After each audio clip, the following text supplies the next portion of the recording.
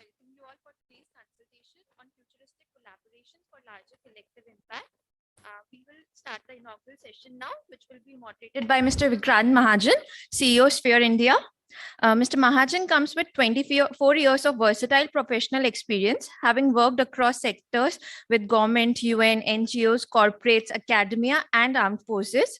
He's a passionate humanitarian and have been on the front line for most disasters in India and the region for over nearly 2 decades.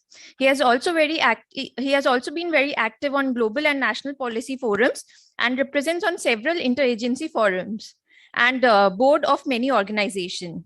He comes with a multidisciplinary background in engineering, public administration, organization behavior, and law. He's a certified project management professional from PMI, Black Belt Six Sigma, master trainer on CHS, Sphere, and other such standards. He is an experienced facilitator for consensus building and is passionate about building multi-stakeholder collaborations for larger impact. These experiences are behind the movement and ideas of harmonizing standards architecture to evolve partnership standards, for which we are here today for consultation and way forward. I give the dice over to Mr. Vikrant Mahajan.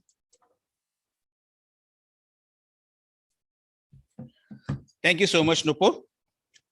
It's my privilege to welcome you all for this consultation on partnership standards and forging a way for a futuristic collaboration for larger impact.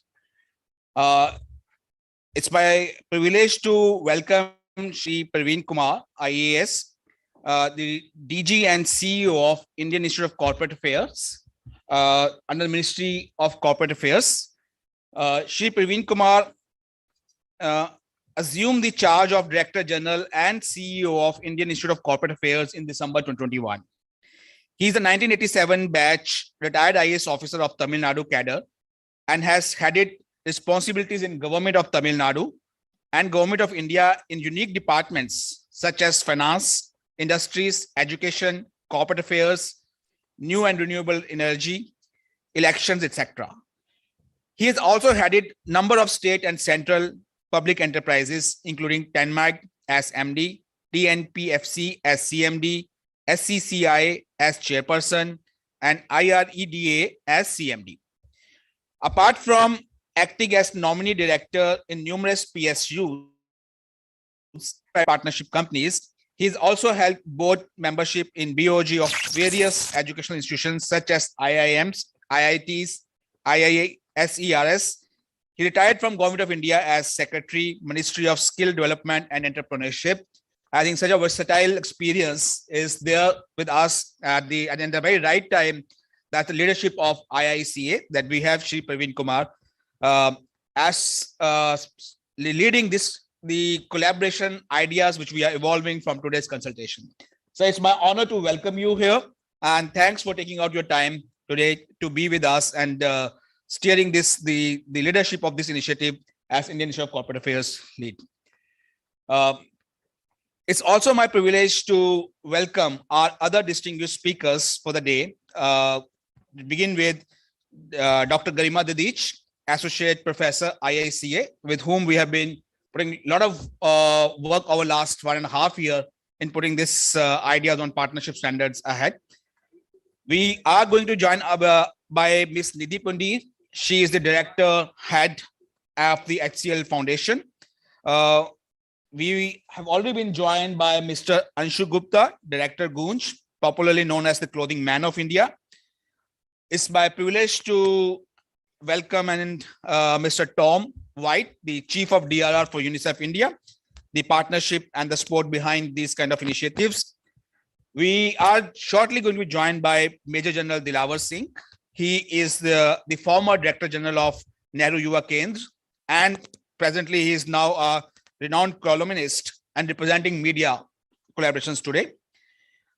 We are joined by Professor Anil Gupta, the Head of Division, Director of Projects and COE, National Shore Disaster Management. Once again, I welcome the distinguished panelists of this inaugural session. And among the participants, we have a range of people who are joined online, and there are few in the hall here, Amiltas. We have few more confirmations. I think people joining specific sessions also. It's great to see the energy coming up in the thoughts of, how we can bring the convergence between the good practices across the sectors, be it what is being followed in the corporate around the corporate social responsibility, or the CSOs, which they work on the standards in the civil society, the humanitarian development space, and also to look at the professional project management standards being followed by the project management body of knowledge, which essentially most of the corporates follow. Amid all this thing, we're looking at to how the idea of a greater collaboration and a standard architecture can be developed. So, and I will request Dr. Garima Dadich, to share the more details about it, the thinking behind putting it together, and what are the objectives of this today's workshop about it. So over to you, Dr. Garima. Thank you.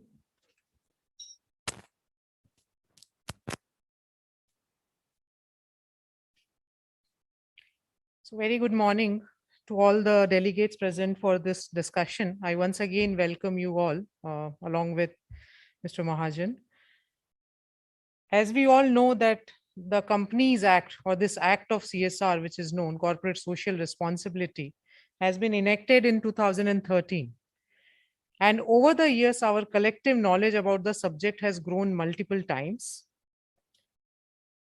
I can also say that today India is forerunner where the companies are involved in various CSR activities, and these activities are already giving fruits. Now, during the last decade, we have ironed out various challenges in execution of impactful CSR, that is identification of focus thematic areas, executional challenges, etc. However, I believe that we still have a long way to go, and time has come to multiply our results with collective efforts. Now, while brainstorming at various forums, nationally or globally, I found that one of the low-hanging fruit to multiply the impact of CSR initiatives is the collaboration. While the collaboration between companies and implementing agency, I can say that has reached to an advanced stage. However, the collaboration between companies to companies and between companies amongst various stakeholders is need of an hour. Now, based on this is today's, the theme for today's discussion, as you can see, futuristic collaboration for collective impact, where we will be brainstorming and exploring various ways through which this objective of collaboration can be achieved. And I'll just give few examples here that, most of us or many of us, I can say, that use Apple products, be it an iPhone or a MacBook, and the company which was started in 1976 by Steve Jobs, now having the current net worth of around $2 trillion US. And just to understand this figure a little better, the GDP of India is projected to trend around $3 trillion US as per the various economists. Now, such an impactful leader has once said that great things in business are never done by one person. They are done by a team of people. When two outstanding stakeholders collaborate, they create new opportunities for growth and enhance leadership in the industry. As we are talking, there are only a handful of business organizations who have not only understood this power of collaboration, but also went ahead and now reaping the exponential benefits of their efforts. Not only this, the bandwidth of their leadership is growing, and they are able to take decisions and execution of strategies which has far-reaching effects than the working alone. Just another example we have seen in the manufacturing industry, where earlier they were producing various components among themselves. However, when the demand rose, they decided to collaborate between themselves, and they could able to meet the demand of the market. Now, thinking deeper, we can classify the current and prospective structure into the 4 quadrants, where the first quadrant is a single firm and single NGO relationship, which I already mentioned that we are to a certain extent to an advanced stage. The second is single firm, multiple implementing agencies. The third is multi-firm, single implementing agency. And the last fourth is multi-firm, multi-stakeholders. So now when the relationship is a single firm, single implementation agency, we have seen the result in terms of more focused contribution and mainly resulted due to ease of management and limited resource availability, with an advantage of protecting the intellectual property of firm also. Now, when the single firm goes to the second quadrant, that is multiple implementing agencies and establish collaborations, we have observed the diffused collaboration, which is characterized by meeting broader and complex social and environmental goals simultaneously, and more than multiple reasons for various implementation agencies to invest in innovation of the firm. Now, companies have moved to this particular quadrant a long back and started looking for further avenues where multiple firms can come together, be it a specific region, be it a specific sector, be it a specific theme, and collaborate with a single implementing agency. And that is where they went ahead in the third quadrant. This is where we have seen the shared contribution, which is better than the focused contribution and the diffused collaboration. Now, this particular collaborative approach of multiple firms coming together and dealing with the single implementing agency has promoted the culture of innovative firms and potential for broader social impact on a focused issue. Now, we have seen multiple benefits coming out of this relationship, and now the time has come to enter the fourth quadrant where multiple firms come together and collaborate with multiple stakeholders and thus achieve a goal of communal contribution. And when I say multiple stakeholders, it is also important to include media here, because media have a huge role to play in how CSR is broadcasted. It is simply not enough for corporations to do their bit for social cause. They must also let the world know so that others are inspired and they set an example for others to follow. So the media is crucial for the public discourse on what CSR is, what it should be, and how business responds to the outside demands. Now, with this collaborative approach, we can achieve geographical dispersed social impact, and with consensus of priorities among numerous powerful social actors. This would help to integrate the perspective from multiple powerful stakeholders' point of view. However, to reap the maximum benefit of this collaboration, significant management resources and expertise is required, with the leadership depth to negotiate various priorities at the same time. Now, with this level of collaborative approach, we have, together with Sphere India, developed the first draft of partner guidelines to lay out a framework for greater collective impact. And this consultation is going to lead us towards bringing a new revolution in terms of collective impact. So that is the whole objective of this national consultation, followed by the regional consultations. So with this, I stop here. Thank you. And I look forward for a healthy deliberation here.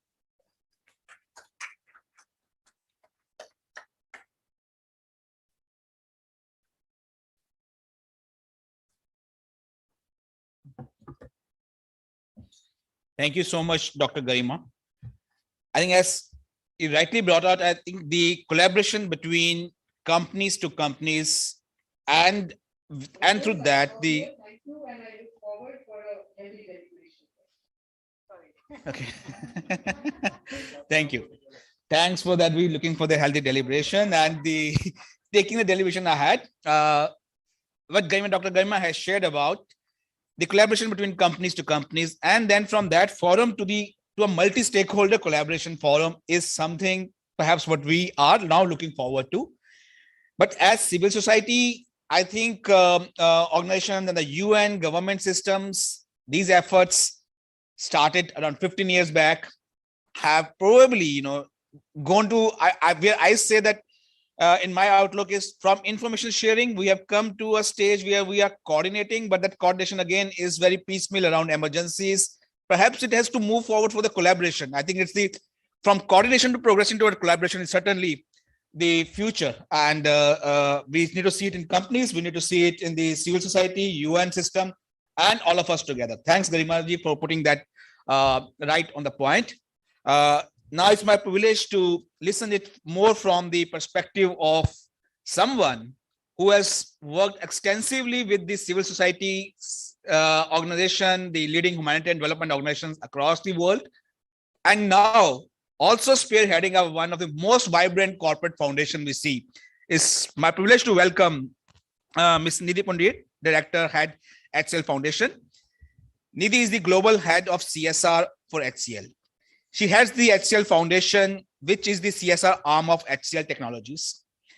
With more than 23 years of experience in actualizing human rights at national and global level, Nidhi shapes and executes programmatic frameworks that are aligned to sustainable development goals for the most disadvantaged and isolated communities, including environmental targets.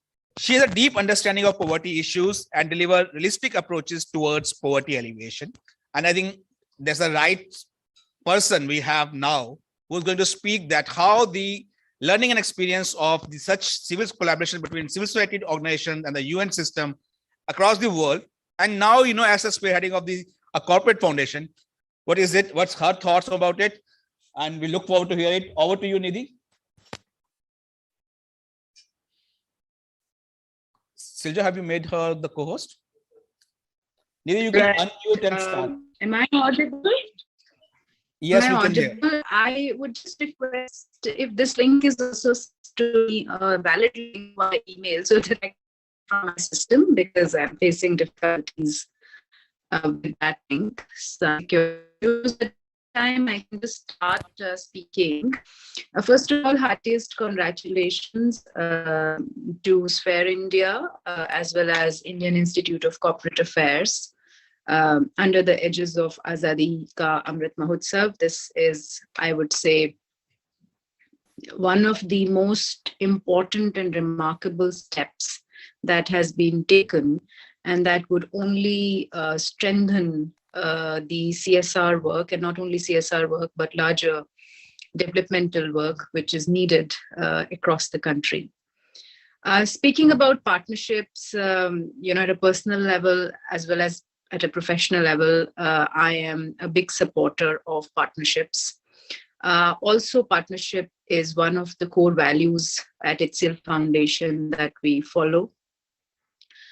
It is paramount that we follow, certain ethics when it comes to partnerships, which I'll speak later.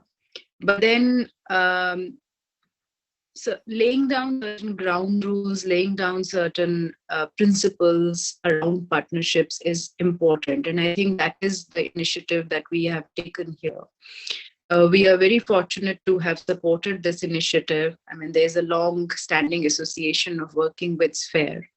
The entire discourse started with disaster response, risk reduction, rehabilitation, and all the work that we do around disasters. And especially during the pandemic, we saw that the kind of partnerships which have been laid out across sectors, be it government, corporate, non-government space, individuals, passionate individuals, youth of the country, communities themselves, partnerships happen at various levels. And we saw that because we were connected already in a certain fabric, we had a history of working together. We've been able to, I would say, overcome the pandemic quite successfully. We hope there is no other.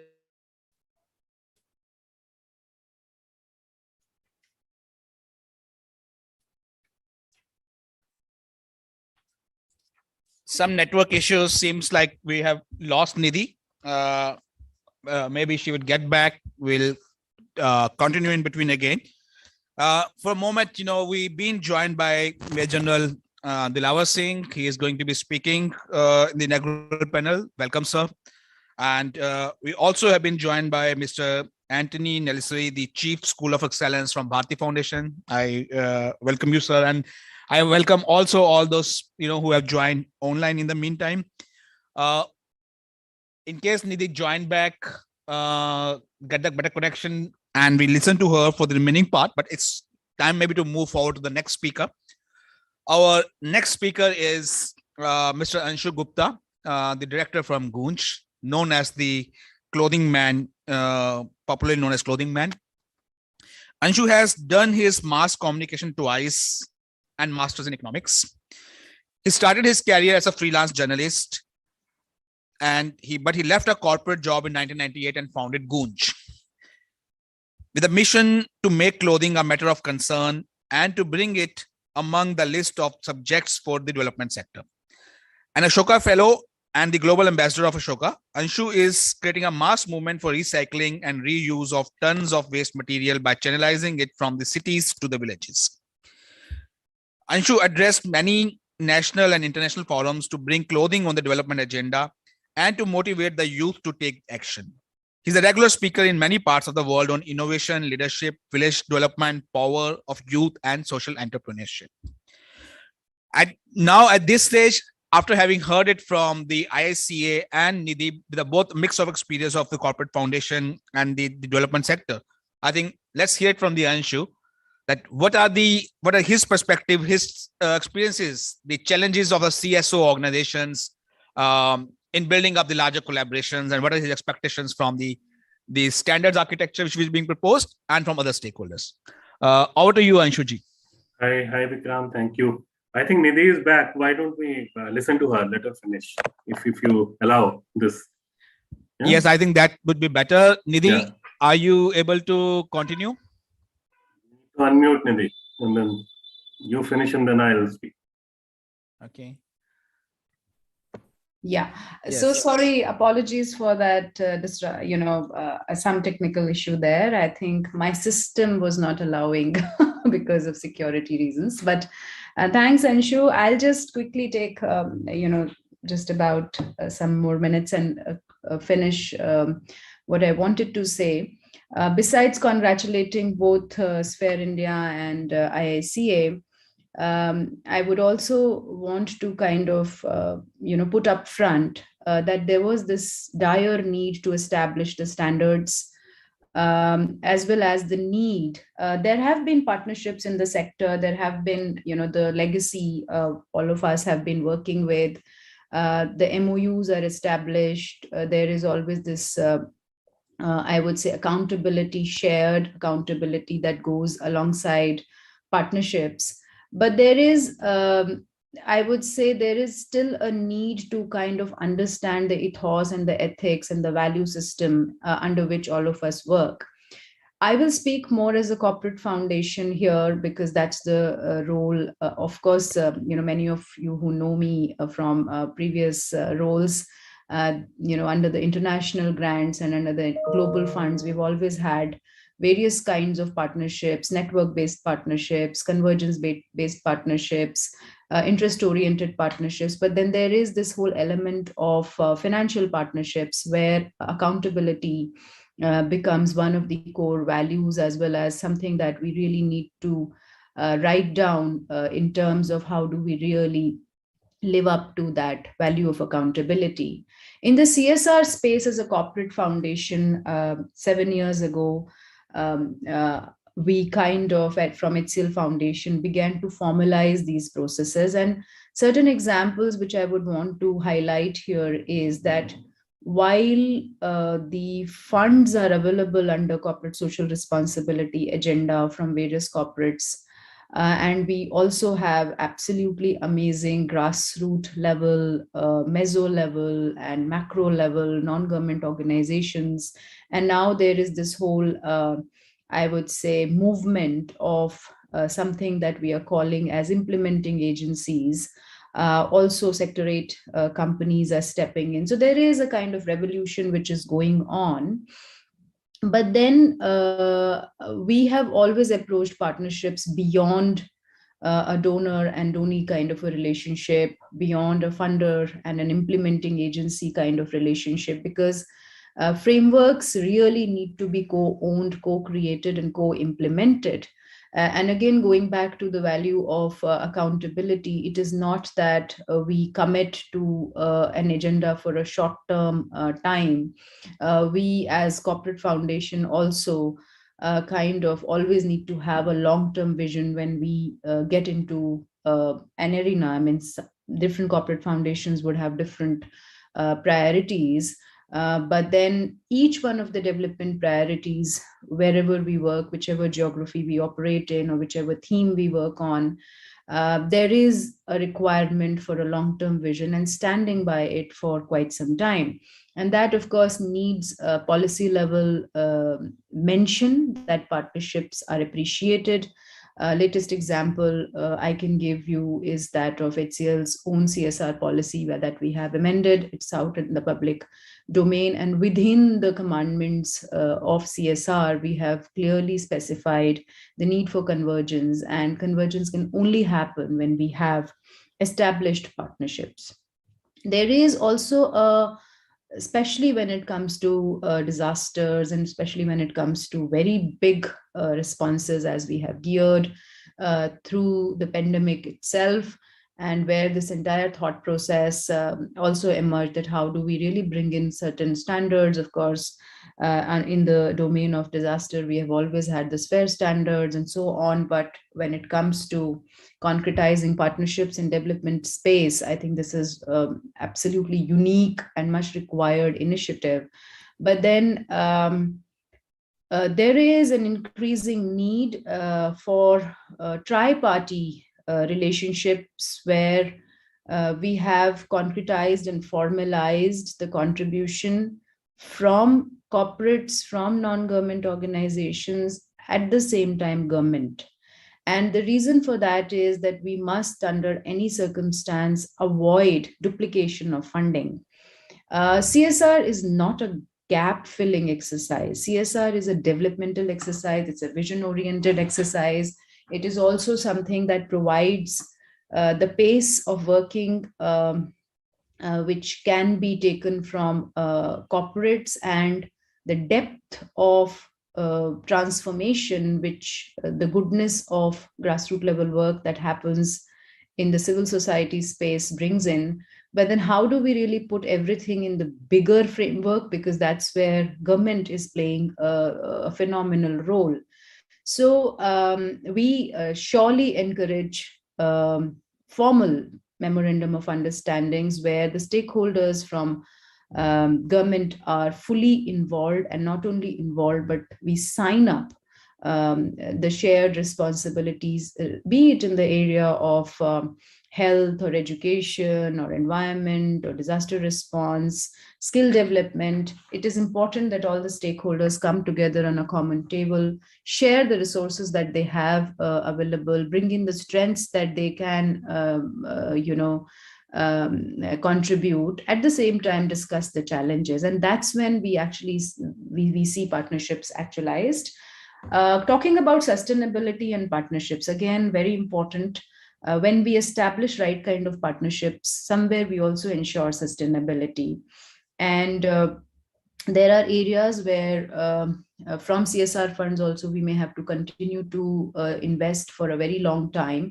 But how do we really focus? Do we create a lot of dependency of the system, or do we invest in areas where we incubate, we innovate, and then we invest the resources in building a kind of human capital, a technology capital, as well as environmental capital? So I think this whole discourse on what is it that we are creating by establishing these partnerships, where are we going, what would be the end result? Is it just for implementing something which will kind of be a never-ending need, or are we kind of catering to an unmet need in such a manner that we are able to create capital around it that it is going to sustain? So I think those are certain questions that we really ask whenever we go out seeking right kind of partnerships. And I think this forum itself is a great example where we have such a prestigious institution, IICA, Sphere, which has a long history of working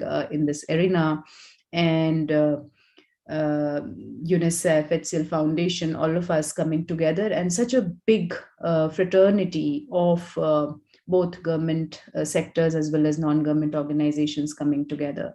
So let me once again congratulate the entire team for having contributed so meaningfully, and let us still see it as a beginning, because we have lots to roll out and lots to kind of put in terms of effort to make these standards universal. Congratulations, and thank you for having me here.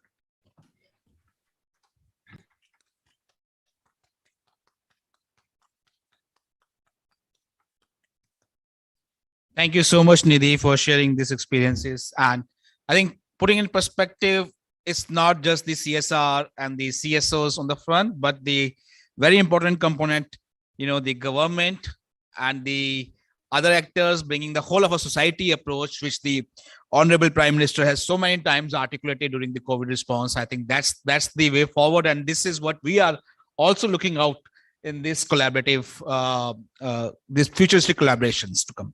Thanks you so much, Nidhi.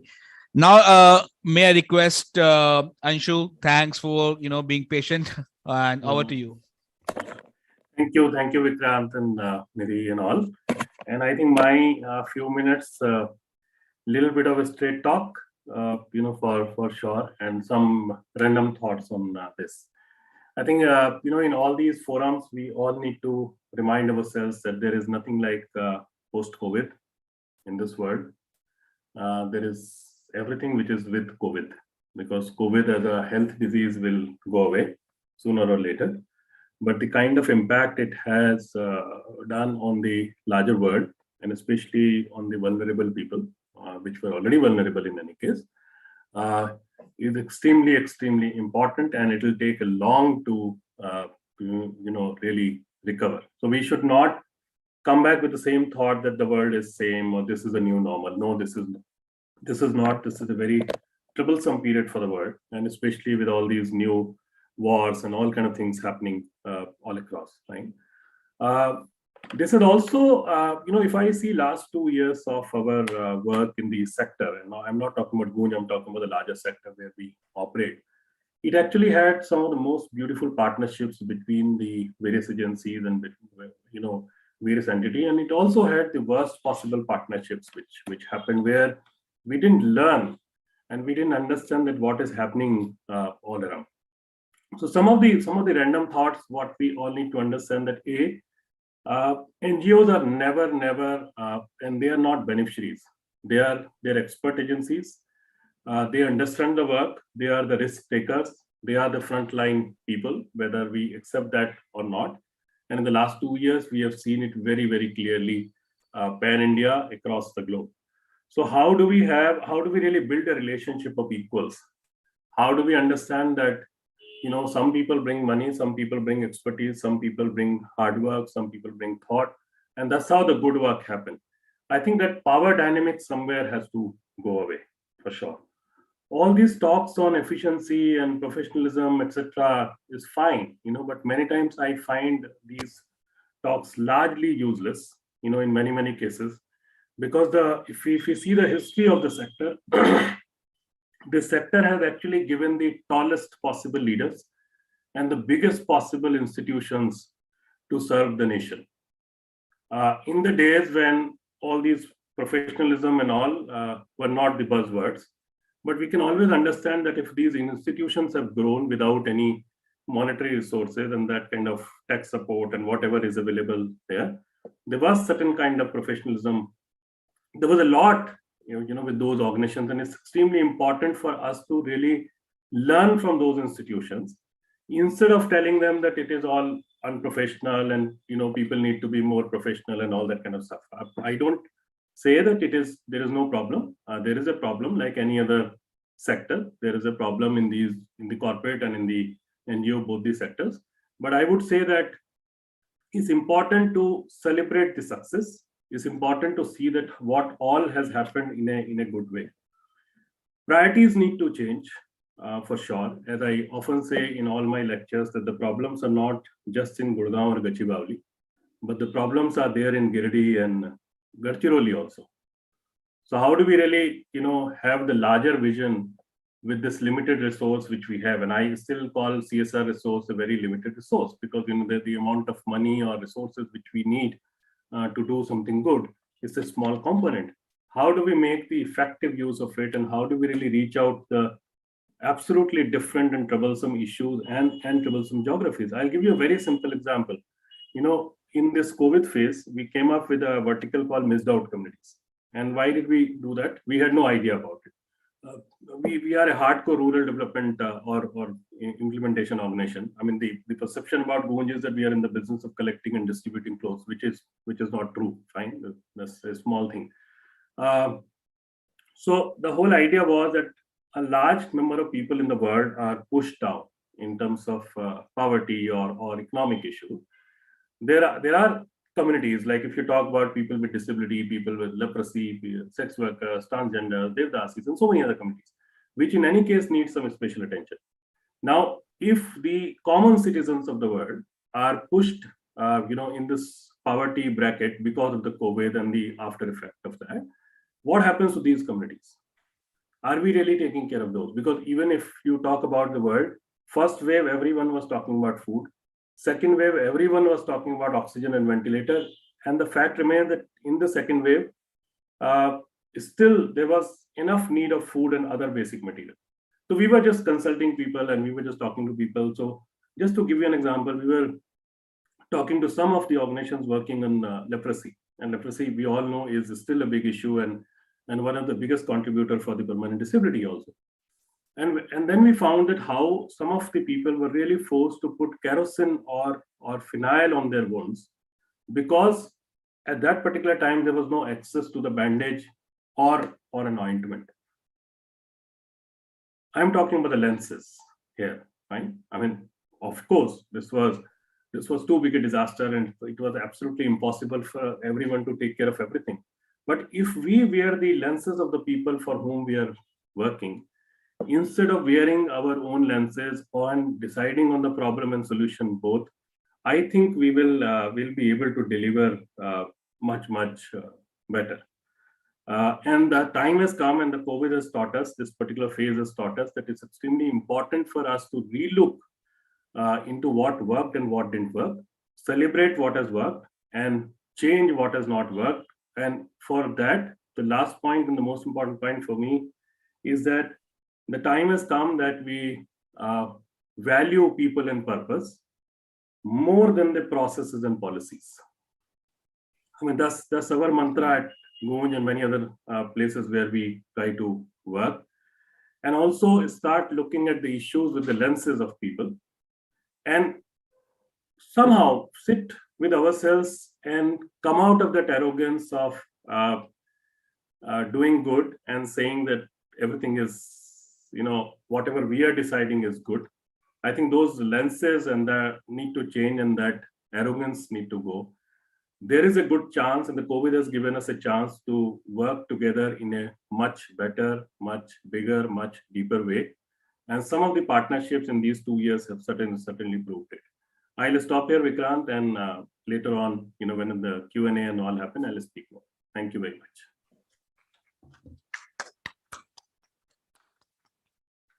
Thank you so much, Anshu, for bringing the focus of putting people in the center of it. And I think that's what we were expecting to hear from you. Also about the vulnerable and vulnerability groups, how we need to look at that.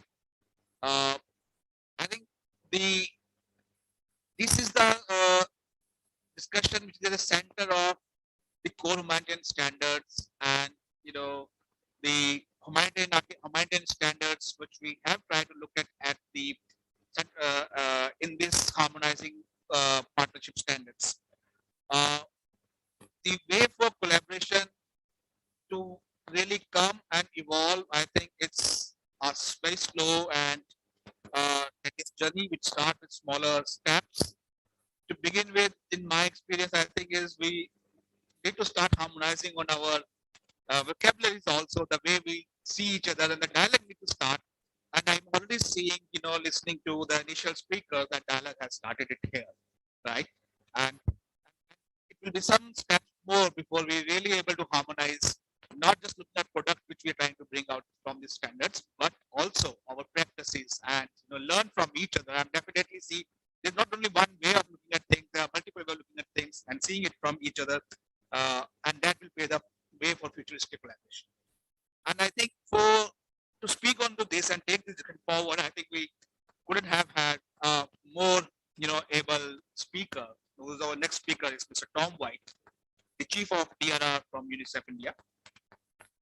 Tom is working as Chief Emergency and Disaster Reduction in Unicef. He comes with more than 25 years experience leading large teams and programs with INGOs, UN, and donors to respond to major international disasters. Tom also has experience working at the global level, managing a portfolio of country programs, as well as providing advisory support to an influential international donor. He has worked in 20 countries across Africa, Asia Pacific, Caribbean, and Europe. And I think it's a privilege to have him with this rich experience in India. Before I hand it out mic to Tom, I think it's also I take a moment to welcome Professor Anil Gupta from the NIDM. He's joined us here in the Emeritus Hall. Also, Dr. K. Upadhyay. I think the real, untiring work and the ideas behind putting this thing together. Thank you so much. I'm not able to take names for many of our distinguished guests who have joined online. I welcome you all, and I hand it over to Tom for taking forward the discussion. Over to you, Tom.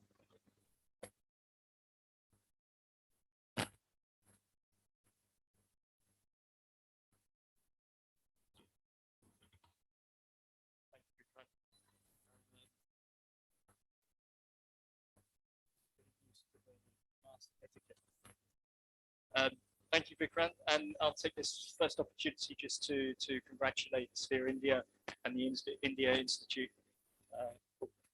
for bringing us all together in this. I think the first two speakers have really hit several nails on the head. Thank you. I will probably use my few minutes to try to join a few dots, both vertically as well as horizontally. I think looking at where we are in the world at the moment, and not just in India, but globally, I think, first of all, I think we should recognize that the COVID-19 pandemic, I agree, it's far from over. But I think that the pandemic has really forced us to learn a few things, both individually as well as organizationally, and how to work together across organizations, government, non-government, and so on. I'm very happy to see this discussion going on around how to really engage more effectively between what I would say, when I say us, I'm talking about sort of non-government sector, but equally trying to bring in the corporate sector, the private sector. But someone and a group particularly important that I was very happy to hear the last speaker mention is those most at risk, those most vulnerable. What is this all about if we're not involving them in this conversation? And I think that's a very difficult question to answer. And I'm not sure we, they, us will ever do it perfectly. But I think we really need to do better. And we all know that. I think everybody in the room and virtually will be nodding their heads at that point. But I think what has COVID-19 taught us? It's taught us to be agile. It's taught us to look beyond our normals in terms of where we feel vulnerable, but more importantly, I think what we can contribute to a response, to a preparedness, it's really taught us to look beyond the immediate horizon and to figure out what might be coming around the next corner. There are many examples of that. Perhaps the most visible and apparent for all of us are those new tools for COVID-19 management, such as the vaccines or the diagnostic tools that we've all had to use individually or amongst our households multiple times over the last couple of years. But I think where India has done well with all of this is this whole society approach. And that approach is picking up momentum. It hasn't gained enough momentum, but let's say it's picking up and it continues to drive energy and momentum across sectors, across boundaries. And that's working well, but it needs to do better. So I think the point I'm trying to make here is we all have a role to play, all of us, individually and collectively, within our households, within our communities, within our organizations, agencies, companies. It's endless. And I think the responsibility is on all of us. All of our shoulders will continue to gain weight, but we need to share that across the board. And by that, I mean, we need to be agile in our mindsets about what we are good at and equally what we're not good at. Sometimes we're very good at flying our flags and saying, we would like to do everything. We want to see our flag everywhere. But that's not the point. Where are we most effective? Perhaps by doing less, we can do more. And I think we need to be humble right across the board. We need to be humble to learn as we go. What we wrote yesterday might not be necessarily relevant for where the world takes us next week, next month, and so on.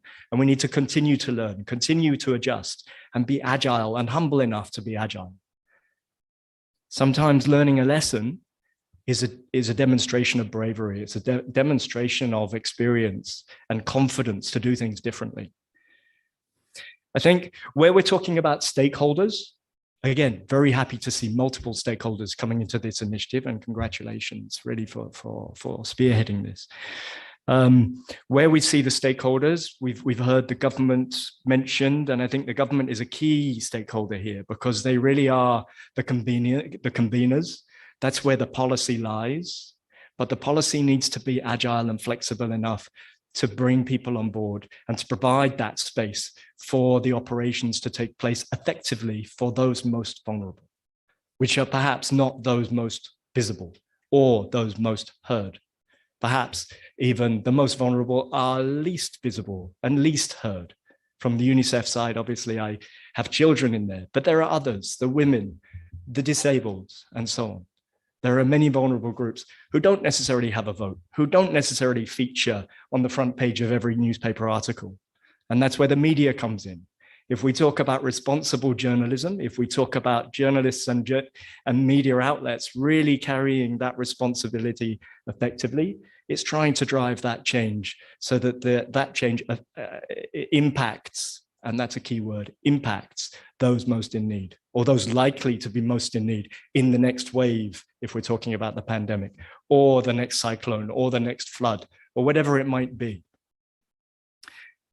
If we go to the CSOs, the NGOs, the non-government sector, I was very happy to hear the last speaker bringing on board the issue of those, the people in need.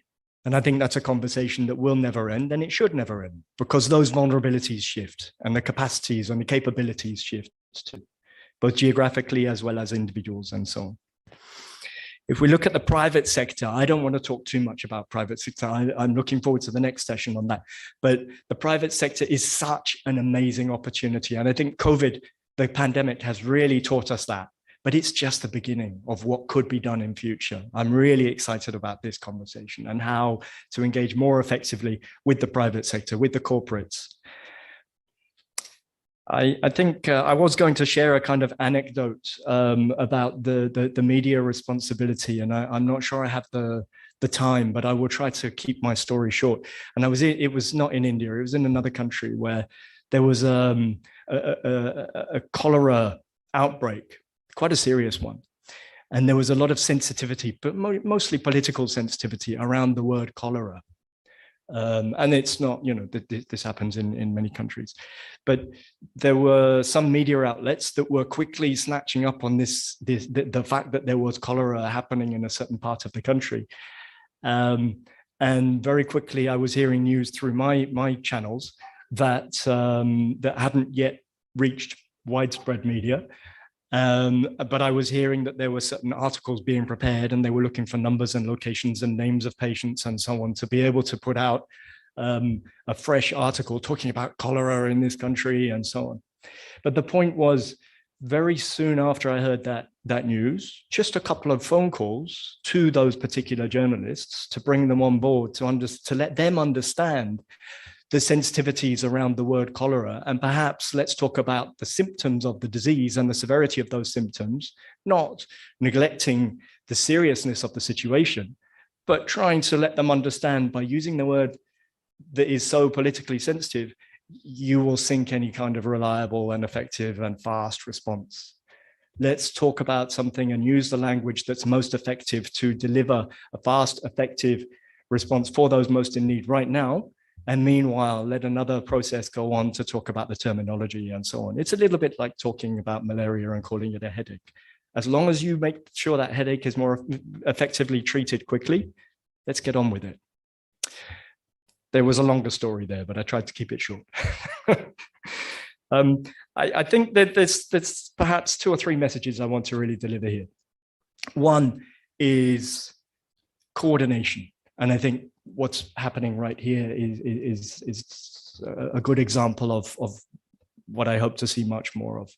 But the coordination needs to be right the way across the board in terms of cross-sectoral, but equally in terms of engaging between government, the non-government, the media, the corporates and private sector, and so on, but equally trying to make sure that what's happening there is effective for those most vulnerable. And that's an ongoing conversation. The second thing I wanted to talk about was, and linking to those most vulnerable, what we in the humanitarian world or the development world, it's jargon, and I'll try to unpack it. Accountability. We've heard the way that accountability links to finance. I agree with Niji there, but I think at the same time, accountability goes beyond the finance. Accountability must mean that what we are doing is effective and meaningful and has an appropriate impact for those most vulnerable. Accountability to affected populations. If I talk in Unicef language, accountability to the most vulnerable children. What does that mean exactly? It means really understanding what are their concerns. What are the concerns of those most vulnerable or the hardest to reach? What are they most concerned or most vulnerable to? And what language or what format works for them? If we're going to engage with them, is it a TV channel with just bombarding with adverts and posters? Is that going to work? Or does there really need to be a more engaging, effective communication with them to really have this bilateral conversation? And then the third element would really be having this sort of ongoing feedback mechanism. Is the response or is the engagement working for them? Because the situation is never static. Things change, their vulnerabilities change, their concerns change. So it's really making sure that there is that ongoing conversation working for them. And then the third thing I wanted to really point out was the importance of agility in response. I mentioned this first, and I think COVID has taught us many things in that respect, but all of us need to constantly be humble enough to be agile in the way that we operate, the way that we engage, the way that we discuss amongst ourselves, but with each other. And I think that agility, both in terms of frontline response, but equally the agility in which we program regular programs. If we're talking about recovering from a disaster, how are we going to build back better? How are we going to do things differently in future so that our systems, our services, our infrastructure work more effectively for those most vulnerable? How are those systems or services or infrastructure going to stand up to the next flood or the next cyclone or whatever it might be? Coastal erosion in the context of climate change. How are we going to do that better? What we did yesterday, fine. We were doing our best, but we've learned so much more and we continue to learn so much more. Bring in the academia, somebody who's been off my list until now. But we really need to bring this on board and do things differently in the way that we all know things to be done differently needs to be done, but in a way that we can be mature enough and strong enough and bold enough and brave enough to say, yes, we can do better, but I can't do it. I need to talk to such a corporate or such a government sector. And we need to look beyond our traditional boundaries and be brave enough to stand up tall and say, I need some help here. Who's ready to join me? Thank you.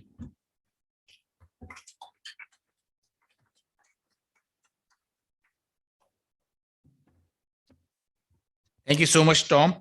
Right on the point. And I think that's what I think we expect from the leadership, kind of leadership we expect from UN. And not only here, I think Unicef has been, a great sport and a great leadership all across our work for many years and decades, I would say. Thanks for that. Putting right on the point, I think one of the things Tom was with his anecdote, which I don't know whether he shared or not, but putting media at the center of it. And it brings us the flashes of a lot of memories. I think the biggest one was around the Nepal earthquake, and where the Indian mission or the search and rescue was on the, and also the India media over there. I think we really need to leverage the potential which the media has and of making an impact and a change in the humanitarian and development sector. I think, but that somewhere is the potential is unreached. Maybe for the need of this collaboration to evolve, for the discussions to evolve. And Sphere, we have started anchoring a series of media roundtables under the leadership of media people. And another one is planned in the last session today. And we are hoping to come up, through this process of 4 media roundtables to come up with a kind of a guideline for media coordination during emergencies by media people, right? And NIDM is our biggest supporter and collaborator on that. And we see that how we take it to the Ministry of Information and Broadcasting also. So to speak on this on behalf of our media, today we have with us Major General Dilawar Singh. And I see that he's wear multiple hats, a Major General. So his experience from the armed forces, that's also I proudly take my God thing where I come from also, my foundation. But along with that, representing media, he's a renowned columnist these days. He is also the former DG of Nehru Yuva Kendras. I think he is going to speak more about a more passionate group about youth. So, sir, I think though we would like to hear more from media, but definitely, how do you see the other 2 hats you have been wearing in your past, also part of this collaboration? Over to you, sir.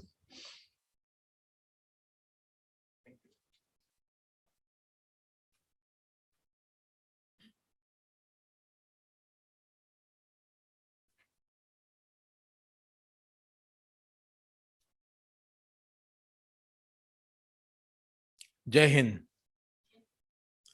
And that's how we start. Normally, we do not allow or accept such a cold Jai Hind. Jai Hind, sir. Right? So the way I do is, you hold your hand like this and imagine that the power of the 140 crore people is within you, and say with me, Jai Hind! Jai Hind! Okay, thank you. Very interesting subject and a very interesting event, a very interesting opportunity. Thank you, Vikrant. Thank you so much. Thank you, team Sphere India, IICA, all our very distinguished guests here today, and all the viewers, listeners, and people who are participating online. This is my first interaction with Sphere India. And it was wonderful to know that you're doing such a wonderful job. It is not easy. The kind of task that you've envisioned for yourself is enormous, and I wish you all the best for that. The first thing that anybody, any organization, any team, any organization needs to do is to have a very clear vision of whatever they want to do. Whether it is a nation, whether it is a leader, whether it is an organization, a society, whatever it is. And for that, I wish to narrate a very small, very, very small anecdote from Mahabharata. And you all must have heard of Mahabharata. Some of you may have read it. Some of you may have seen it on the television. There is a very small character known as Barbarik. At the age of just about 5 years, Barbarik goes into meditation, deep meditation for a very long time. And Lord Krishna feels happy and appears to bless him. And he says, I'm very happy. Now please seek a boon, whatever you wish to ask for. And Barbaric says, no, I just wanted to pray and I am not looking for anything. I am very young of age. I have no needs, no desires. I'm quite happy. I've seen you. That's enough for me. But he says, no, since I've appeared now, please ask for something. And allow me to switch into Hindi for a short while. He says, hey Madhav, Madhav means Lord Krishna. Hey Madhav, मुझे मानव जीवन की प्राप्ति हुई है. I have been born as a human. I wish to know that you please answer a small question of mine, and that is the boon itself. And the question is that I have been born as a human. I want to know what is the best utility of this human life. What is the सदुपयोग इस मानव जीवन का क्या है? Lord Krishna is taken back. He says that, or rather says to himself, that normally people come to such kind of realization later in life. This child has realized it much earlier and he'll gain a lot from it. So he tells him, मानव जीवन का सदुपयोग, the best utility of human life, दूसरों के लिए जीना है, is to live for others.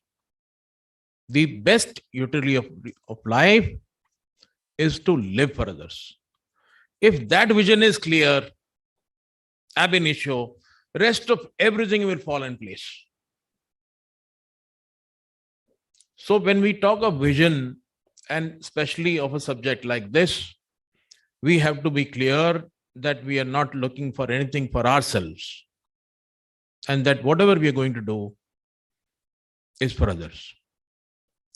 So vision clarity number one, working for others selflessly. Vision clarity number two is, what are the objectives? Vision clarity number three, amongst those objectives, what is the inter se priority depending on criticality and need? And what is the root cause for any particular objective which you want to address? If this clarity comes in, next comes your strategy as to what you want to do. Then comes your plan, then come your objectives.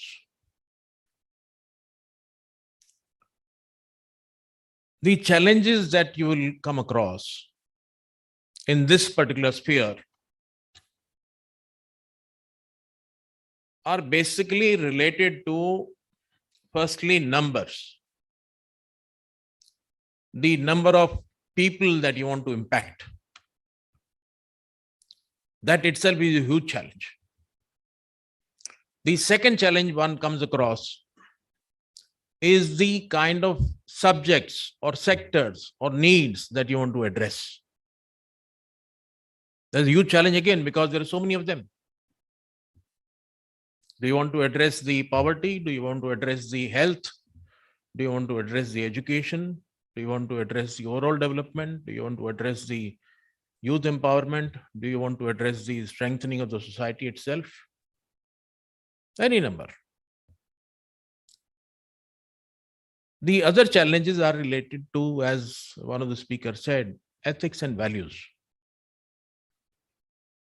Are we into this for ourselves or are we into this otherwise? बेटे मेरा phone होगा, please switch off कर देना उसको. Or you can place it outside. You can keep it outside, I don't mind. Pick up the other phone also. Just keep it outside. So ethics and values. If we are able to have a clarity on these challenges, we go to the next step, and that is the commitment. I'll talk about certain C's, 8 or 9 C's for ease of remembering. So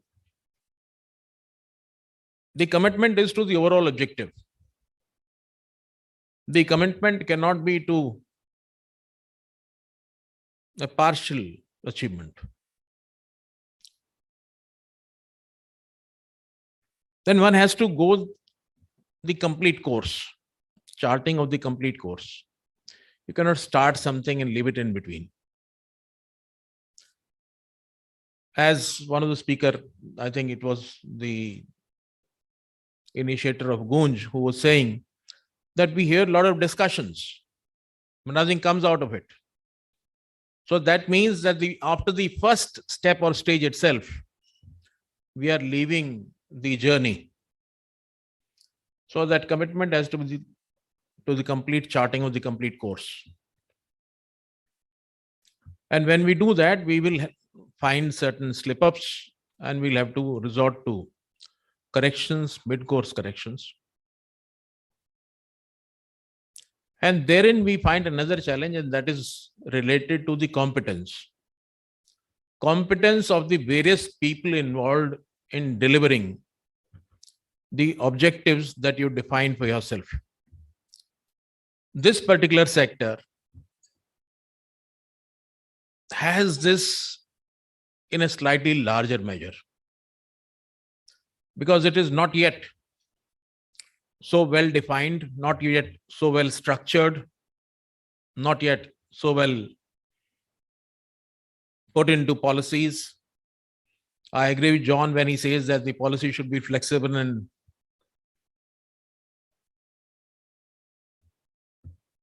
but the need for clearer definition is there. The need for placing the correct people with the correct competence is there. Therein comes the need for leaders. This sector, again, I will say, as many other sectors, is today lacking leaders with the kind of vision, kind of commitment, kind of competence that the sector actually deserves and needs. We need to, as part of our overall objective, address this, and that is to develop leaders.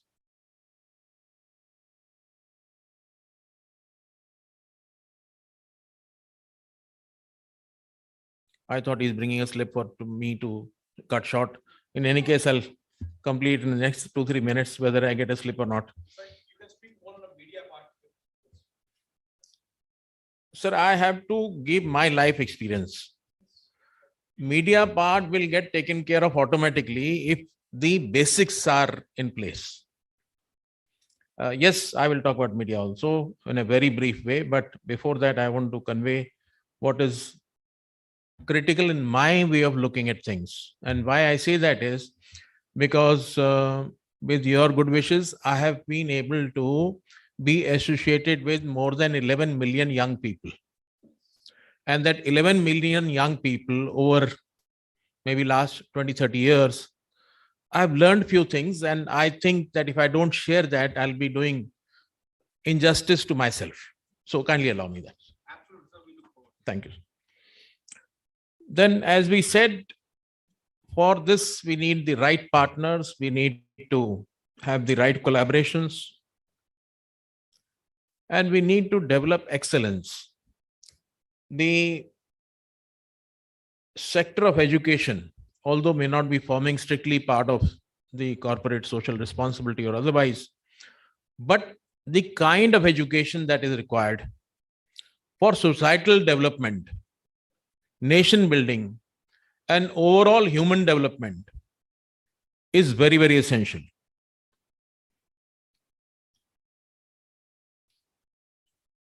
We need to introduce competition and coordination in a more scientific manner for achieving the results that we need to.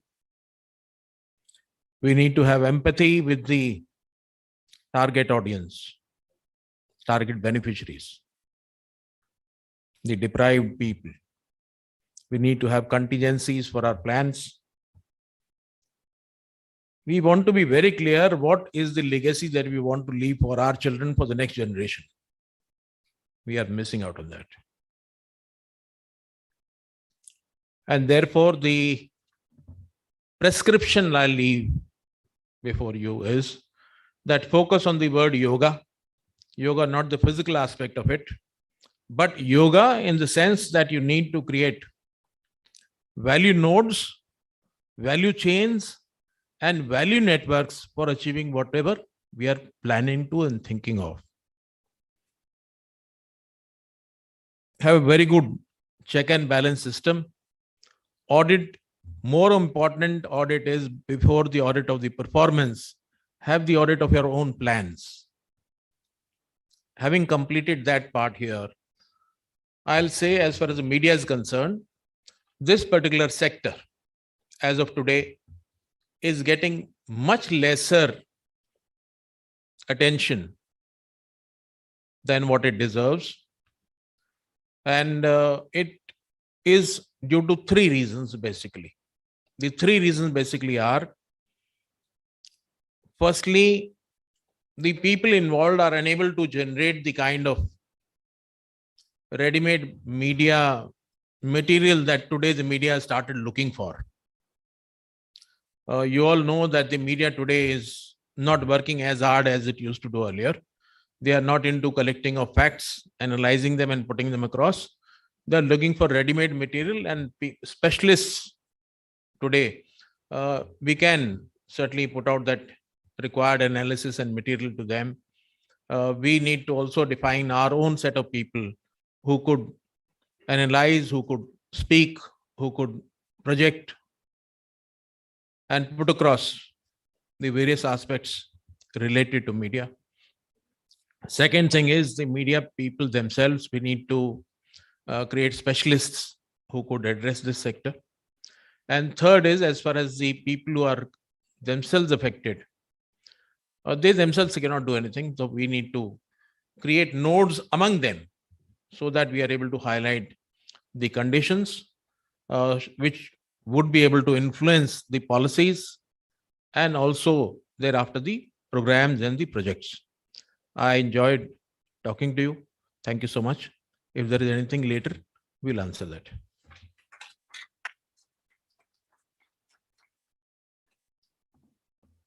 Thank you so much, sir, for sharing your experiences.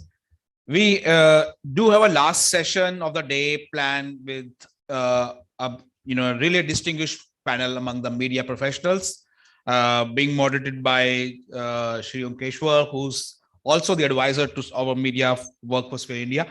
We are going to have a lot of discussions over there about media and how the entire guidelines is going to get developed. But one promising work which will take it forward with General Saab is working with the youth. I think the power of 10 million, that the congregation he has been heading. So definitely, so we'll be looking forward to that. So thank you so much.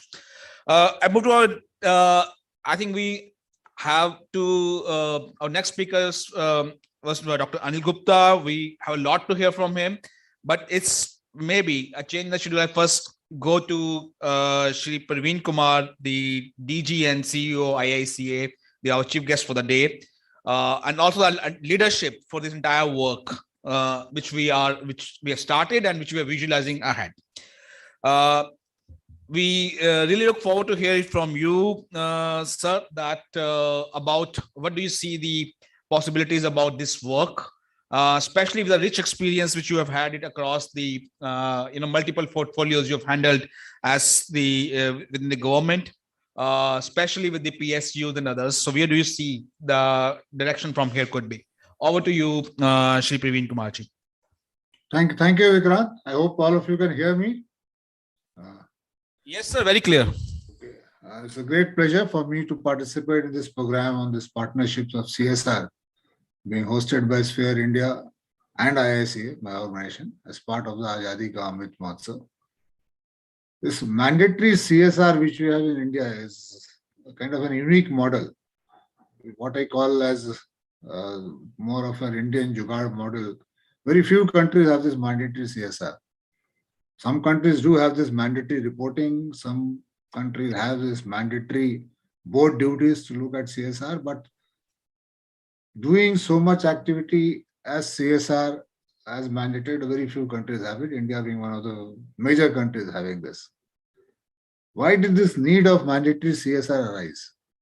I mean, is it that Indian rich are not taking part in the philanthropic activities? Are they not concerned about the poor of the country, the other half, how they live, so they don't want to help them.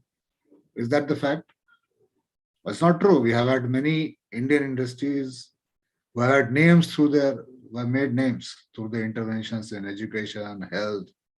I mean, name of Tatas and Birlas, I shouldn't name anyone, but come to us naturally that they have been there helping. Now we have Ajim Premji Foundation and others who are helping a lot of things in the social development of the underprivileged. When we are celebrating this 75th year of independence through this Ayadi Ka Amrit Mahotsav, we should remember that even in the freedom movement, a lot of industrialists were involved with the freedom movement, even though as industrialists, you should, I mean, its natural inclination will be to go along with the government. The name of Sri Jamnalal Bajaj comes straight away, who was a close associate of Mahatma Gandhi. I mean, they were inspired by Gandhiji's model of trusteeship, basically, which means that businesses are fiduciary of society's wealth. That is, we keep the wealth on behalf of the society and should use it for the benefit of the society. CSR is a reflection of this trusteeship. We are making profits by functioning in the society, by using the tools of the society, and let us give back some part of this profit to the society in terms of CSR. I mean, I have heard, I have friends, industrialist friends saying, anyway, we are paying back income tax from the profit. Why should we pay a second tax in the form of CSR? Well, tax is necessary to run the society, to give us services which we take for granted, be it police, law and order, judicial system, rule of law implementation. But we have no control how our tax money is going to be spent, under which head it is going to be spent. CSR allows us to channelize this money into specific areas which fascinates us, which fires our passion. It satisfies our desire to benefit the society in a particular way. And we can see the results of the interventions in front of us, that we try to help this group, this intervention, and the result is here. That is one advantage of CSR, which no tax money can help you. With the tax money you pay, we can't say that this IIT has come up through my tax, or this all-women police station has come through my tax, or the subsidized rice in the PDS who are helping the poor is my contribution. We don't visualize them as a contribution. So, but CSR interventions, we can see it is our contribution and gives pleasure that when we see the results evolve in front of us, that okay, this is leading to my contribution to the society, that my redeeming of my being in this society is by this method I have done it, and I feel happy about it. But a common complaint against Indian business has been that we have not been very much interested in philanthropy, with very few exceptions. We believe in conserving the wealth for the future generations. I mean, India has this concept of सात पुश्तों तक खाएंगे, इतना कमाए कि सात पुश्तों तक खाएंगे. And any donation, any transfer of resources for which is not part of my benefit of me and my family reduces this intergeneration transfer of wealth. That's why perhaps CSR became to be mandated through law. In 2013, a Companies Act brought this section 135, which made it a statutory obligation for the companies to make CSR. And now it has become, it's a compliance, it's one of the compliances which we have to do, board-driven exercise. So that, but apart from being something which is, we have to do mandated, but there's not a leeway for the board, for people who are operating the company to carry out the CSR activity. Ample autonomy is there, flexibility is there to design, choose, and implement the programs the way they want to implement.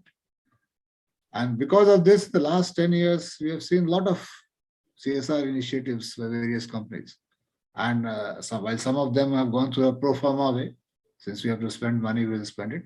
Others have used it very fruitfully, trying to channelize in some direction which they want, some kind of a mission kind of thing. And again, I like to insist, every time I insist, whenever I talk about CSR, it's not that CSR initiatives are a loss to the company. We should take it as something we have to do, so let us do it. I mean, CSR initiatives helps us in ushering a society which allows greater profits have greater growth, and in return, greater profit. Companies build a healthy, inclusive society, sustainable markets, help in combating corruption and safeguarding the environment. These things are as important for the business as it is for the government. And CSR form, as I said again, that CSR format is very robust, allows us to do whatever you want. There's an exhaustive list of subjects which you can take up to meet the country's development challenges. This subject today we are talking on partnership. Now, partnership between businesses and NGOs, that is very common. I mean, there's like a true fit synergy is there. Both have the USP, and the businesses are generally clueless what kind of CSR interventions we should take. NGOs are clueless from where money will come. So these are like a kind of a right fit, businesses and NGOs joining together. And many of the CSR activities are being done through the with the help of NGOs who have been closely involved in the society and working with them and know how, what interventions generally help. So this is a kind of a win-win partnership. Both good CSR activities take place, and NGOs are able to translate the mission into activities which they really want to do. But I think partnership, as I think Garima mentioned also in her talk, that there's nothing that says that businesses cannot collaborate with each other. Two businesses cannot collaborate with each other to engage in corporate social responsibility and execute a very impactful CSR. It can be a pooling of resources, pooling of financial resources, pooling of human resources, pooling of competencies. I mean, anyway, you can be pooling various organizations, which and it is helpful also in long term in terms of it increases goodwill in the market for the, like, I don't know the name of companies again, but there's a goodwill because of the activities done by them, and which reflects in greater business, greater profits, greater loyalty among the employees, greater customer bonding. Customers remain captive because of those companies, and new talent wants to go to those companies. So this kind of a coordinated efforts between various companies in doing CSR activities will go a long way in making the interventions very impactful instead of small interventions, which are good in their own way, but don't create a large impact, societal impact. And any collaboration will need to be designed well, should have quantifiable action plans, should be verifiable, and I like such collaborations to have implementation all across the country instead of living limited to small villages, one village, two village. So that kind of a scalability is brought in because of this kind of collaboration which companies can have when they join together. So while so far, I think while I've interacted with the various companies, I've seen that managers have now developed a concept of what we can do in CSR. They've also developed how we can rope in and harness the competencies of the NGOs in implementing the CSR mission. But not much attention has been paid to the relationship that how multiple firms and multiple NGOs can join together for a massive collaboration exercise.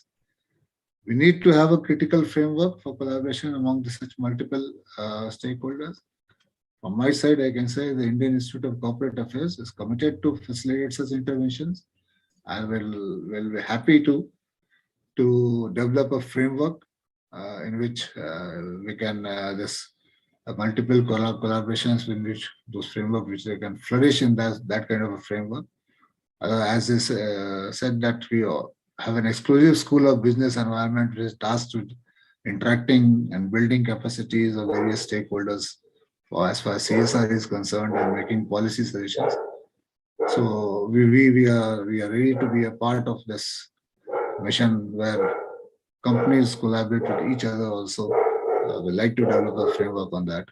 And today's consultation is towards that aim, so that something that's conceptualized and we can work on that At the end, I'll hope that this consultations today, especially in the afternoon, are very fruitful and will help in developing a framework for effective collaboration for the impactful CSR.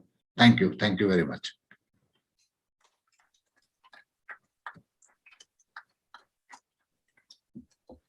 Thank you so much, sir.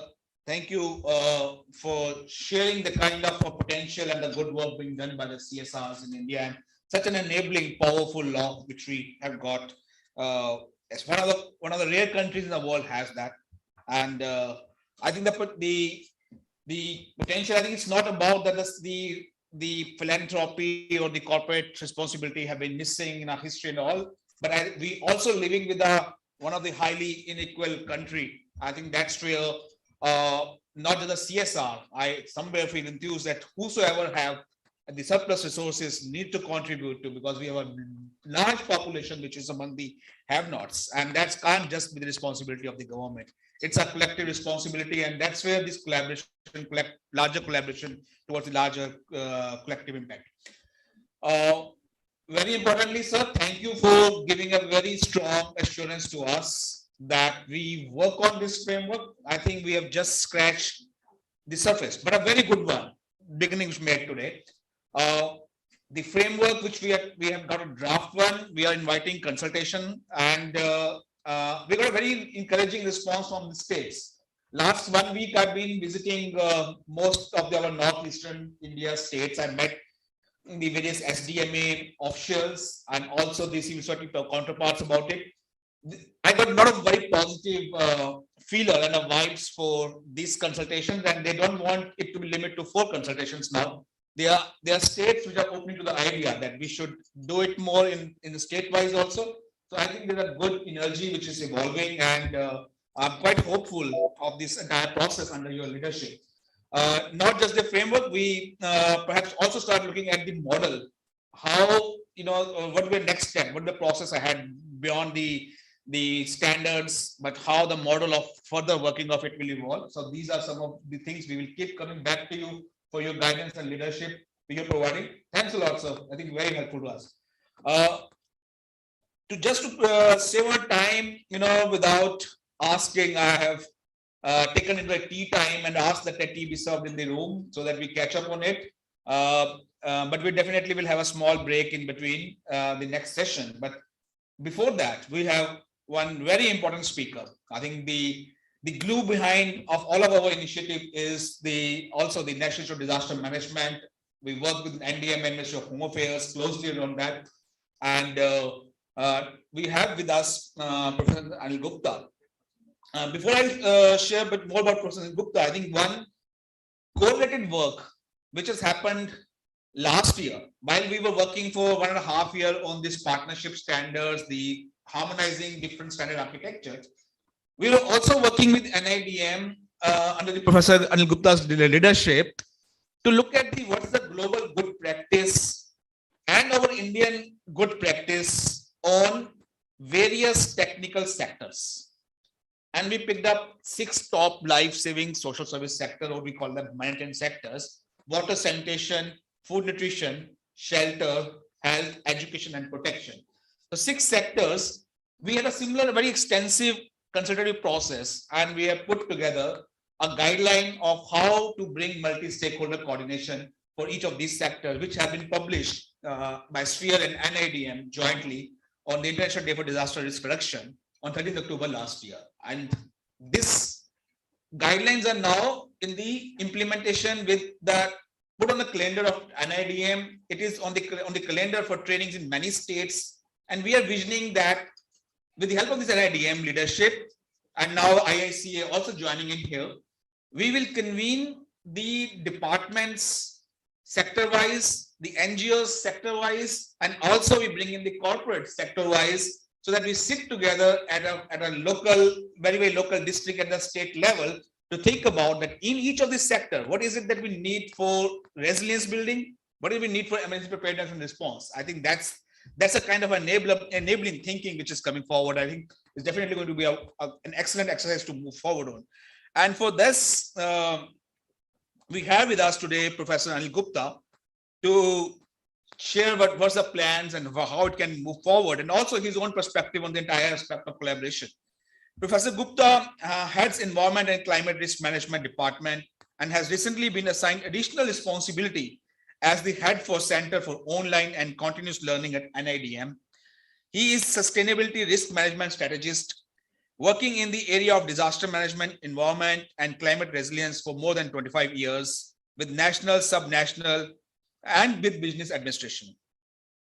He's looking after various international and national projects of policy research, planning, and capacity building. I think this not just his bio, I said the energy which he has and also the optimism which he has, I think that just make us go. Thank you so much for all that support, sir. Over to you, Professor Gupta.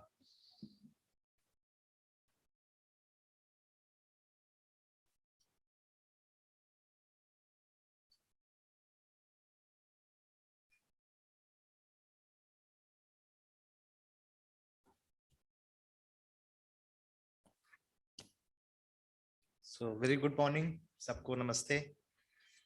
और again a matter of greetings and congratulations to all, because what Sphere India brings, the first line when we introduce Sphere India, coalition, so that's important, and that is very important, and I always emphasize that the subject of disaster relief and response requires a concerted efforts, and that has in fact brought some level of success, as we always showcase, whether it is a matter of cyclone Philin or whatever.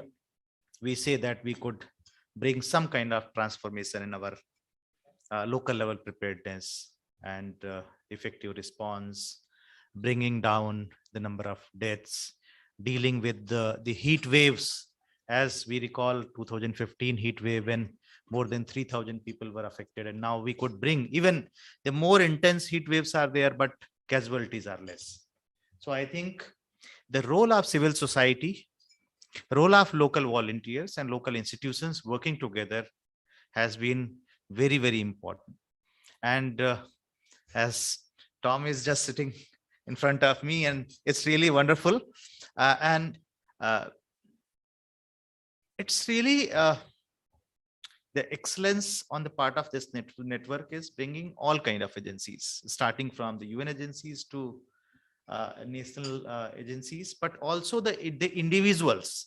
It is not limited. This network is not limited to associating only the organizations, but even the people who are not associated, they also find the place and they can contribute. So I was listening to Director IACA, and I'm very happy that IACA is on board, because when we are trying to mobilize and promote this concept that how do we engage with corporate sector, we also witness that talking about CSR mobilizing for disaster risk management or disaster relief is not the recent one.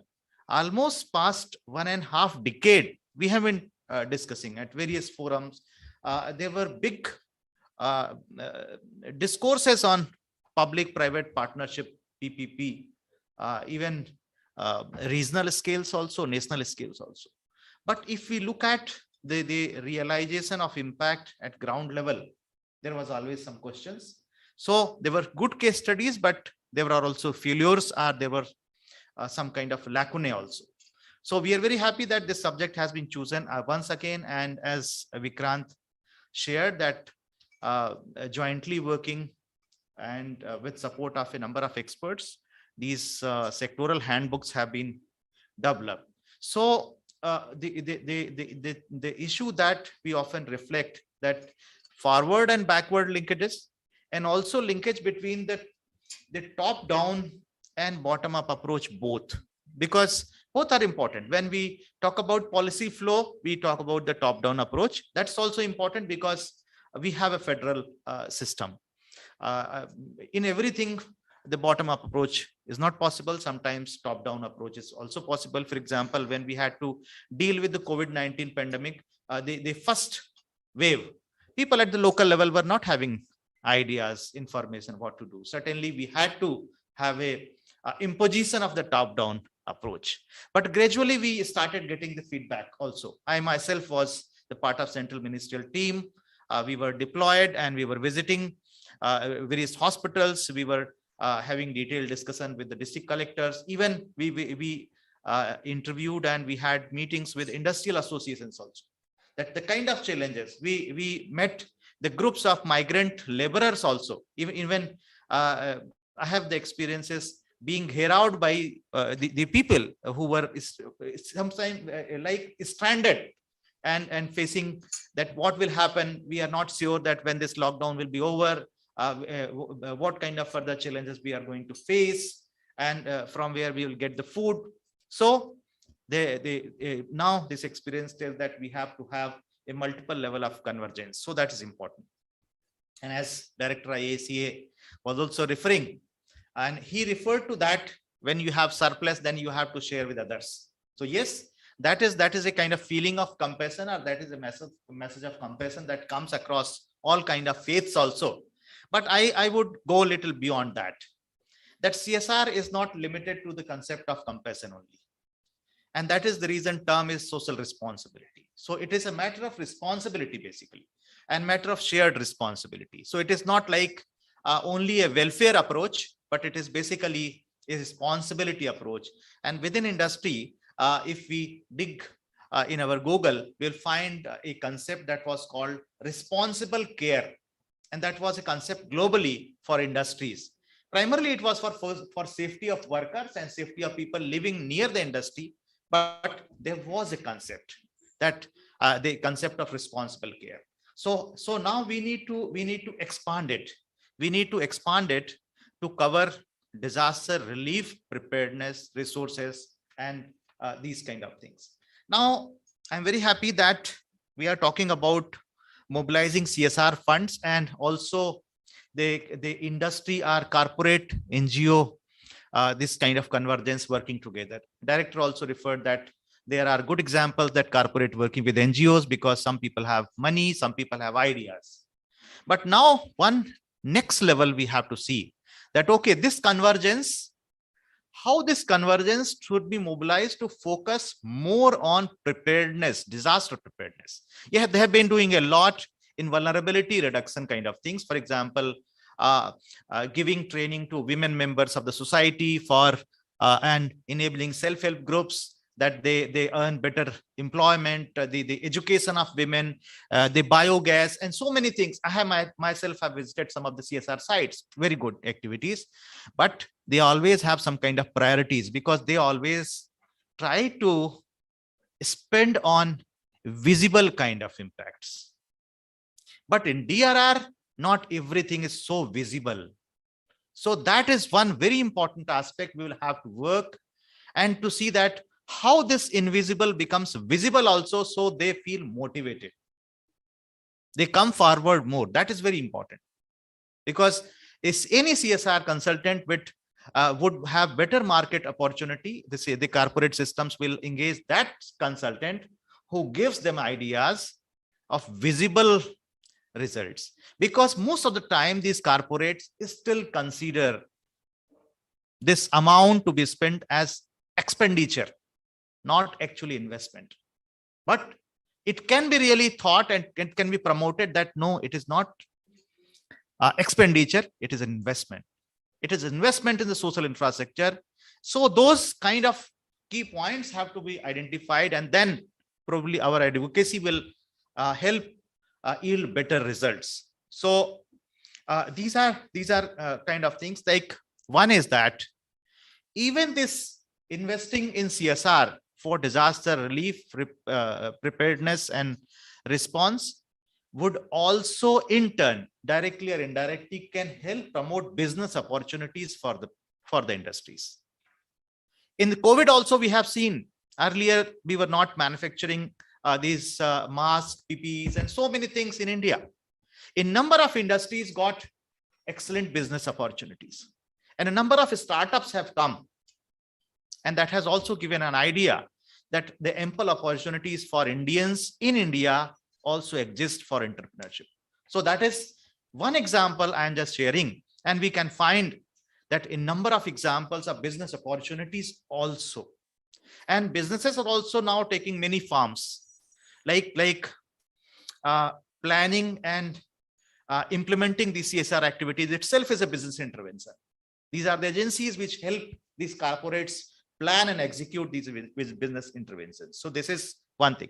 Second thing is investing in CSR and investing more particularly in disaster, not only disaster relief and preparedness. I would say that they can even sometimes think little more broader and little bit more on prevention and mitigation also. And that can help reduce, I would say, that prevent and address the conflicts also. For example, there are a number of conflicts sometimes being reported, sometimes not being reported over water. There are industries, there are society, and when there is a lean season, there is a limited amount of water available during lean season, there are obvious conflicts between community and if some CSR starts investing in effective water management solutions working with communities, then it is a win-win situation and it helps build the prestige of corporate systems and better relations with the neighborhood, and it reduces the conflicts also. So these are good examples. Now, corporate sustainability, corporate business continuity, these are the internationally known concepts and part of their ISO systems also. Because now all medium and big corporates are also working to maintain their international prestige, because many are working in cooperation with international partners, multinationals. So I think that is also very important contributor. I would not be taking much time, just 1 or 2 minutes more. So these are very important thing, and I think we will need to start doing little bit more of societal research and coming up with few case studies, good case studies that will help us better arguments and better advocacy with the corporate systems, and not only looking at the effects or the impacts. We'll have to go a little more beyond, and can we think of doing some kind of consequence assessment? Consequence is the final result, basically, that how investing in disaster relief related activities, disaster prevention related activities under the corporate settings can yield in better business benefits or profits rather. So how some kind of modeling, so kind of social modeling, maybe some knowledge of economics can also help. So that is also very important thing. And also something very non-tangible aspect, the sense of satisfaction. I think that is also very important. We can assign monetary value, but how to emphasize that still will remain a question. We can think about that. Recently, I was quoting in past meetings also that some corporates have formed a group called Leaders for the Nature. And there are several other groups in India also, that how we utilize nature-based solutions and these kind of things also in addressing disaster risk also, and enabling better relief during disaster. So there are excellent opportunities. Now we should also think that how corporates are also going to transform. Now the corporate yesterday are not the corporate of today. Today we have a different corporate world. And tomorrow we are going to have a different corporate. And this time is not very long. I think very few years we are going to have different systems. There's a few days before also, I referred to that changes in technology and changes in society. Both are going to be reflected in the corporate behavior also. COVID itself has changed the corporate behavior. Most of the corporates have made this work from home as a permanent strategy. And if not for fully, at least for 80%, 70%, 30% of the staff. Many of the operations have gone different ways. So corporates are also changing. So, and also earlier we used to have like big corporate houses. Now even the alternative strategy that is coming, the network of small corporate houses or corporate units, network of startups. So how do we look at it? Because then the pool of resource for CSR would not be located at one place, maybe segregated. How to pool it, how to mobilize it, how to direct it correctly. I think we'll have to work with IACA and all the agencies, Sphere India. And these are the questions for all of us. We cannot find anyone as a ready expert advice, maybe me or you or anybody. But I think these are few questions we need to work, and that those will be in fact helpful in immediate next medium term or on long term basis also. So these are very important. Even the ancillaries, many of the industries, if you go, it is not only one unit. Thousands of units in those areas, they work as ancillary units. So many units working for their transportation, but the small items are being manufactured by these ancillary units. And if you look at the economics, sometimes the total of the ancillary units account, but the economics maybe sometimes even higher than the total economics of the industry that itself. So we'll have to look at those aspects also. And these ancillaries also are grouped as some kind of associations. So industrial associations are, so these kind of things also can be targeted to look at. And then we work together that how they think of investing in social entrepreneurship also. So with these few ideas which came to my mind, I once again compliment to the Sphere India and all of those who are in this hall and all of those who are connected and who are thinking, who are working and who are trying to invest their energy and resources for the cause of promoting disaster risk reduction in the country. Thank you very much. And thank you, Vikrant, for inviting me. Thank you. Thank you so much, sir.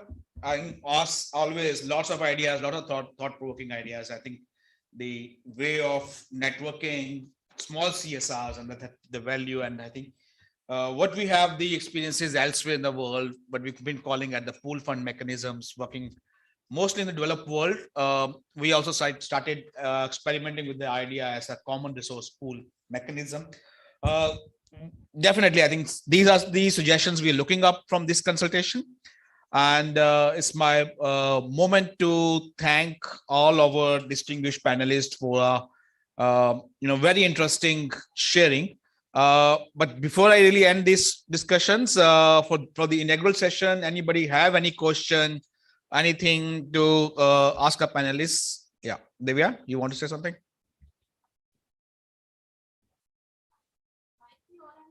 Making a good, effort to collaborate all the actors like CSRs are there, government is there, NGOs are there, individuals are there, experts are there. So many times what happened, we use a word collaboration, but looks very beautiful word. But there is something called equality also. When we are partners, when we are working for a same cause, are we really equal? Sometimes what happened, any donor, any corporate group, when they deal with their executing partners like NGOs or other groups, they deal like a vendors. And many times their own mandates, like if donors mandate or the corporate's mandate is something else, but the areas need, the communities need, or the mandate of that particular execution agency is something else. But we try to overpower them. But we try to, push them to fulfill our mandate rather to see the real, the need of community or the real mandate of that particular organization. Sure. So this is my first question. And the second question is, when we see this whole samaj of collaboration, like CSRs are there, NGOs are there, we should not miss our faith-based organizations here. Because the faith-based organizations, their voice are really very impactful. I experienced during my WAS experience, during Swachhta campaign, their voices, whatever message they are giving, their followers are taking them as a very important message. So we should not miss our faith-based leaders also while we are talking all these collaborations. This is my view Great. On that. One can answer. Thank you, Divya. Thank you. We see your passion, when you speak on all these things. We will take one or two more questions and then open it up to the panelists who would like to speak on this. Any more questions? Sarabjit? I think. And also the friends online, if you have a question to raise, please raise your hand and my colleague Siljo will facilitate you. Yeah. No, I think all the panelists, what they spoke today morning belong to me. I think there was nothing which I don't agree with. Now putting standards into practice, that's my thought. I think we need to think forward. Having standards is not enough. but putting it into practice. And I think the practice, normally coordination is understated and undervalued, but the coordination is about relationship management. And I look forward to Garima and yourself, and also congratulate both of you for excellent. I think you have brought us to a level where we are able to talk about, okay, now let's discuss implementation. And implementation is about relationship management. And that's the domain of coordination, where coordination is going to help us manage our relationships. And relationship management is based on sharing our currencies. And I think, let's speak for ourselves. Let's not speak for the corporates. What currency are we going to share? And I think the passion, which everyone says that Deva speaks with passion. With passion, we reach out to the unreached and the most desperate situations, the most remote locations and whatnot. Our capacity and capability to reach out to the unreached. And I think that's the kind of, there are lots of areas in which we can work, but please invest in coordination to all the corporates and to the civil society. Coordination doesn't come free. Yes. It doesn't come free. Please invest in coordination. Otherwise, we do not get anywhere in our collaboration and cooperation. Yeah. Collaboration and cooperation is contingent on our investment in coordination. Thank you. Thank you so much, Sarabjit, for this very important part, I think. And I must thank, I just take an opportunity to take it on me to say a few things on that, Sarabjit, that I would like panelists also to reflect and share. And I will say, I must thank Unicef, for this investment, which is making it happen that all of us are together today on this journey with this milestone of a draft standard architecture ready with us to take the next level. It couldn't have been possible without this investment and coordination. And we need to do a lot more, because it's not need to happen here in Delhi. It need to happen in 756 districts and going down to the panchayats. So we need to have investment and coordination. Thank you, Sarabjit. Anybody else? One more sharing before we give it back to our panelists to comment on? Yeah, Hina. Can you stay more focused with the question? Or yeah, first and foremost, heartfelt thanks to all the panelists who have given us the right directions and set the right directions for the consultation. My one question is on self-accreditation processes. So now we're talking about government, civil society, and other key stakeholders. And Tom has rightly pointed out that communities, accountability to the at-risk population, can also how we engage them also into the entire process. So how does this self-accreditation framework work when it comes to the implementation? I would like IICA colleagues to respond to that particular query, and maybe some other panelists also. And how do we ensure accountability through this self-regulatory mechanism? Is it self-accreditation that we are looking at? Or is it some other benchmark that we are envisaging to capture through this partnership? Thank you. Thanks, Hina. Anybody among the panelists would like to comment on what Divya and Hina is asking and Sarabjit is sharing? And Sarabjit is advocating. Okay. Tom, we look up to you first. All good questions and all good. Maybe Siljo, help him get the space where our colleagues online can also see. Yeah, I'm looking straight at the camera here. No, really, thanks very much for the challenging questions and the passion. I think we all need to learn together, but at the same time, I agree, this kind of self-accreditation, while on one hand, it feels good to pat ourselves on the back once in a while and feel like we're doing a good job. But at the same time, who are we to decide? Who are we to really determine whether that is the case? And I think maybe a case in point, I mentioned while I was standing up there, I mentioned how wonderful these new COVID tools are, but what good is a vaccine if it's not reaching all those who need it? India's done a pretty good job there, but we all know that there are many countries, many communities around the world that still cry out for their first jab. And we all know the science tells us that nobody's safe until we're all safe. And that's COVID specific, but there are many other equally valid examples. So I won't take too much time, but I think certainly faith-based organizations and all organizations, we all have a role to play. Absolutely. There's no ruling anybody out. We all need to see that we have a role to play. So how do we include, as well as how do we step up as individuals, and how do we smash those boundaries down and stop working in silos? I think in terms of the coordination, absolutely, we must continue to invest in coordination. That goes for UNICEF as well as everybody else. I think as well that one of the speakers said it very well earlier, the coordination needs to go further. It needs to equal collaboration. It's not just a conversation, but where does the coordination become an actual result for those who need it? And that is a work in progress. And I go back to one of the points I was trying to make earlier, which is that agility. We need to constantly remind ourselves and be ready to check ourselves, as well as those we're standing next to. If something's not working, how are we going to do it differently? And that's a joined up conversation. We shouldn't take it personally when we need to do something differently. We need to be proud, bold, brave enough to say, you know what, I've just learned something new, and I feel strong enough to say yesterday's news isn't good enough anymore. Tomorrow we need to do it differently.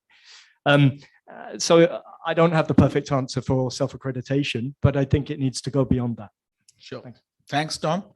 Garimaji, you want to say something? Yeah. Yeah. So thank you, Hina and all, for such a challenging question is the right word which Tom has used. So I'll go last first. So the self-accreditation process, if I have to say something on that, if we just relate it to the CSR or just the two partners of corporate and NGO, the law already provides certain guidelines. There is a registration, CSR registration form. There is a portal now which somewhere, acknowledges the presence of NGO and to, basically disseminate the good practice. Secondly, ministry, the government was also working to bring the platform, which is a kind of an exchange platform with no regulatory control over it, wherein NGOs as well as corporates can register themselves and again highlight the best practices, because everybody has an expertise. So as you rightly said, it's not that one person is above than having more power than other. We have to treat all stakeholders in equity, not equality. So as we all nowadays know the principles of equity, so we have to cater that. Further, all the laws and even the voluntary guidelines, now responsible business, bringing into the domain of that responsible business also, there are voluntary guidelines, which is going to be mandatory from the coming financial year for the 1,000 listed companies. That includes a lot of such things about how business is responsible, even towards value chain, supply chain, and everything. So the point which I'm sharing this is that, there is an intention of the government to bring lot of self-governance mechanism, and therefore self-accreditation process, or the kind of, we are having today's discussion, is to bring that element where all the stakeholders are basically having their own parameters to accredit themselves rather than somebody else, because government can't control, everything. CSR, the entire spirit is based on the autonomy and the flexibility given to the board. So similarly for NGOs, for other, civil society and everything, there has to have some sort of a framework. And our intention of today's discussion is to bring that, a mechanism which can help them to self-accredit. So you very rightly asked this question, and this is what we are aiming to going, as Mr. Vikrant has highlighted, about district level, not just discussion in Delhi. So yeah, and certainly very rightly said, the coordination will only take us to there. So it's all, the three questions, I would say that it's very interrelated, and it's kind of a chain which we have to achieve through. Thank you so much, Garimaji. And I'll take a moment. There are a couple of sharing online from our friends. I see Prasad Sevikari from Pune. It's more sharing, that we need to look at CSR not as an expenditure, but an investment. And endorsing the views of Professor Gupta. And there are return on these investments, economic as well as social, that would not only help in maintaining business continuity for their businesses, but livelihood sustainability for the many vulnerable and deprived populations. And I also see that it's also a lot of social capital which the corporates get back, through these works. So it's an investment. Like we invest on so much, we invest on our advertising budget, image building, and this investment, corporates have an indirect, tangibles back into businesses. We need to look at that kind of a return on investment also. Then our dear friend Louis Goswami, I know he's connecting from Dhemaji, one of the highly vulnerable district in Upper Assam. He is saying, agreeing with and thank all the panelists. His point is that we do now roll down well-defined objectives and strategies. Certainly, Louis will be back with that. And from my side, I quickly say in few brief lines. The faith leaders, I think Sphere have been steering Interfaith Humanitarian Alliance. Also, we are taking it as a larger umbrella of CSOs here, right? But very much part of the thinking and plan here. And second, Hina, your thoughts on self-reflection is just one of the way forward in building a model. I think we don't have an answer on a model ahead. We are sitting on a draft document. We'll finalize the draft document and in parallel, we'll think of a model ahead. And as Tom is saying, that it just can't be self-recognition. We maybe have to think beyond. And we are here to collect these thoughts. I think thanks, Tom, for we hear you also. I think we'll put our thoughts and again come back that what could be the model ahead. And that's Sarabjit, I also echo and strongly put a word that we need investments to make this happen. This coordination, investment in this coordination to make it happen. Right.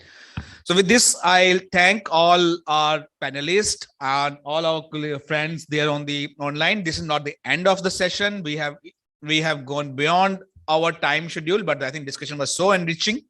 I think it's today's gathering. Maybe we can more focus on the discussions. Even if we lose some opportunity for group work today, we'll create the group work opportunities later on. And I think we'll make adjustment in our time plan, which is there in the next two sessions. Some time is inbuilt for group works, but I think it's important that we listen to each other, the opportunity we have it today. So with this, while I'll request those who need to have a bio break in between, maybe I think can take on individually, on your own. We can continue with the next session, which is, we are now getting a discussion right into the corporate. And we have, again, a very good, eminent panelist and again, more, equally eminent as well as the experienced moderator, Dr. Garima, who will take the lead on moderating this session. And I hand it back to our Dr. Garima. Over to you, ma'am.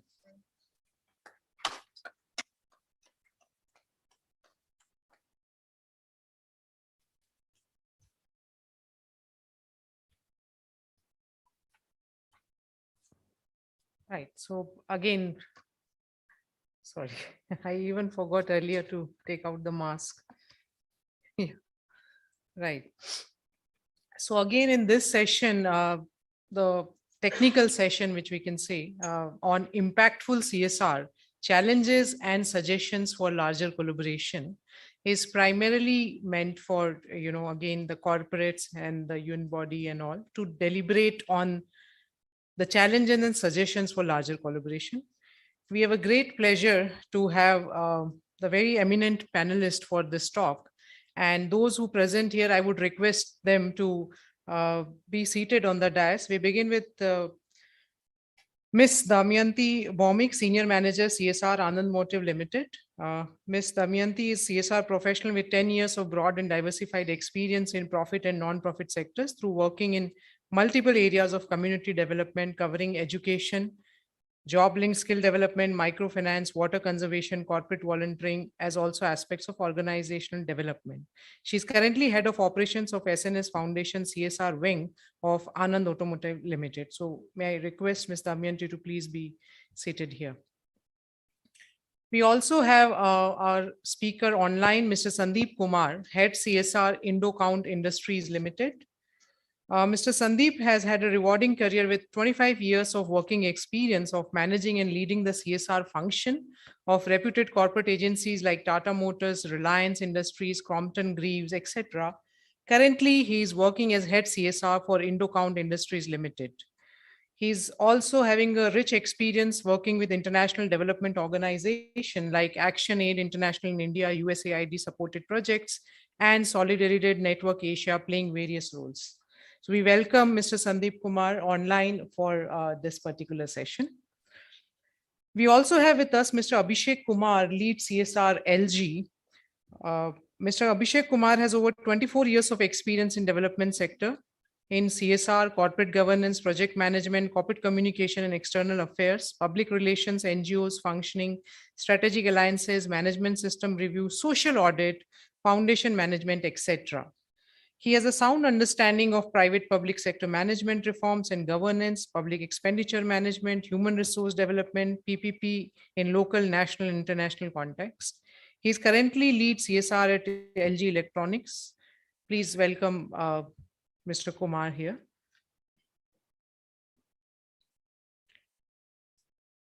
Thank you. We also have with us online Mr. Anurag Pratap, CSR leader at Capgemini. Mr. Pratap is a vice president and head of CSR in Capgemini in India. He brings with him more than 22 years of diversified experience in CSR, community development, project management, and effective implementation, grant management, capacity planning, and resource management. Over the past 2 decades, he has worked with grassroots organizations, donor groups, UN agencies, and corporates. We welcome you, Mr. Pratap, for this session.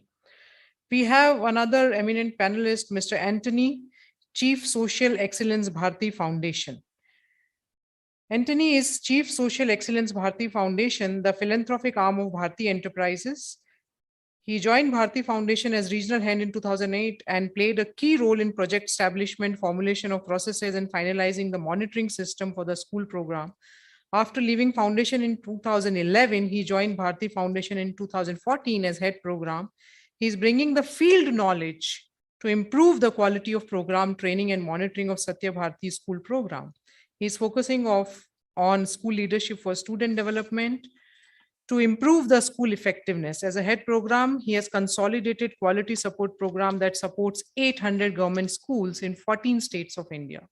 In the current role, he is supporting the education programs of Bharti Foundation in making schools excellent through school leadership program, research, and systemic changes.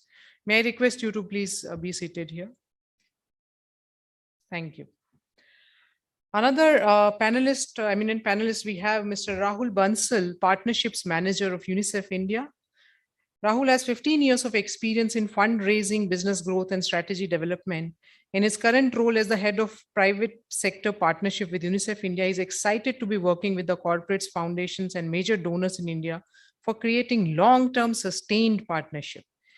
In his previous roles, he led corporate partnership with UN Climate Change Secretariat in Germany and on climate innovations at EIT Climate KIC in Europe. We welcome you here. Rahul, may I request you to be seated here? Another panelist, we have my own colleague, Mr. Raviraj Atre, and I always tell him as a CSR specialist in IICA. He's a program manager of a National CSR Award, a very prestigious presidential award in CSR. He has multidisciplinary education in international law and diplomacy, human rights, social work, business administration, and economics. He has a PhD in CSR, written several books on CSR. He has also having a rich experience of serving with various ministries and allied institutions of Government of India, various international and national civil society organizations, consulting firms, corporate firms, and academic institution. Mr. Raviraj, may I request you to be please here? Right. And last but not the least, we have a very expert on CSR, Dr. K.K. Upadhyay. He's a professor and chairperson, Center for Sustainability and CSR at BIMTech, Birla Institute of Management Technology, a widely respected and a seasoned development professional with over 39 plus years of experience across government, not-for-profits, academia, and corporate. Dr. Upadhyay has been a pivotal part of the CSR journey in India as a thought leader, practitioner, and former head of the FICCI Aditya Birla CSR Center for Excellence. He has contributed to the sector through several publication and research studies for USAID, UNIFEM, and IIED London. He has also been bestowed with many awards and accolades in 2020. And I would also like to add that he is a very humble person. So we welcome all the eminent panelists online and offline, very rich panel. The only thing is the paucity of time, but a lot of thoughts we have. Now, just to begin with, probably the key questions, I would request each one of you to primarily reflect on that. What should be the mechanism for intercorporate pooled funding? Firstly, we know even the CSR law says pooled funding, but practically how many businesses are doing it? And they are finding it really very difficult. Those who are doing it is also, sort of a mandate from a state government or a central government. So can we have a mechanism, and what should be the mechanism for intercorporate pooled funding? Who should establish this? Because once we say that there is a need to have a mechanism, who is going to take this onus of establishing that mechanism? What are the challenges in establishing the same, and how we can address few of those challenges? How the draft partnership standards, which we have circulated to all of you, can be further modified or strengthened? And what are the expectation of corporates, since we are having corporate people here, while partnering with multiple stakeholders? So not just an NGO or an implementing agency, but the multiple stakeholder. I'm using the term stakeholder, which is itself is a very wide. What are the real practical operational challenges businesses face in coordination, or even an academic institution faces in coordination? So with this, we request, one by one, I would request you to please stick to, say, around 8 minutes each speaker. I'm sorry for that time check. Probably we can begin with Mr. Sandeep online for sharing your thoughts on these. You can unmute, please. Yeah.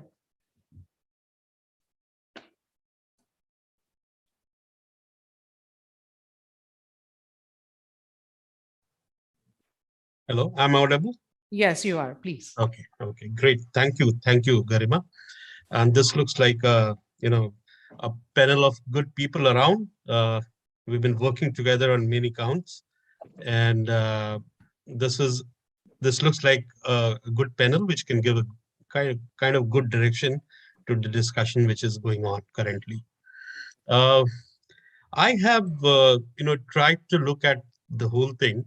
And basically, I have few things to talk about to start with. Basically, in a world where the target audience demands a business that not only delivers exceptional products and services, but also contributes to the community, becomes more transparent and takes an active role in addressing pressing social and environmental issues afflicting the community and environment. It's good that CSR has become a regulation and it's mandatory. Now, this brings a lot of the whole new dimension to the whole thing. Corporate responsibility, a mandatory requirement, has to be seen more from the lenses of responsibility rather than focusing on mandatory aspect of meeting the numbers and reporting. This can help in greater participation and increasing the partnership, with it and between and amongst the various stakeholders. Therefore, purpose of undertaking particular CSR becomes very important. What is the larger purpose of the activity that is being taken care of, and how it's contributing to even larger goals at state level or national level or international level. This connectivity is very important to be understood and communicated. I was just giving a thought to it, why this collaboration is still in a limited context happening, not happening at a large level. Now, one has to think beyond the boundaries where one is working currently. Issues which affects large number of people on a day-to-day basis are the one we should be looking at to align with a larger goal or purpose of life. And that's where the collaboration is possible because everyone is getting affected by it. And possibly with minimum investment and engagement of many, the resultant impact can be made, which can be big. What can be done at individual level, community level, or at a society level needs to be seen as opportunity for collaboration, basically. And therefore, a larger purpose has to be kept in mind, and in alignment with various such goals, people and organizations can contribute, share, take responsibility for results thereon. Now, I have also looked at some of these points, and I like the audience to have a feeling of this. And I'll come back to the real challenge which is happening as of now, which we can see in our larger frame of work. But see, there are sectors where we have to come together. And these few lines that I'm talking about now, will focus on those areas, basically, from where the whole issue will generate out, and one can take a lead on those. And I'll request the other panelists also to take it forward. Now, see, what is the thing which is affecting our life at a larger level? First thing comes to mind is if there is a tree, there is water, there is better air. If there is water, it needs to be tapped, stored, conserved, and used and distributed responsibly. More than that, what we use, we need to conserve these very important natural resources. If both of these worked out well, so I'm talking about the water, the tree, it is worked out well, people will benefit as well as other forms of life, animals, insects, birds, etc. This will complete the whole cycle and they'll have, all of them have a better life.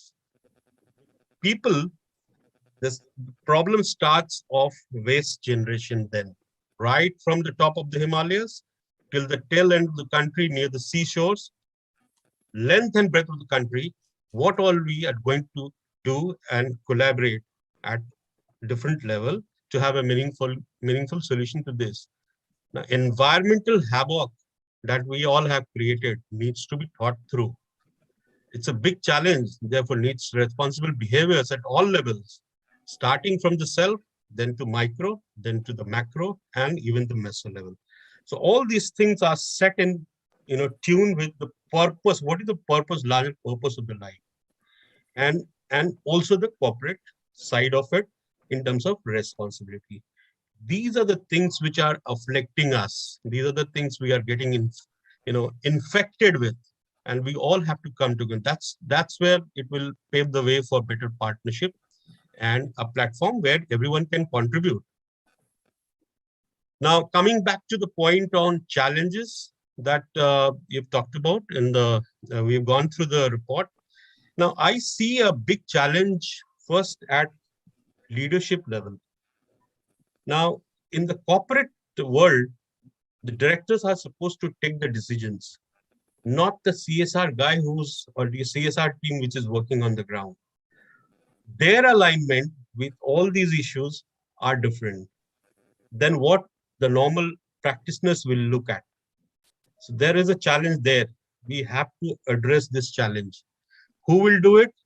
I'm just letting it open to people to decide, but then something like, organization like ISC should talk about it. They should have some kind of training modules where directors are also getting engaged at this level. Because unless and until the directors are aligned together on these issues at a larger level, the collaboration will not work out. Everybody will work out their own way and mean that they're doing as of now also. So, but for a larger purpose, we have to do something which will make them come together. And when similar thought prevails in many other organizations on a same level, the collaborative partnership will work better. We'll have a bigger partnership which will take place amongst the corporate, between the corporate, and with corporate and CSR of PSUs, as well as the government and NGOs, all of them. So that's where the critical challenge lies still. Second point I want to address is, we also have to identify, you see, we are getting lost in various issues. There are so many issues to work on. Schedule 7 is just a culmination of those. Now everything has been left to the general interpretation by the directors of the board, the companies. How do they see to it? So it's a huge world which we are talking of, and everybody is working in different way to meet those challenges. There has to be a single approach in which 3 to 5, 6 maximum issues has to be taken together for a larger collaboration, because otherwise we'll get lost in all these things, because every organization where they are working, they have different kind of challenges to meet. The plant, the services level, everywhere the challenges are very different, and people are trying to work on it very systematically with a very sense of good responsibility to do good. But for the larger collaboration, we have to find 3 to 5 maximum issues on which there has to be collaboration worked out for all the corporates to come together and make an effort there. So that's second point. Third is, I also see, in terms of what is the kind of ecosystem we are creating for capacity building. A lot of corporates have good people who have, in the sector trying to understand, do the things responsibly, and they have learned also a lot of things. But learning is not being a cross-functional thing happening across the table in the CSR realm. It's happening in some way or other, but then there has to be an ecosystem where the next generation of people who are coming in the sector has to be trained to take care of the budging issues which are coming. SDGs is a big challenge. Everybody is contributing towards it in a small little way, but we have to think bigger, larger purpose, and then come together. That's something which is missing. I think I'll end my talk right now. I'll make it a point that I come back again and communicate further on this. I'll request other team members to just take the things forward. Yeah. Thank you, Sandeep, for highlighting very key issues, such as particularly, the challenges. The leadership alignment is something which is extremely important to take this further. And also one of the important point, which even I was thinking in the morning, is to identify issues or identify some sort of a thematic areas where there can be a collaboration. So whether it should be a cross-cutting themes or whether it should be a one theme. So probably we can have more such deliberation and hear from others as well. So may I request now Damayanti to please reflect on these questions. Yeah, good afternoon all. This concept of an inter-company pooled mechanism. So this is the way we have been working at Anand in exactly the same model, because the Anand business model is something which is based on collaboration. Anand is the name of the group, but if you look into it, the Anand group has got almost 17 joint venture partnerships. These the joint venture partnerships they are all partners from different countries, and they have tied up with Anand in India to carry on their business operations. So Anand is basically into two major businesses. One is manufacture of auto parts and the other is hospitality. So this collaboration and partnership is not only in CSR, but the entire business model of Anand is based on collaboration. And see, one thing I think we all need to accept, and that whenever we are going to have a collaboration, whenever we are going to have a partnership, it is definitely going to have challenges, because it is not about an NGO or a corporate coming together.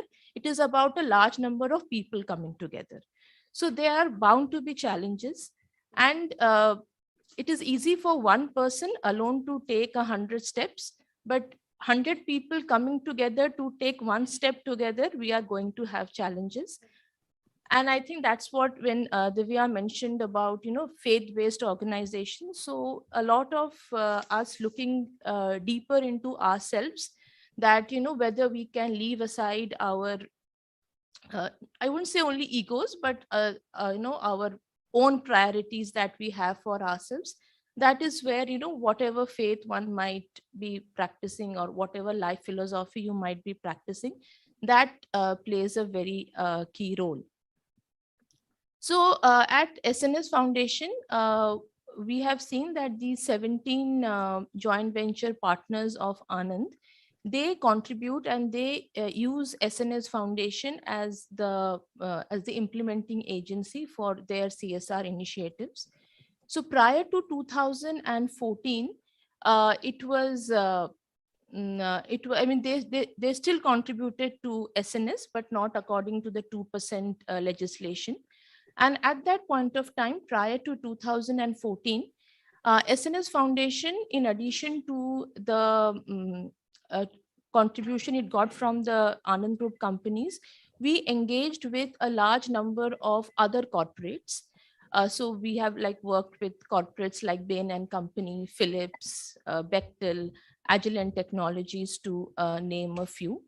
And I think there was no corporate felt threatened to use SNS Foundation as its implementing agency, because they only felt that, okay, if Philips is collaborating with SNS Foundation to implement its CSR mandate, then perhaps the Agilent Technologies feel more confident that, okay, this NGO would be having credible systems in place, to also take forward things, because corporates, it's very logical that they would have fear about, their brand getting protected. They wouldn't like to partner with just anybody.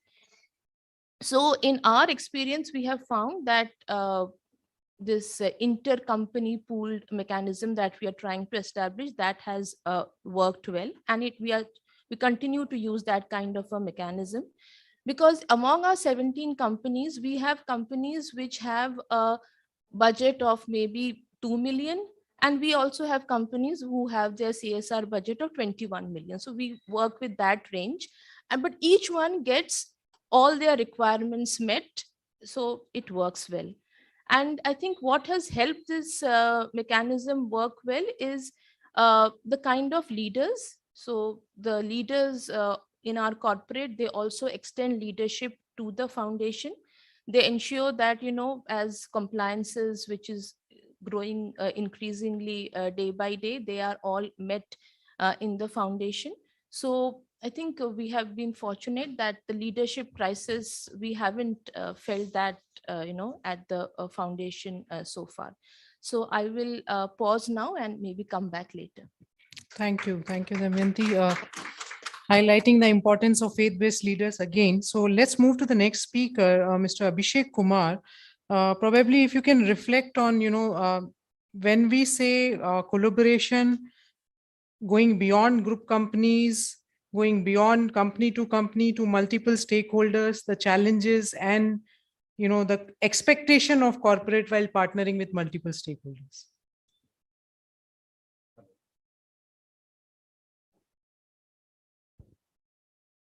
Yeah, can you take the other one? Hello. Good afternoon, everyone. I think everything is changing.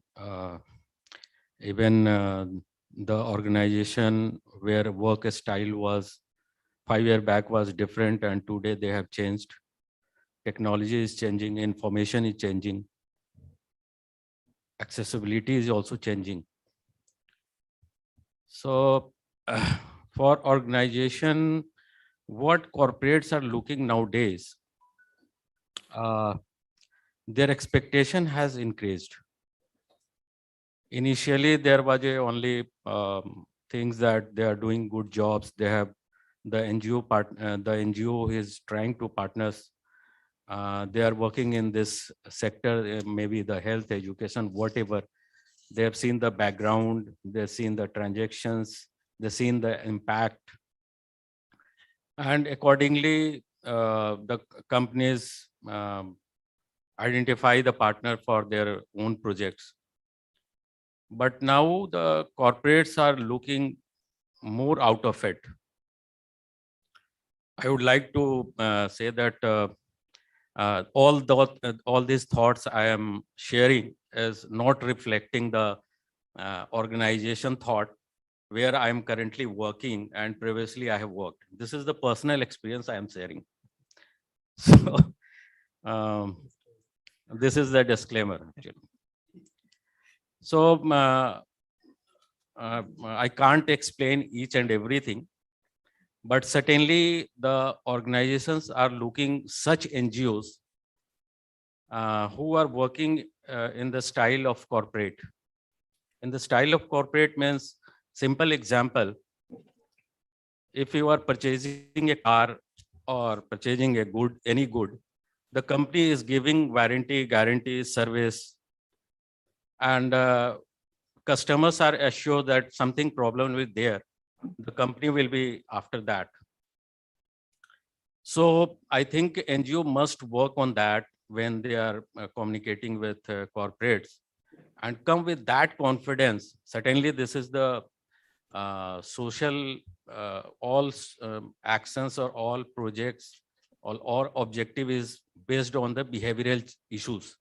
And behavior change is not like a goods that you can give the guarantee that I will replace and we can go, give the guarantee of the 2-3 years. But certainly there must be confidence that what you are going to do and what will be the impact there. Another thing, you have to choose wisely which organization is good for this particular project. Also about the locations. So organizations have different criteria to identify the locations, identify the issues. So initially there was a where there is a plant or production unit, that was the more focus.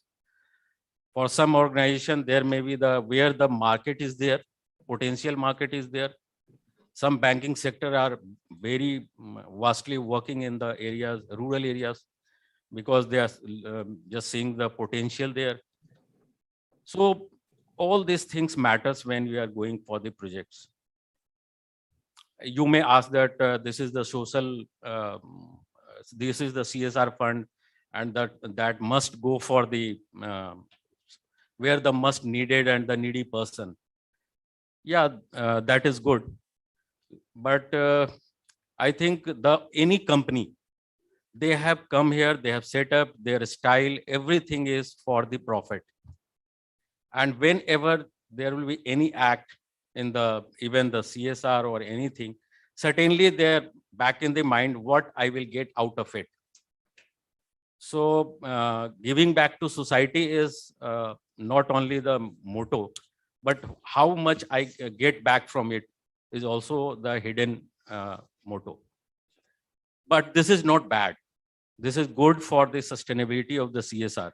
If there will be the interest of the company is there, then they will do more wisely, do more vast, and they will spend more than 2% even, if they think that we are getting creating shared value someone has shared.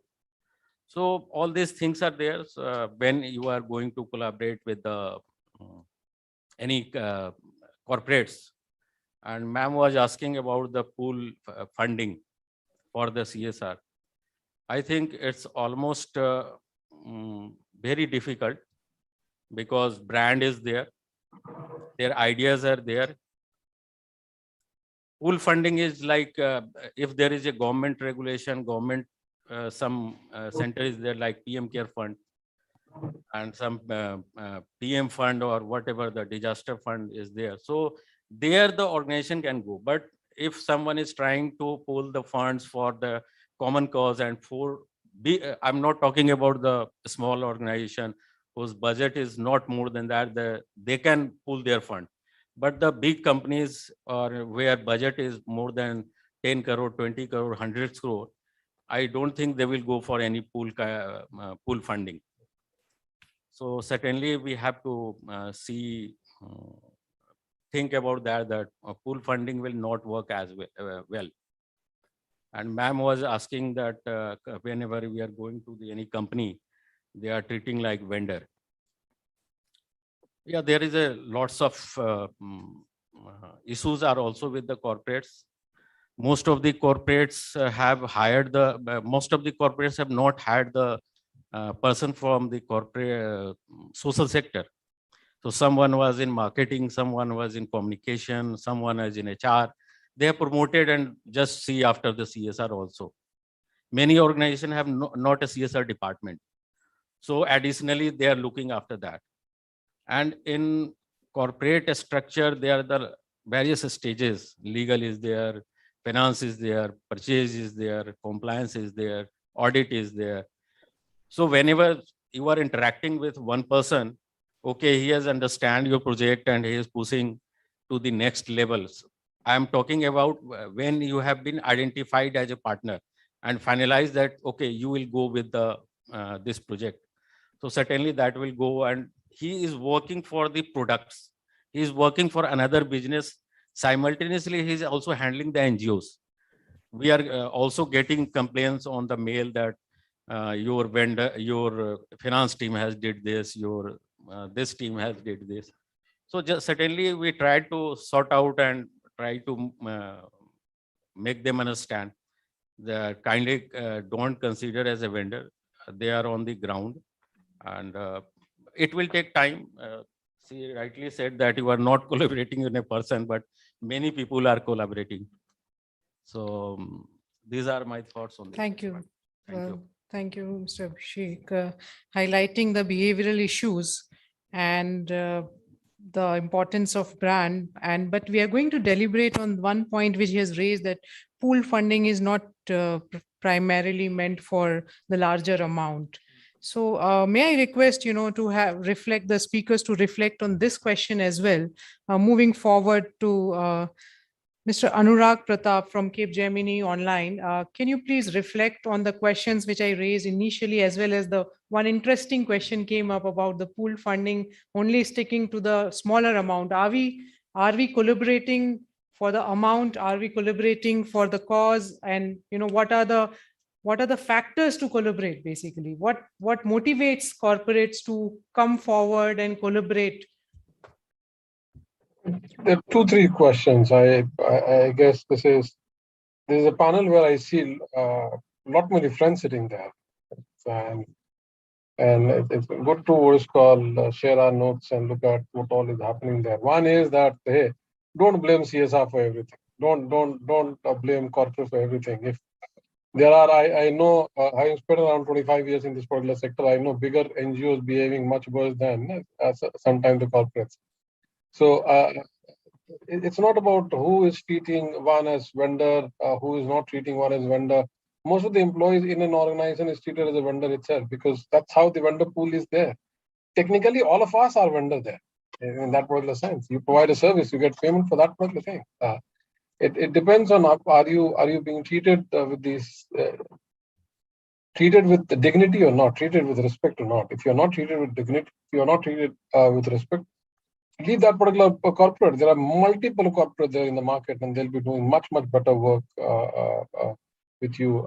Second, there are many corporates now, Abhishek, who has there are no more HR, marketing, and PR handling CSR. There are many social people from social development field who are managing CSR there, and they are with the right kind of passion and right kind of conviction managing the whole scene there. So I don't really subscribe to the notion that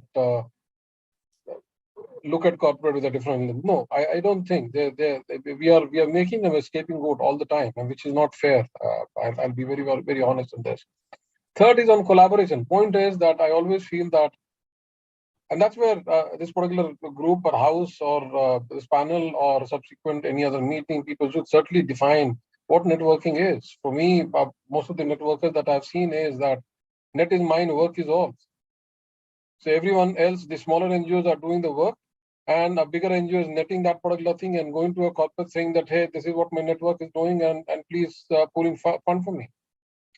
we need to somewhere bring in the whole networking platform where every member should have the similar rights, similar, I'll say, space there.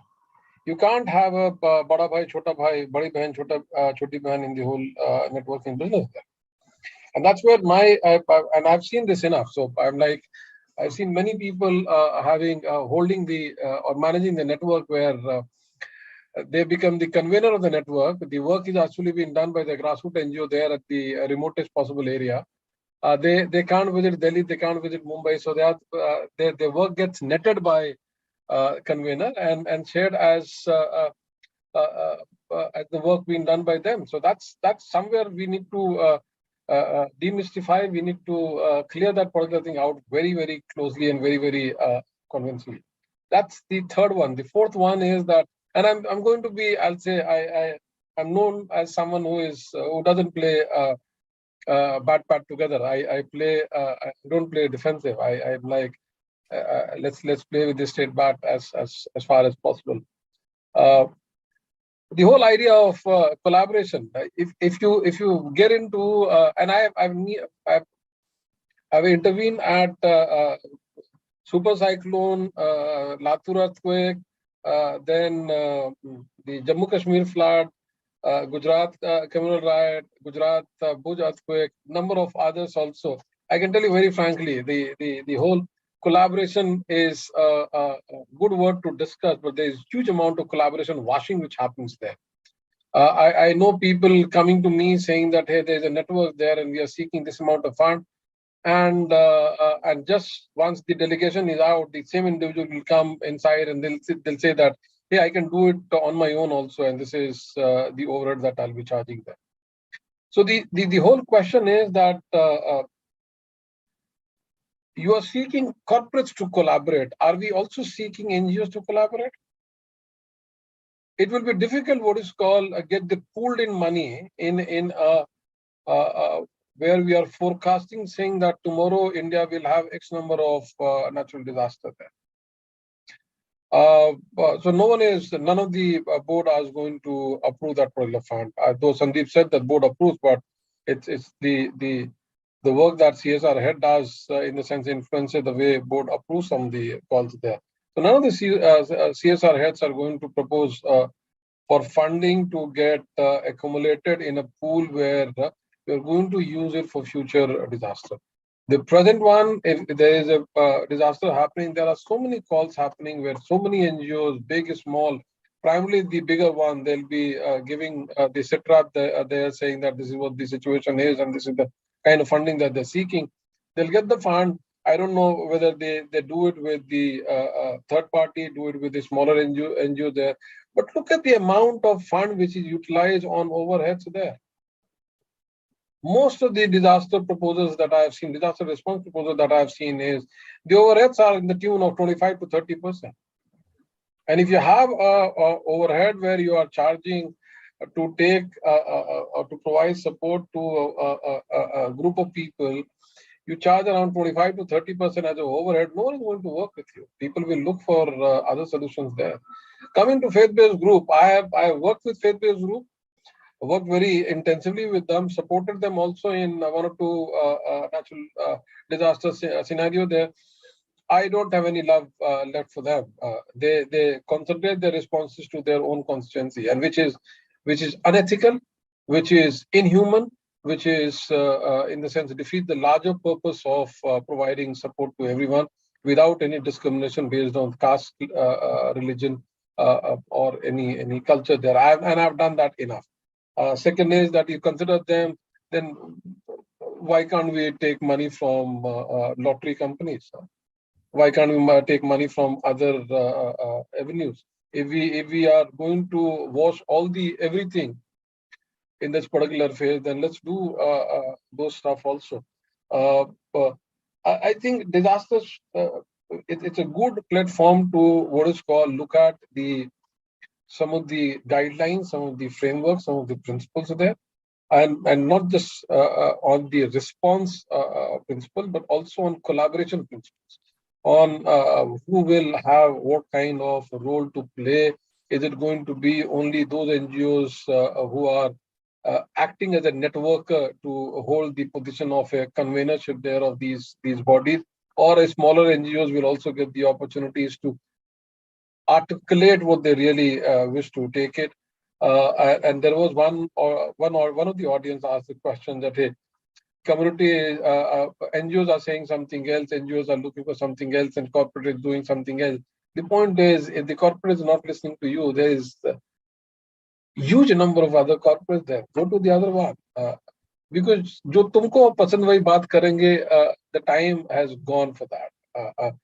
जो हमको है पसंद वही बात करेंगे, the time has gone for that also. The time is also not there for कि अपने मन का करेंगे हम या बेफिक्रे होकर रहेंगे हम. Time is there where looking at natural disaster, can we move beyond our logos and beyond our egos? That's something which is needed. I guess most of us, at both NGOs also, and I don't take me wrong, but I have a main problem with the bigger ones. They take all the look at the kind of banners and posters that you'll find in each of the sites where the disaster responses are happening there. At least fortunately, in the last 10 years or so, wherever I am working, I've never utilized a single banner to say that, hey, this has been done by us. And so if the banner and the logos are going to rule the show, collaboration won't happen. Collaboration with the biggest victim of the egos and logos play, which is happening there. And it's happening everywhere. It's not happening only with the corporates. So don't blame them. I can show you a bigger and brighter logos of bigger NGOs coming in those places there. Pool, yes, possible. But provided if we have a clarity on who is going to take the decision there. Pool is possible if the decision making is decentralized. Pool is possible if decision making is, rather than I'll say decentralized, it should be collective. Pool can't be possible if one bigger NGO start taking all the calls, or one bigger corporate start taking the call. I don't agree that pool will be possible. Then a person like me will be more than happy to work with one of the smaller NGO where overhead is lesser. I'll go directly to the community and respond there and move out from there as quickly as possible. That's what my opinion is. And apologies if I've hurt anyone, but I'm like, कभी-कभी आपदा अवसर हो जाती है. And जब आपदा disaster response आपके लिए अवसर हो जाए, I always feel that we should look for something else rather than this. Thank you. Thank you, Anurag, for raising very, very pertinent questions. So again, we have few more things that there's no more donor-donee relationship. And there's no more that we have to bring the concept of equity beyond our logos and egos. And particularly the question of, having the mechanism for decentralized decision-making and working on the overheads. May I now request Anthony to reflect on, from the foundation perspective, as he highlighted, NGOs or the foundations to collaborate. What challenges you feel for that particular collaboration?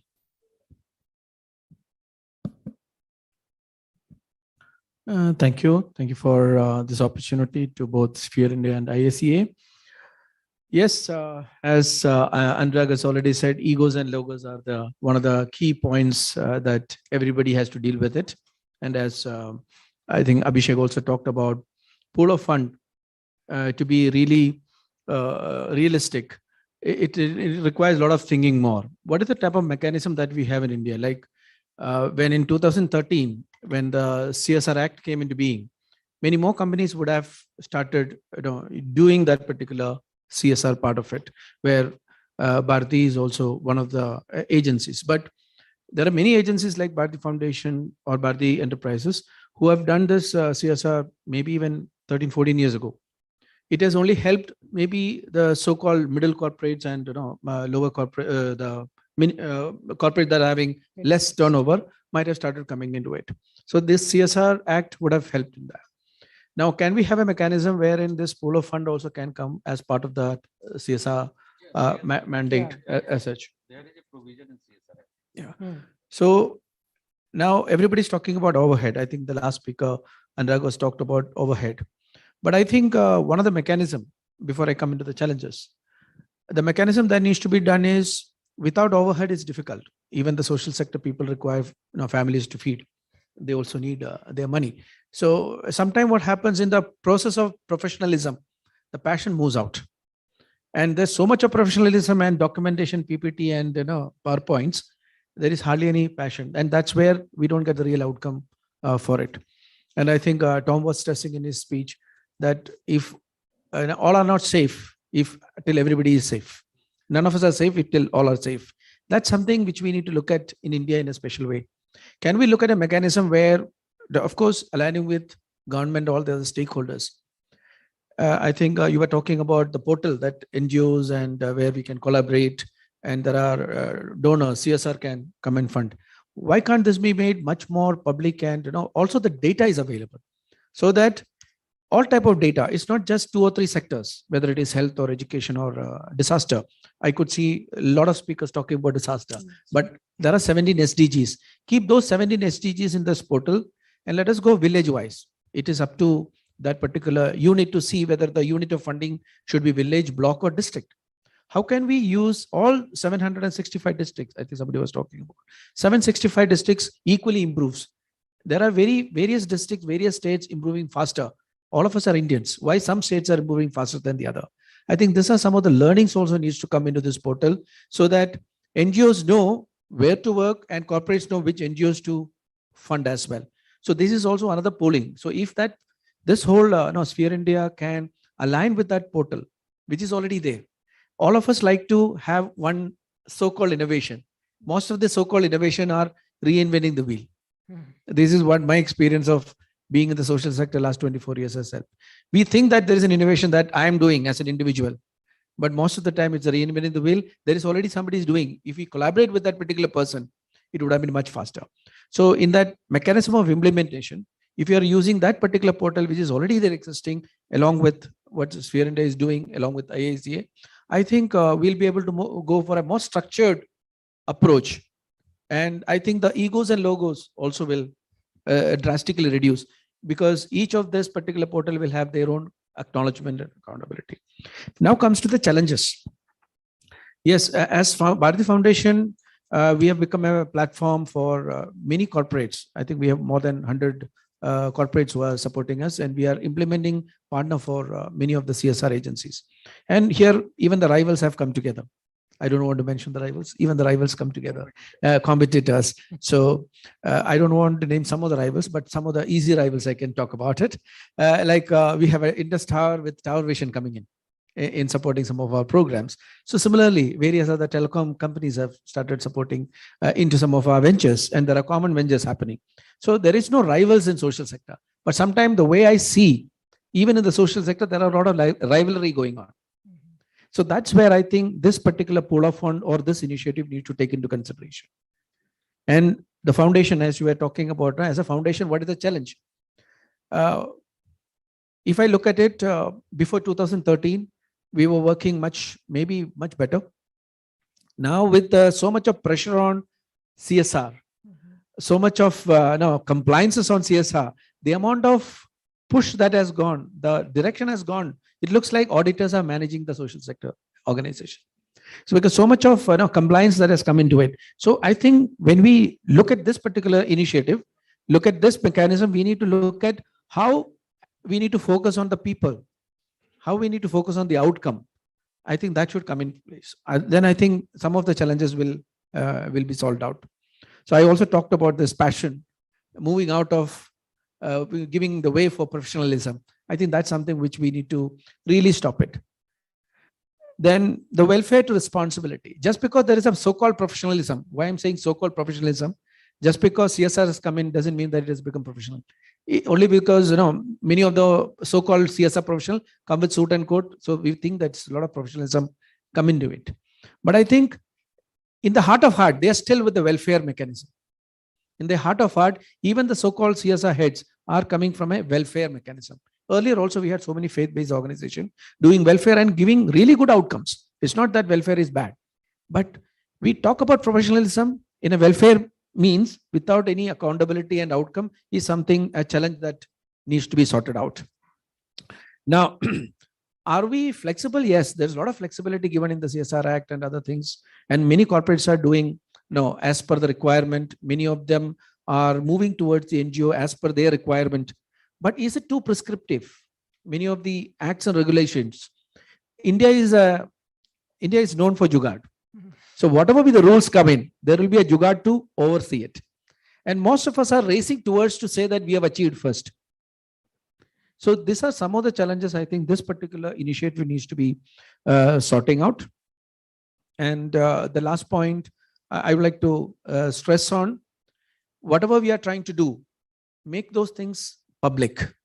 Suppose say Sphere India is spearheading along with the IICA, along with that portal. Make that portal as one of the all-compassing thing where there is a funding and also its outcome, how much money is coming in. Let everybody know why it is becoming a top secret, why it is available only in few websites. I think with those few points, I think we'll be able to not only bring robust mechanism and bring technology into the front and also reduce the overheads. Because once we bring this technology into it, and I'm dreaming of a kind of a mechanism where Panchayat Raj institutions talk about in the villages, these are my requirements. Out of the 17 HGG, I have this issue, anybody to help me out. It not necessarily corporates. There may be some individuals who are there in the villages and surrounding the villages can come around. We can see many villages where many of the so-called NRIs or some well-to-do persons doing their own individual philanthropy. So can we think of that mechanism also, not just focusing on corporates or civil societies, even the individuals around the area to come and contribute to the overall development. And I think with those things, I would like to end here. Thank you. Thank you, Anthony. Before I summarize, there's a hand raised from Anurag, probably a small statement. Yeah. No, the point is, I was just trying to say that, look, when I say overhead, don't look at that no one is saying that, hey, I'm not going to pay for your just amount of money. But Apada can't become Afsar for networks. Apada can't be Afsar for to maximize the return on this. Apada should be Afsar for bringing in smaller NGOs in forefront. That's what the limited point that I was trying to make. The second is that it's unfair to mix welfare with professionalism. Then we don't understand the whole how and whom I should be calling it as a professional there.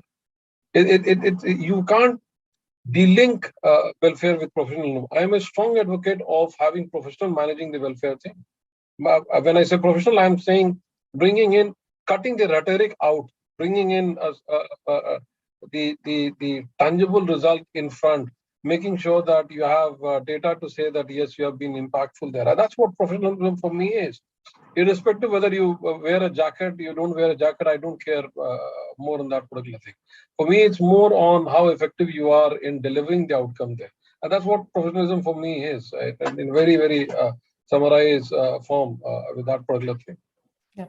Thank you, Anurag. So primarily, we all are saying that we should not take undue advantage of Apada. So in short, so we all are agreeing to that. Few important. Anurag, I think this is the situational. We are not talking about the pulling of the funds during disaster, but we are talking about the all projects of what NGOs are doing. Yeah. So disaster is a special situation. Even if we have seen recently during COVID, the organization who had never did any CSR activities or never spent a single penny, they have spent in crores. This is the situational. If there is a disaster, so somebody can pull the fund. दुश्मन को भी उठा लेते हैं अगर accident होता है तो हॉस्पिटल तो छोड़ के आते ही हैं. तो pulling is if Sandeep and Sandeep is there. He's not in the camera, but he's around. I'm there. I'm there. So we all agree to that perspective. Just to summarize again, due to the paucity, and we have other panelists as well. A few important points is which Anthony has highlighted about, mapping the SDGs village-wise, district-wise. That's something very crucial, and having a data portal need of an hour. Again, which is related to the so-called invention. And one important point is highlighted about CSR being considered as an audit, or, after Companies Act, the entire concept of giving back to the society is something which he has emphasized on. So just to, mention that the law, again, from the government perspective, the law has been brought with an intention not to regulate this kind of, giving back to the society, but having a self-governance mechanism. So I would just end here. And we are also now, nowadays talking about the social auditors for auditing such projects. So there is a concept of bringing those professionals, not just reading the financial, but non-financials contribution also. Anyway, so moving forward, we have another speaker lined up, Mr. Rahul. Can you share, and I would just link it with what Sarabjit has said, that investment in coordination, probably that's where we were deliberating, and, sharing your views on the challenges of partnership with the corporates as well as the civil society organization. Thank you, Garima, and thank you, Sphere and IICA, for inviting me here for this panel. I mean, it's great to see very passionate discussion happening, and that's the kind of discussion we want. And we want to create that safe space where we can speak our mind and put forward our thoughts. And I'll just pick the topic of the panel, which is around impactful CSR. And I'll try to move away from CSR and focus more on impact, because at the end of the day, that's what we want to achieve. And when we look at impact and the larger collaborations which are required to create that impact, it goes way beyond the corporates and the NGOs working. It requires, it could require, depending on the kind of impact we want to create, the academia and the research and the governments to come together.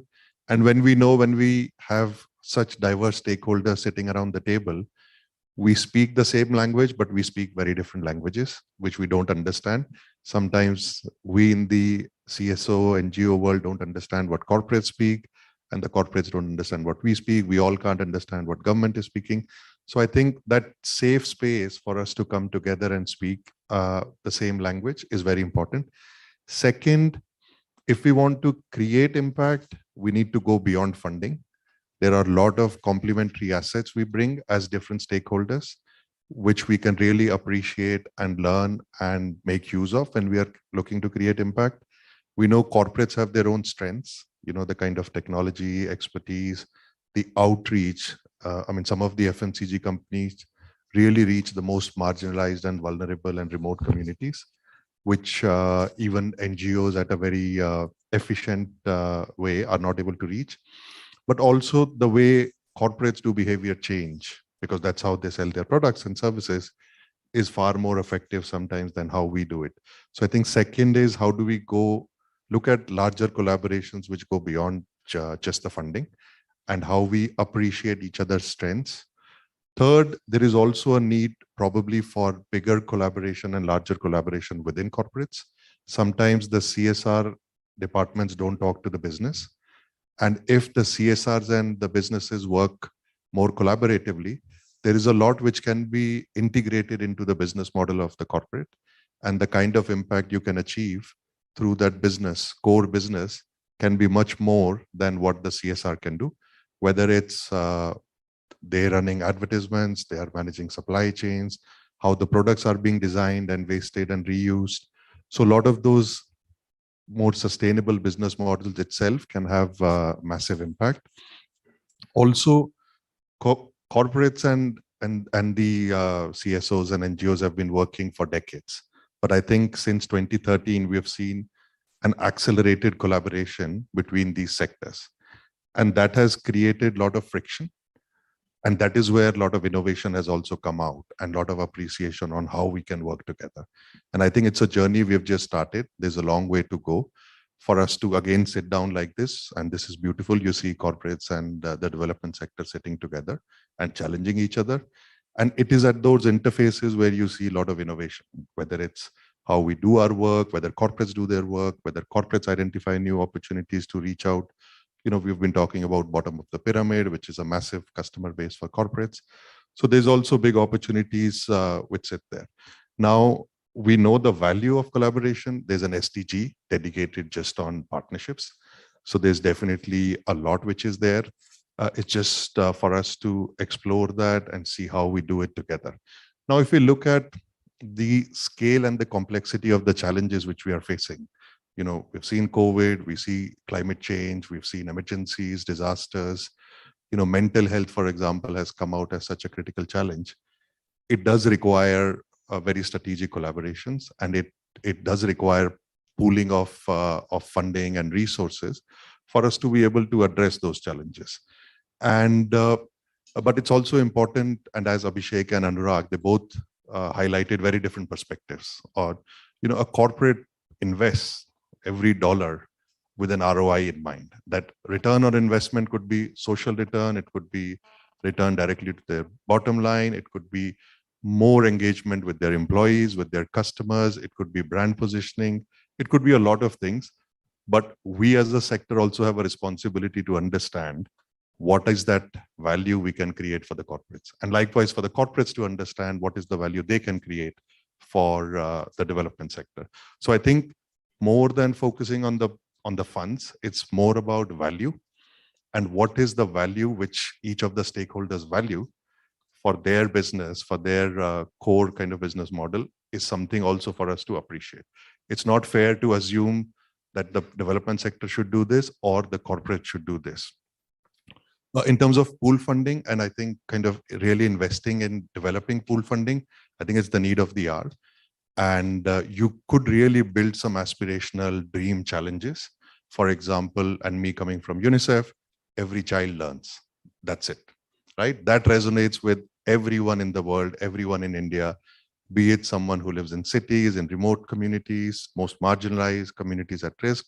They know what it means when we say every child learns, or every child survives, or can we set up an emergency fund, which is worth $50 million or $100 million, where all of us bring our resources. And again, the resources are not just funding, but something which goes beyond that. And there's a robust governance mechanism. We need to create trust.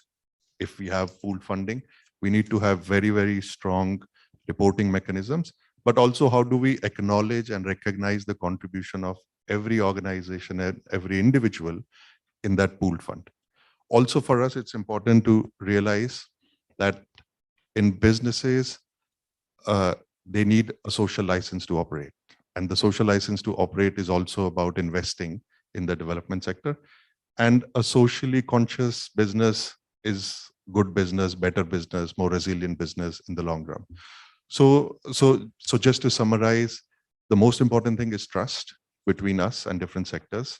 And second, it's about appreciating each other's strengths and leveraging those strengths. And third is really acknowledging each and every value we can create for each and every stakeholder. Thank you. Thank you, Rahul. Very well captured. Collaboration is about bringing expertise, and that should be value driven. The collaboration should have a governance mechanism, should have a trust element, and should have a disclosure or transparency, and to recognize who has done what. So that's the key.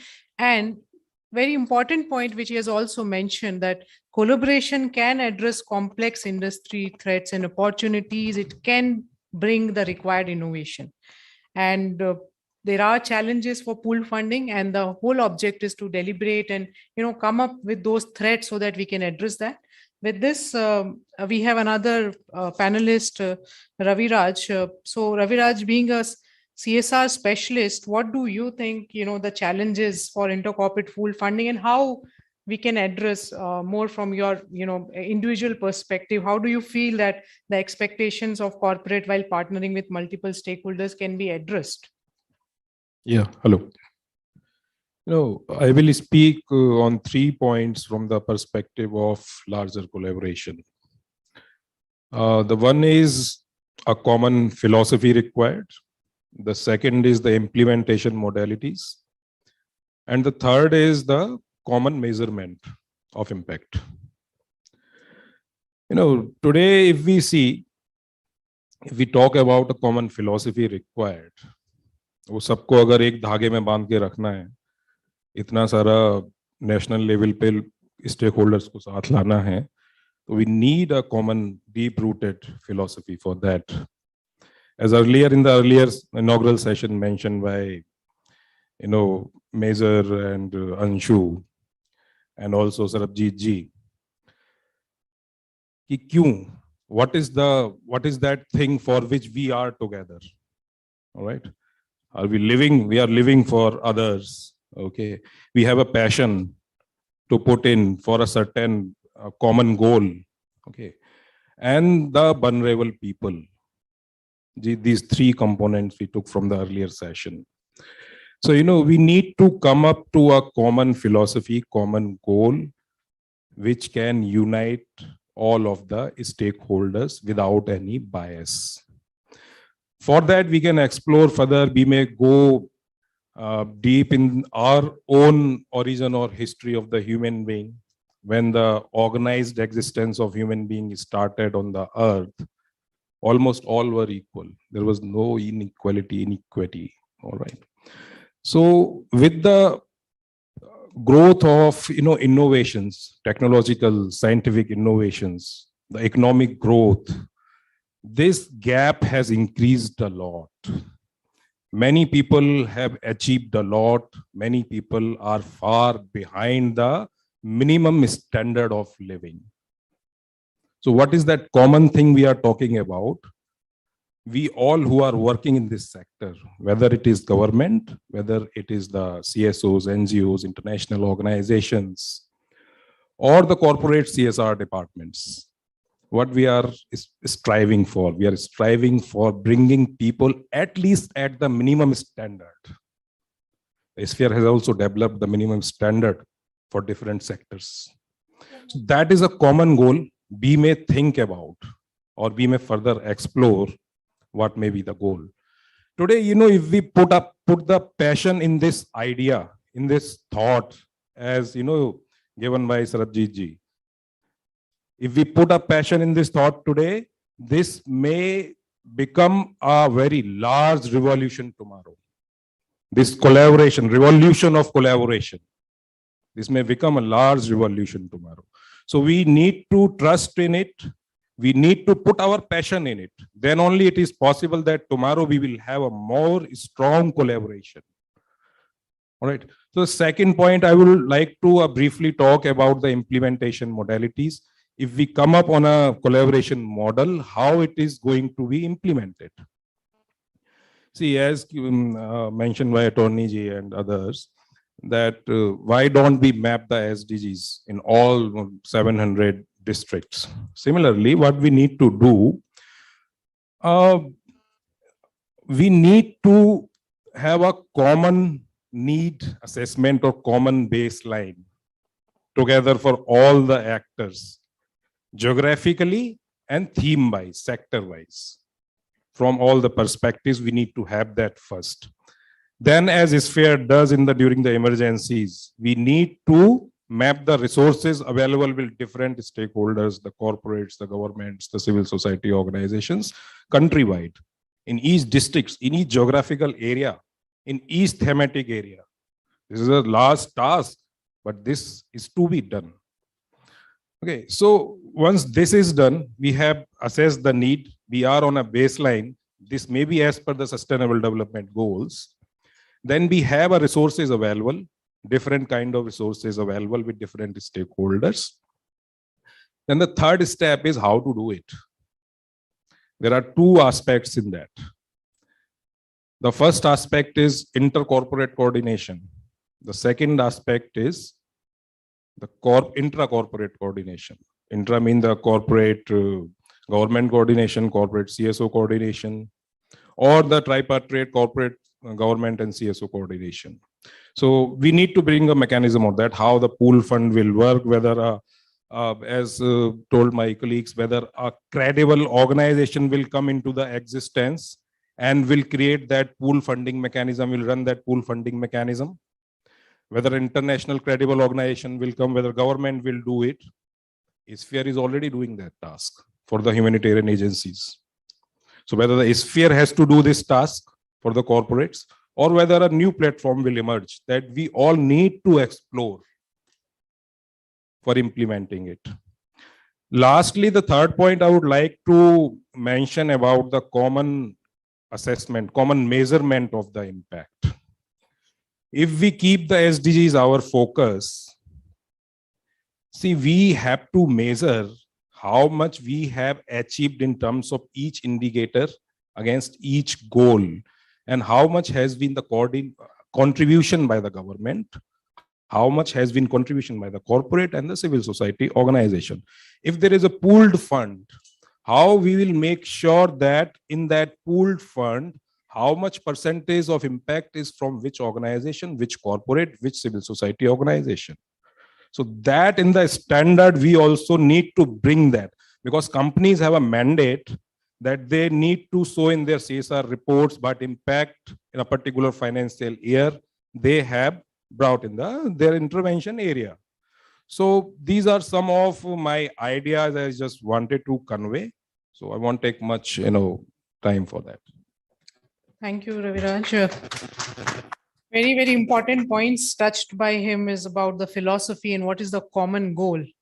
Though we know that, SDG is our individual responsibility also, but what is that one thing which can tie us for this collaboration is, that's a kind of a next level discussion we need to have and see that how it is a win-win situation for all the collaborating partners.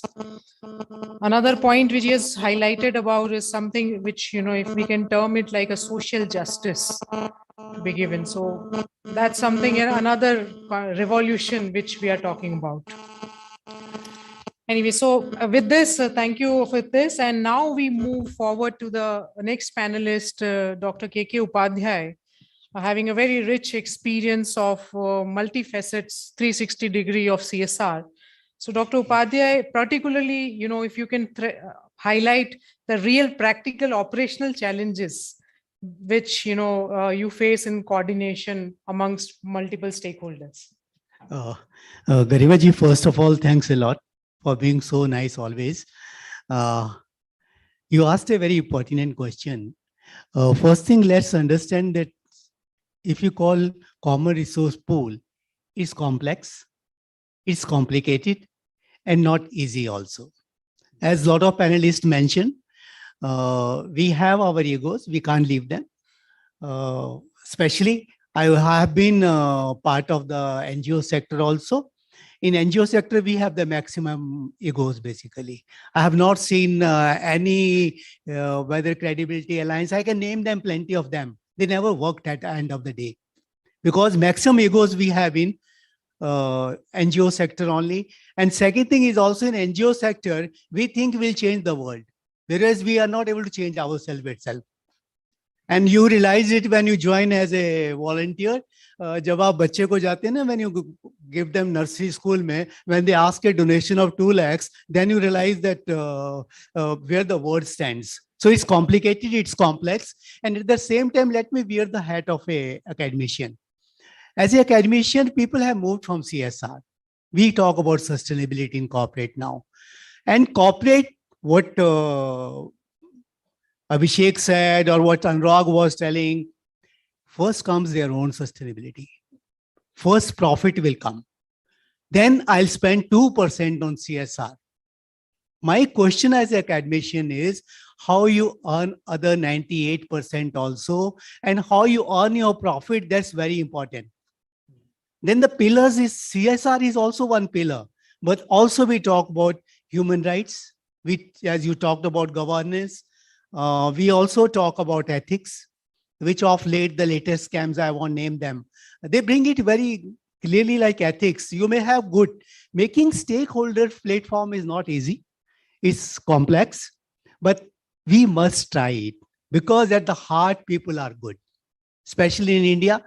Like say, people ask me, a lot of people, we were in an award ceremony and the one judge, she is a judge actually in Supreme Court. She wanted, why you are giving these people, they are giving cigarettes. I said, then stop the company. As a country, stop the company. Why should you make cigarettes at all? And why in Delhi, every corner we have a wine shop now. So these are the issues. This is complex, complicated, and at the same time, not impossible. First thing, let's all come together. Let's understand what Ravi said. Let's understand the nitty-gritties of it, and let's do it all together. I'll just stop there. Thanks. Thank you, Dr. Upadhyay. Thank you for highlighting that it is indeed complex, but still doable. And we need to find our ways to go forward. And I would also like to say, which I often say, and as well as in the inaugural, Nidhi has highlighted that CSR is not a gap filling exercise.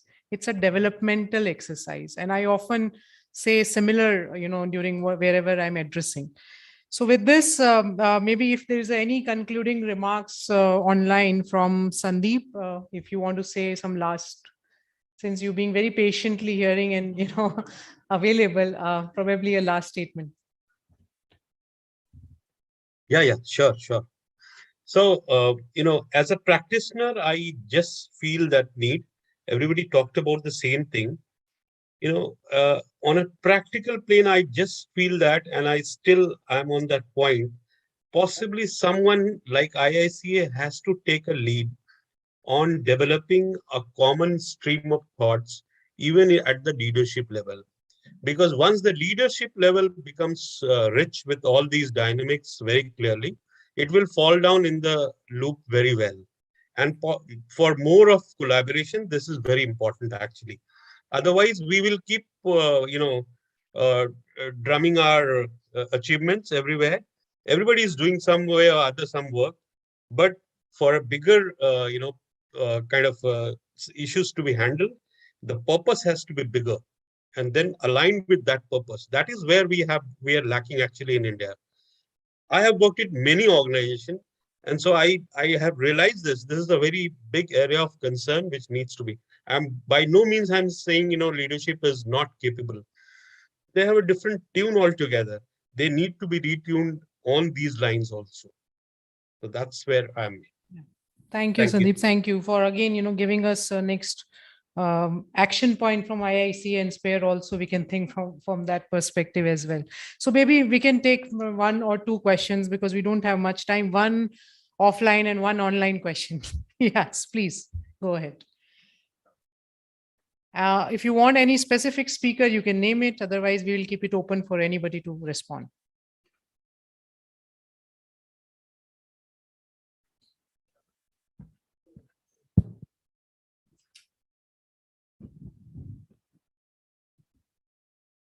If you can also mention your name and organization, please. Yeah, my name is Mehran and I'm from Kashmir. I work for an local organization called Alpha International. So a couple of things just quickly. One, some of the panelists, they talked about some organizations working as conveners, which was true. I have worked internationally, that's true. But I would really like to congratulate SPARE. This is actually the platform where I see all CSR, international organization, national organizations, and me coming from a local organization sitting together and sharing the same platform and talking about issues. So this is something brilliant, and congratulations to all of you. And I wanted to talk about CSR. Sometimes, maybe occasionally, everybody was talking about return on investment, and we keep talking about passion, return on investment, but I would like to move something beyond. Sometimes we need to develop compassion, not only the passion, because we're talking about a collective impact, which is basically, we have to look at that. And usually as a local organization, when we approach CSR companies, and there's we don't have area of operation there and lot of challenges, but sometimes let's not do it as a business, let's do it as a responsibility. Because when I fill my taxes, I do not have a section there saying that I want my taxes to be only spent in my area.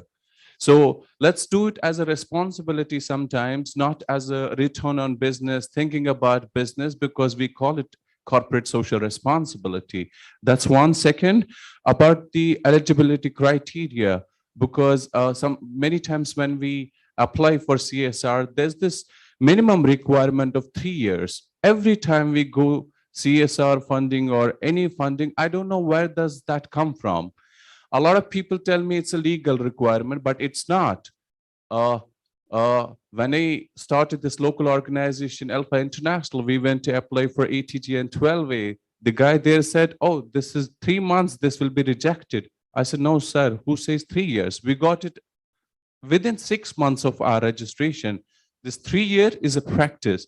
We struggle a lot because I know my struggle. I worked with many international organizations globally, then started Alpha International locally. So first 3 years, every time we went to anybody, 3 years work, it was a huge struggle. It's just the practice, it's not the law. And because we're talking about collaboration, I've come from a very far place, Jammu and Kashmir. It's a difficult setting because it's a conflict setting where people do not like to sit together because of different interest and everything, and more on partnerships, because this is when I started, this is where international organizations and CSR people, local organizations sit together. Sometimes we have this culture of imposition, like, when we work with international organizations, they like to impose things on local organizations. As of we know, a lot of international global humanitarian work has failed because of lack of involvement of the communities. We often forget, like, if Alpha International does not exist in Kashmir, people will still survive. If any international organization does not exist, people will still survive because they always have their indigenous ways of tackling with issues. But what we bring in is some support, some relief. But when I talk about collaboration or partnership, we should have a mutual respect and mutual learning about each other, because it's a learning. If we impose things on the organization, implementing organization, or if we have to take everything from them, we know there have been a lot of failures in the past. Let's not repeat that mistake, and be respectful and mutually learn and cross-share from each other. So this was something about the eligibility, and let's sometimes do something as a responsibility, not as a business. Thank you. Thank you. Wonderful comment you made. One is about taking more towards individual social responsibility as well, because we not only have the corporate, but even the individual social responsibility. And secondly, when we collaborate, there has to be a fairness and equity when we collaborate. And as all of them have highlighted, that one has to work beyond logo and brand and egos as well. So that's what we are aiming towards, that the collaboration and all that. So lastly, I would also like to say one thing is about the role of governance is critical here, as highlighted by Sandeep also, that has to be a top-down approach. And so the governance body has to be sensitized towards this thing, because for them, CSR is literally very different, as he has highlighted. So definitely we are going to work on that aspect also. Yes, Vikrant, please. Nothing is a very brief comment. I think on this pool fund, I think somewhere we put fund behind, we bring resource ahead. It's not about pulling funds only. It's resources, human resources, knowledge resources, technology, logistics, the kind of production capacity we have seen with the corporates and the whole of the society approach. I think that's the resource sharing. That's one in up. And second one is nothing has been decided. We are listening. It's a listening to each other. It's a beginning from a dialogue here, and we speak in different language, different hats, different perspectives. I think that's a safe space where this discussion is happening. Maybe hearing earlier we heard 50 heads of CSR individually, and also the CSOs and other from a very, very local setup, which Mehran is coming from. I think Louis is there from Dhemaji, Assam, also in the participant. I think we have done that hearing, and we are doing everybody's hearing, and together we will see what's the next step, the baby step, and every child should learn. This collaboration will learn out of that only. I think that's it. So, yeah, thank you, Vikrant. So very rightly said. It's a beginning. It's just a beginning. And Dr. Upadhyay has also highlighted one important element, that we think that from 2013, CSR has become old, and now let's just talk about ESG and sustainability and all that. So, but let's understand that it all comes under, a responsible business, and we are not sticking this futuristic collaboration for CSR impact, as Rahul has also highlighted, but for collective impact from various multifacets. CSR is just one of the element for this impact. So with this, we close this technical session here. Yeah. See, when we're talking about equity, we have discussed equity, and I think Anthony mentioned that some states are some states are developing faster than others. So if we look at the allocation of the total CSR contribution in the country, two states, Maharashtra and Gujarat, they get almost 30%. And our northeastern states, get not even 7% of the total CSR pool. So as we come together, I think that is one area of inequity we should address. Yeah. So the common need assessment, which Raviraj has highlighted, can address to that aspect as well. So one online question, just very briefly, please. We are losing out time and there's a lunch break. Otherwise, we have to skip lunch as well. So quickly. Hello. Yes, please Hello. go ahead. Please go ahead. We can hear you. Good afternoon, all. I've learned that speakers have shared great thoughts and the right time to discuss about the collaborative CSR. I would share that I would like that for any purpose of collaboration, there need to be a common cause. And common cause should be the development of all unequal. And my view is that these all inequalities created in the society is the cause of its last 200 years of fossil fuel start of consumption, because all the climatic changes have made कि सभी जगह के कुएं बावड़ी सूख रहे हैं, पानी खत्म हो रहा है, कहीं पे कुछ हो रहा है. Before independence or before consumption of fossil fuels, 90-95% population used to reside in the villages and was very happy. But now everywhere the problems and disasters are coming forward. So my thought is that we should find a common cause, that each and every village should have a common minimum CSR program, so that the people collaborate each other. And one common cause can be the crop residue to biofuels. This is my suggestion to the learned and experienced. Okay, seems we lost him. So, but yeah, we got the essence of it, that there is a need for that. So thank you, Deepak. Thank you very much. Now we close this first technical session here with and break for lunch, short lunch probably. I mean, short time lunch as much as we want. So thank you very much. We assemble it again. Thank you, Sandeep, for joining online, and thank you all the panelists being here. Thank you. Thank you. Thank you. I request that we all get back 2:15, right? We still have 35 minutes, right, for our not short lunch, but maybe a quick lunch. Yeah.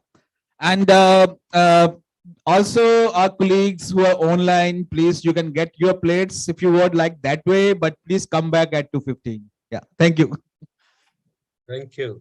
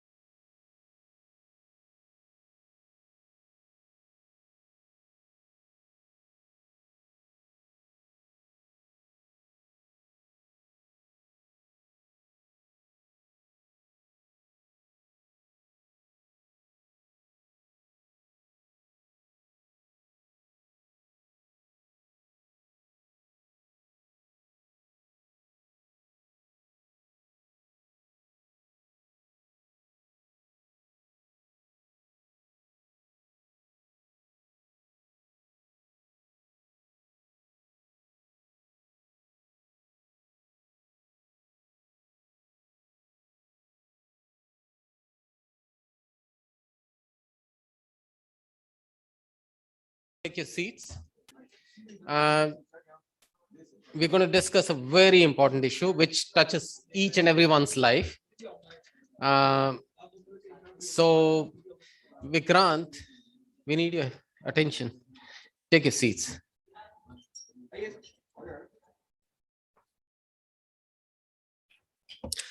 Okay, excellent. So in this session, my name is Sarabjit. I work with Unicef as a disaster risk reduction specialist.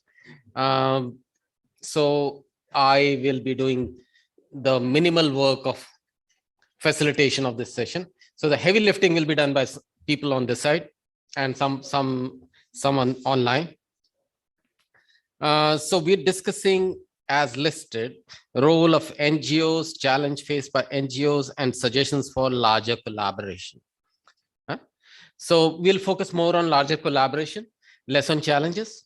I guess we more than often talk a lot about challenges, but moving forward on implementing the shared value partnerships and these kind of.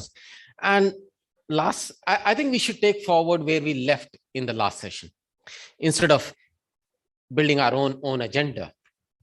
And may I say that on pool funding, on shared value partnerships, the world moved on these things much ago. At least 2 decades ago, I used to hear about DEC, Disasters Emergencies Committee in London, the conglomerate of media and NGOs working together for finding funds for humanitarian action. And I think that's a fantastic mechanism that still works after 2 decades or more. We have examples of very recent time as well. During the COVID crisis, the MahaPicoNet in Mumbai came together, just moved by the immense agony that we saw during the first lockdown. Millions of people moving on foot back to their states.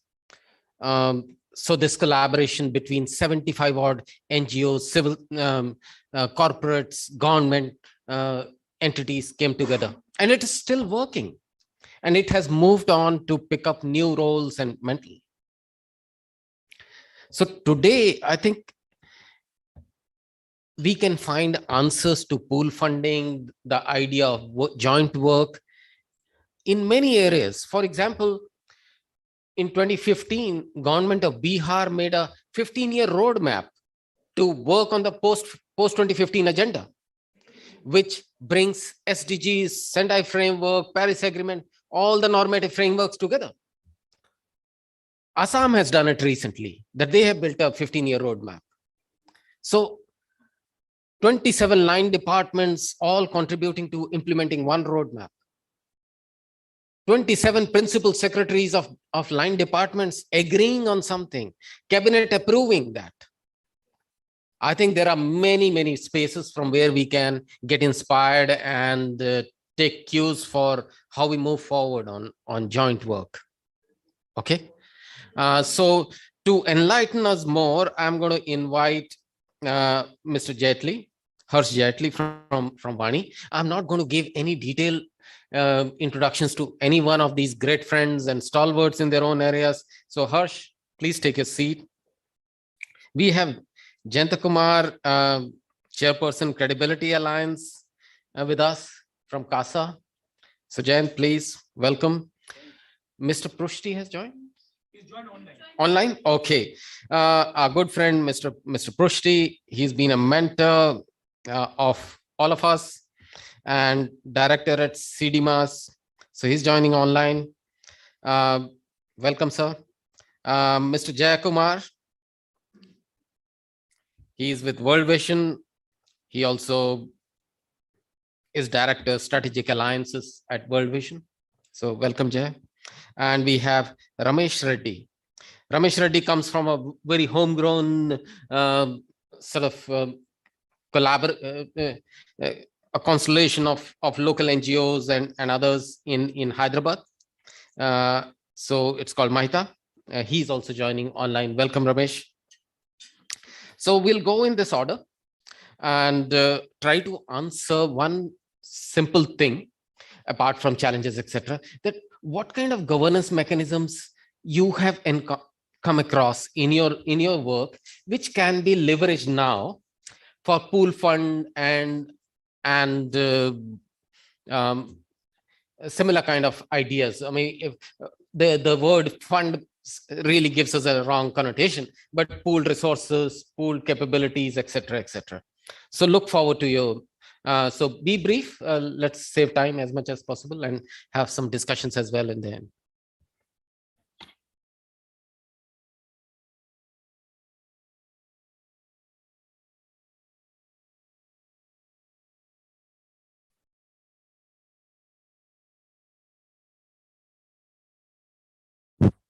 Yeah, is it working? It's better to ask those who are online, are they able to listen? Yeah. Okay, it's a very interesting conversation. In fact, I was not there in the morning thing. The topic given now is very interesting. And as Mr. Sarabjit has said, where is sir? Pass. He said, okay, challenges. We should not discuss much about it, but without understanding the challenges, I think collaboration is very difficult. We do have challenges, but actually, we would say that how much time I have? The major challenge which we have is that in the last few years, almost 2 decades or so, the relationship of voluntary organizations or NGOs have totally been redefined. Our relationship has been redefined, whether it is with the government, whether it is with the donors, whether it's with the CSR, wherever it is, those relationships are redefined, even with media also. So in that new redefined relationship, we have to see where we stand. Secondly, I will not discuss what changes have been there in the last few years, that how we are facing all existential challenges, not only NGOs, everyone is facing worldwide. But I must take few examples from the recent humanitarian pandemic, which has given us good lessons also, that how we can collaborate in future. We, as a national platform of Indian NGOs or Indian civil society organizations, face this issue, our members face this issue, because suddenly it was declared that, okay, COVID is coming. No one had any idea about the gravity and the scale of the problem. But suddenly when this problem came, we all faced it. Everyone faced it without any preparation. In this situation, we also realized that being a country with very less information, the situation was further complicated by the lack of information with the community. In this challenging situation, civil society worked, provided help, worked on that. Now, first issue, we must remember that in the last 2 decades or so, our financial regulations are made in such a nature that no civil society had any reserve funds. Before this, we used to face a very localized disaster, whether man-made or natural. कहीं पे छोटा सा flood आता था, if there is earthquake in some location or a flood in one location, locally organizations were able to respond to that situation. And please remember that whenever there is a disaster, the immediate relief is always by the people who are at the field, at the grassroots. After that, then you plan that how rehabilitation will take place. So most of NGOs provide help at the time of disaster, whether it's earthquake in Uttaranchal or super cyclone in Odisha, wherever in Gujarat also when there was earthquake. Now the question is, this time the scale of disaster was so huge. It was not local, it was not national, it was global. And the first lesson we all learned was that we can't handle that type of disaster alone. Not a single country was able to handle it alone. No government was able to handle it alone. No NGO was able to handle it alone. And neither private sector was able to handle it alone. So this was the first lesson we all learned, that we have to come out of our silos and work together. So first lesson is collaboration. We have to work together. Second lesson for civil society also, which was very important. Before this, in most of that time, funding was available. Agar मान लो गुजरात में earthquake आया है, the civil society, the donors, the government of other states used to provide help and support. This time, everyone was suffering. So there was no external help available. Even now, people are fighting for vaccines in the African continent. So that was the reality that aapko koi madad nahi karega. You have to find out your own solutions of your own problems. Related to that, no funding was available because reserve aap rakh nahi sakte under Income Tax Act. CSR money, which was only 5 years old, because just before COVID started, Vani was member of a review committee which reviewed CSR in this country, and we were very happy that it is going up. But suddenly COVID came and all CSR money went to PM Care. So that tap was also shut. Similarly, when COVID was on its peak, we all got a new sermon that you no need to have a bank in SBI by most of NGOs. तो उनके पैसे भी रुक गए, because when such uncertainty comes, donors are the first to stop your funding. कि जब तक problem clear नहीं होती हम आपको next installment नहीं देंगे. So first was SBI, then they came income tax renewal, then came FCR renewal. So lot of disruption in getting resources was there. Government funding तो आप मान ही नहीं सकते कि मिलेगा. So that time, if you see, organizations generated resources locally. People cooked food in their house and distributed that food outside. But while distributing, another challenge came. The narrative, the public narrative at that time was that no one can go out of their house even to provide food to migrant workers in the first wave. So even if if cooked by people in their houses to distribute outside in the slum area or migrant workers, you can't go out, police wale dande marenge. That was the second challenge. How to operate in that situation, it was very difficult. In most of the disaster, we have not observed that. If there was an earthquake in Gujarat, those who have remember, people went and distributed medicine and first aid. Koi dande nahi maar raha tha. In this situation, you were getting beaten if you go out and provide food. This was another challenge. Now, in this situation, we all worked and we realized that it was the lack of information with the community that they don't know what NGOs are also. The government line department have no idea what NGOs do. Unko samajh bhi nahi aata tha. They used to think, acha, COVID ho gaya, frontline workers are only those who are providing medicine. But they are not frontline workers who are providing oxygen. Those are not wearing medical degree. So these are the challenges. And I must say that as the topic we are discussing, collaboration is going to be the major resources. As you rightly said, when we say pool of resources, no one has the resources in today's world to handle such disasters. We need to develop a mechanism of pooling those.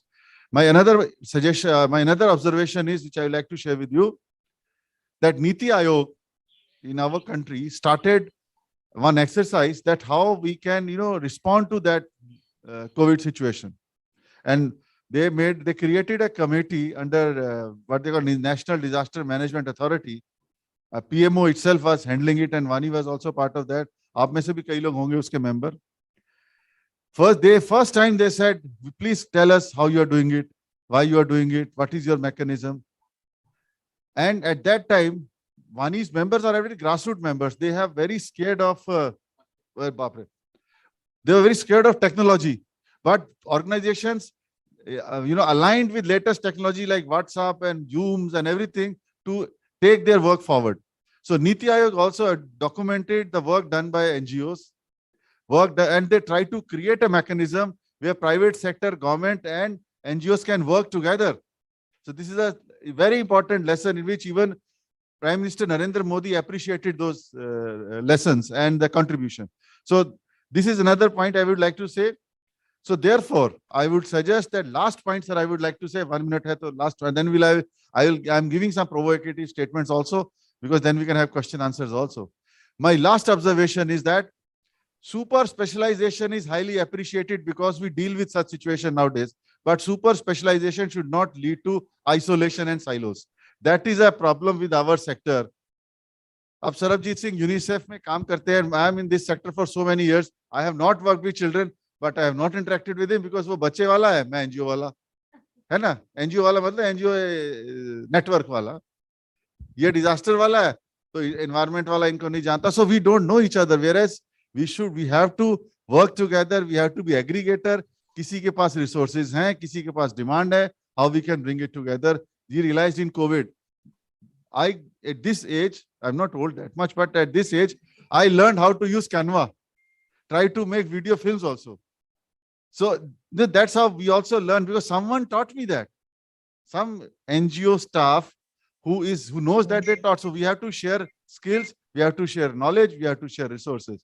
And resources are very less, but how we can work together. I'm not talking about the funding. We'll deal later on. Thank you, sir. Yeah, give him a big round of applause. Harsh, you managed to finish on time and very articulate. And the core message I thought was that we do not know each other, including government doesn't know what NGOs do. And I think the role of Vani and role of Sphere India and all can't be, I think, less important than ever. I think you need to do much more, no? So that one, we coordinate and we also showcase our work. So thank you so much. And you also mentioned about the skills that we have to learn, to collaborate, to cooperate. Thank you. So next we call upon Jayanta Kumar, Credibility Alliance. So Jayanta, 7 minutes. Thank you, Sarabjit ji. And Harsh has made my job quite easy, because one of the portions which I wanted to deal with, Harsh has already covered. And incidentally, I have been the chair of Vani also in the past. So I and Harsh have worked together for a long time. So our ideas also are similar. So you take it from my side also. But 2-3 things which I feel is very, very important. Unfortunately, I came very late because I had some problems. So, and that time the discussion regarding the pool fund was going on. Now, the topic here is, see, if you want to talk about the role of NGOs and challenges and all these things, there are a huge number, a plethora of it, and we don't need to spend time on that, because we have been talking about this for many, many years, and things have really become worse. But we have to be very clear that there is a huge amount of diversity in the civil society sector, in the NGO sector. Are we talking about only those organizations, those who are responding to emergencies, or so we are also talking about those organizations, those networks, social movements, etc., those who are working. So that is very, very important thing. So anything which we plan for the future, I have no ready-made answers to that here, but anything which we plan for the future has to take this rainbow into account, has to take this diversity into account. If you don't take this diversity, we will be only dealing with the secretaries and under secretaries and doing all other work at that level, and our people at the grassroots level will be suffering for their daily wages actually, and that's exactly what is happening. And why do we exist? We exist for the there's a purpose in our life. We have come to this field to enable people, and not all poverty, and not only poverty in terms of economics, but poverty in terms of social and related empowerment. That is what the focus is. How do you do that? That's something which is very, very challenging. And given the diaspora, collectivization becomes a big challenge. I have tried at many levels. I have tried at the community level. There also, there are challenges. I have tried at state level. I have been part of other national level networks and all. So collectivization, when you think, I was listening to my friends, those who are in the panel, and somebody commented that NGOs are full of ego. I strongly beg to differ from him, because the work which the civil society has done in this country is remarkable, and it is appreciated across the world. Okay, there are good, bad, and ugly in all fields. There would be here also, I don't deny that, but you cannot just sweep under the carpet the work of civil society. Now coming to the collaborations, now and the pool fund management, etc. Now any collaboration, even at the microest level, is a very, very challenging task, and no single collaboration is going to serve the diversity of this country. We have to be very careful about this. And we have to create a interlinked structures. What I call personally in my strategy as ecosystem approach. That how many ecosystems you can create at what levels. That is very, very necessary. And that ecosystem has to be an ecosystem which encompasses all, which is inclusive, which is not excluding others. But all those have common purpose and common goal. Somebody said in the previous section about the purpose. So purpose and not being value neutral. You have to have your theory of change when you engage with the people, either in disasters or either in long-term development sustainable change patterns. So these are, can one warning serve the whole nation? Can one credibility alliance serve the whole nation? Can one Sphere India along with CSR partnership serve the nation, or CSR can independently do and make social transformation changes in the field? It is not possible. You need collaboration there also. So there are issues on which CSR is very active. There are issues on which CSR, land rights, all these issues, CSR would not participate. Who is going to do that? I mean, we don't blame them for that, but we have to see that how do we collect, don't leave that aspect of PA. We need to also include that. So the collaboration, and today, especially when resources are reducing, and especially those resources, 1 minute, sorry, sir. Sorry, I'm sorry. ये जो संसाधन जो कम हो रहे हैं, सभी तरह के संसाधन कम हो रहे हैं, और जो संसाधन उपलब्ध हो रहे हैं, it is very complex to handle. Government resources और CSR resources is very difficult to handle. तो उसके लिए हमारी व्यवस्था क्या है? हम किस तरह से localization को और बढ़ावा दे सकते हैं, and local resource mobilization not only in terms of finance but in terms of kind, in terms of gathering knowledge, documenting knowledge, sharing technologies, different levels पे वो chain कैसे बना सकते हैं? अगर हम ये collaborations की chain बना पाएं और उसमें किसी को lead role दिया जाए, तो वो lead role जो है वो बहुत successful और संभव होती है। मेरा व्यक्तिगत अनुभव है, मैं 42 साल से काम कर रहा हूँ, मेरा टेक्निकल कोई नॉलेज नहीं है, मैं ग्रास रूट लेवल से काम करता आया हूँ, और अभी भी मैं फॉर्चुनेटली मैंने दोनों हैंडल किए हैं। I have handled resource sharing also. I still handle that. 29 November से वो बंद हो गया. But my experience is that you cannot leave anyone behind in your collaborations. Everybody has to be part of it, and everybody should feel the ownership of that. Thank you. Thank you, Sarabji.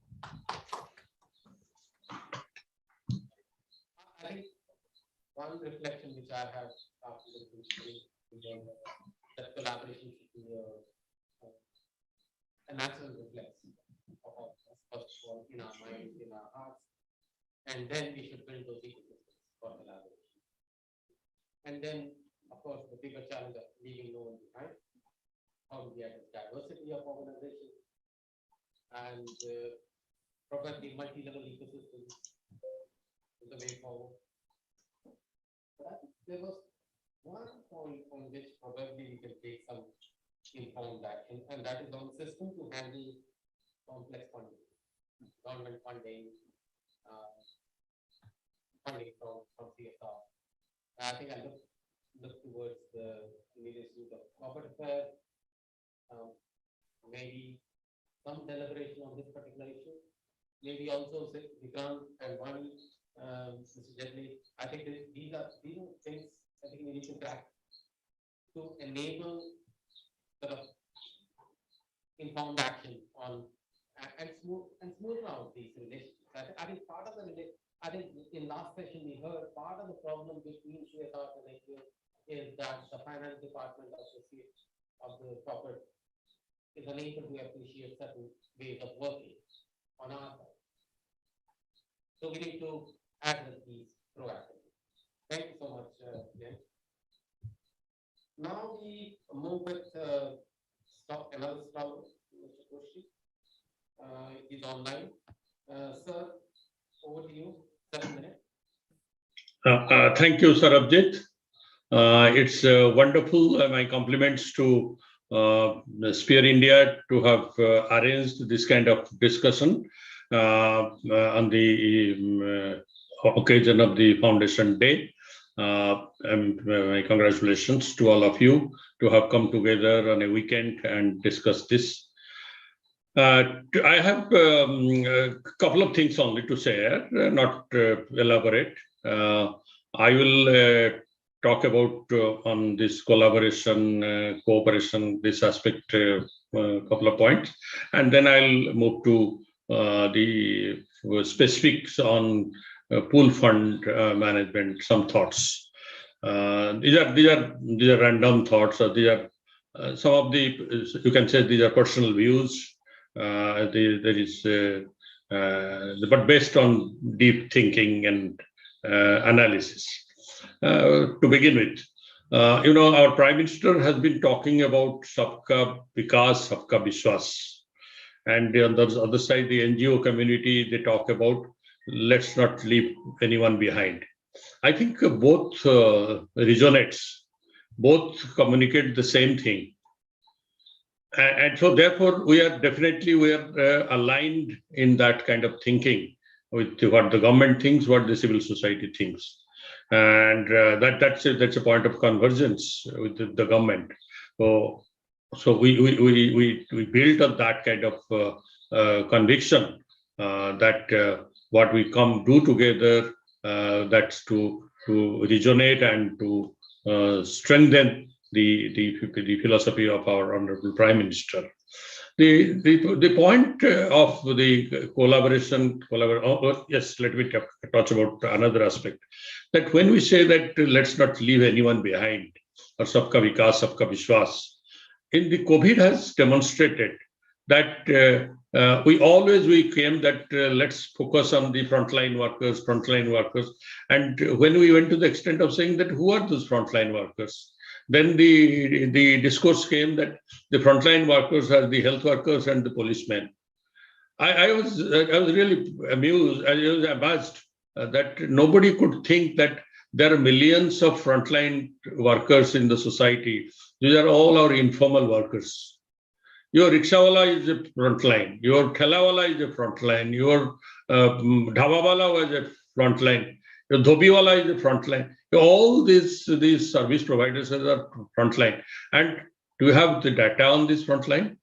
Do we have targeted service delivery mechanism from the frontline? Do we have the issues around those frontline, that what can happen, what could happen in an emergency like COVID? And we saw, even nobody could envision that there will be such a huge exodus when the government declared the lockdown. People couldn't be sure that they will be able to survive in the urban space. And they decided that marna hai to marne, gaon mein jaake marenge, apna logon ke paas marenge. They walked 800 kilometers. That happened. So that because the system doesn't have the data. And today, disaster management sector is one sector who suffers from huge data gaps. So we are all talking about disaster management, collaboration, cooperation, coordination, and all that. But our work will begin with data. And COVID had told us that without data, whatever you do, you will be erroneous. So, and we just made heat and trial in the response to the COVID. Some of the things were very right, some of the things were very wrong. So we had a mixed experience because it was something new. When tsunami came, it was new. So therefore, let's have some basic data. And without data, strategic planning is difficult. And then while going for this data, I always say that local information, local data is very important. So how do we capture the local data, how we gather data, how we manage data, how we analyze data, how we interpret data? And fortunately, technology has come in a big way to help. So I will put a focus on that to become more efficient, to solve the last mile. Our data management process must be strengthened, number one. Number two, that we talk about collaboration in a network like Bani, network like Sphere, and we talk about collaboration, cooperation, coordination, alignment, integration. You know, these are the kind of buzzwords that we talk of. But to do all these things, when we get into the engagement mechanism of engagement, we come into a mechanism and engagement. It is a typical contractor or a vendor kind of protocol. That means the one who has money becomes the leader. The one who receives the money or uses the money, he becomes the worker. So it is a owner-worker relationship, or vendor relationship, or a contractor relationship, and all that. So in a contractor relationship, what I say is correct. Even the contractor doesn't have the freedom to say that this is not right and let us do it this way. Although there is the contract management protocols of civic FIDIC norms, but no one really follows the FIDIC norms. So here, so this typical contractor approach in our partnerships, the instrument of engagement is a serious challenge. How we move from that contractor approach of collaboration to co-creation approach.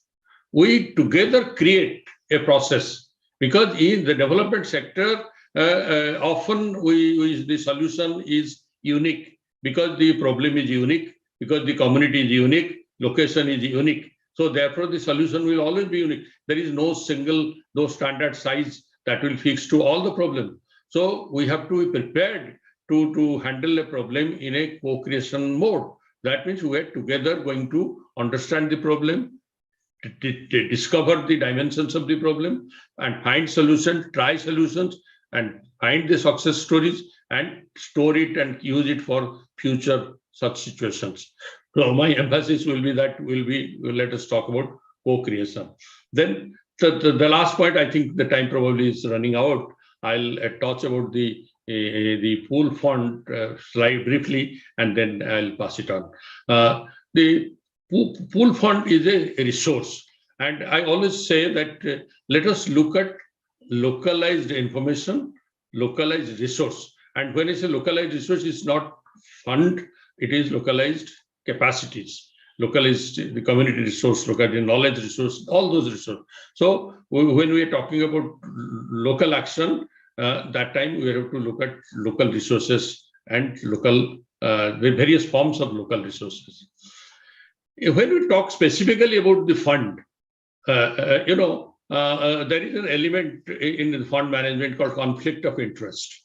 That means the relationship between the funder, fund giver, and fund recipient, those relationship has to be at arm's length. So that the conflict of interest, like I give money from the left hand, my right hand receives the money. That's a very basic flaw in the process. Like in many of our organizations in India, we have seen that there is a relationship between our international parent and there is a national organization. There is a MOU, and by which the money comes from the international parent organization to the national organization or local organization. And there is a common, that means a person employed in the international organization also employed in the local organization. So I see that as a very serious conflict of interest. How can left hand give it to the right hand give it to the left hand? So therefore, and truly, if you go by the rules, the laws, and all that, this doesn't legally, it's not tenable. So we have to create that kind of the mechanism which will have arm's length, and there will be the procedure. So therefore, I'll urge that when we talk about pool fund, which is a great instrument to create localized resource or to create resource for the smaller and local organizations and all that, I'll suggest that let us think seriously to create a institutional mechanism which will ensure transparency and will make sure that the resource is free from conflict of interest. We cannot, in a network, we are members, we bring money and we distribute it amongst ourselves. That's not the right way of the humanitarian resource management.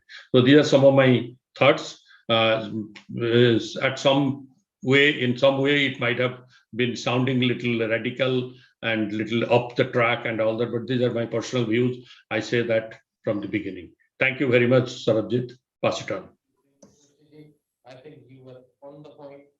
You are never off the point, and we really appreciate all your points and your ideas on building institutional mechanisms where we make a bigger commitment for localization and using local resources, leveraging local action. I think it definitely resonates with me, and I guess going forward we will build mechanisms which are evidence-based. There's enough. I guess Mr. Pushti definitely wanted to say that data should enable transparency. And access to the right amount of data, who's impacted, what's being generated, what's being used by whom, so that we have fair amount of openness and also openness to listen. I think that's what he was stressing, that openness to express what is right, what is wrong, and so on and so forth. Thank you, Sir Prushtiji. Such a pleasure listening to you. Now we call upon Jaya Kumar from World Vision. So Jaya, 7 minutes. Thank you, Sarabji. Friends, it's a great opportunity. I'd like to congratulate Sphere India and Indian Institute of Corporate Affairs for organizing this wonderful event. World Vision works in 125 districts in India for the past 75 years. And we are part of almost 25 networks in various sectors, including Wani and Sphere Network and all. And at least around 7 to 8 networks, we are in a leadership position where we are one of the founding members, or we are leading in the leadership role. Yeah, with that experience and background, what I wanted to communicate 4 things in connection with the previous session, where we had a very esteemed panel members from corporate. One thing I really burdened and also felt really what is happening when we listen from the other stakeholder speaking about the another stakeholder. There is a lot of trust deficit. We can able to see that when we go to the government looks at the NGO in a different lens. Corporate looks at the different lens, and the community looks at the different lens. But civil society has been the closer to the community, reaching out in their critical times. And before corporate emerged, civil society was active, serving. So corporate no need to teach what the civil society has to do. But with that arrogance, we don't want it to continue. But at the same time, there is a need for demystify the bias and the misunderstanding we have. How we can demystify? Each one has corporate has a very good role to play. You have a lot of technical skills and the knowledge you inculcated with your expertise, which civil society needs it. Not your money, more than your money, your professional expertise we need. But at the same time, civil society also need to come up to the level of what is the world is moving around, or the professionalism going, how we can be more efficient in our delivery, contributing to the impact. That is the area I wanted to say, that how we can bridge the gap and reduce the bias and continue our journey together. Because one organization or only civil society, one stakeholder going to achieve anything in this country, we need all of them. The second thing is I wanted to communicate is about the long-range vision and the plan, long-range plan, which is missing in any efforts. Even in the humanitarian sector, We all, if the Kerala floods comes, we all there as IAG members, or we are in the dais with the government officials, and we are doing wonderful. Corporate comes and supports, media is flashing the news, everything is there. Once the floods situation is done, after that our partnership, everything dwindled down, and we are not, each one goes in their own way, and we'll wait for the another flood to come or something. How to have a long range vision strategy. Even we have to be together non crisis time, then we will be effective in the crisis time. So that is the second point I wanted to say. And the third thing is, it's about we are at the national level, we have a various platforms which are like Sphere Network, Vani, we all there. We are also have a rural base. I'm not ignoring it, but at the same time, we need to strengthen the state level stakeholder, what is that, forums, platforms, to be the collective collaborative effort should be at the state and district level, how to strengthen it. That is the another point I wanted to make. You all understand. And the fourth one is about the collaborative mechanisms. And I think a lot of deliberation, lot of ideas our corporate team has given how to, Anthony also gave a wonderful idea. And so people have given a very, very wonderful idea. I think that mechanism need to be developed. Otherwise, this workshop will be a waste. If at all we wanted to move forward, I think taking that, bringing into a framework or coming up with a mechanism which can able to drive us to achieve the preferred vision. Thank you. Thank you, Jayakumar. Give him a big.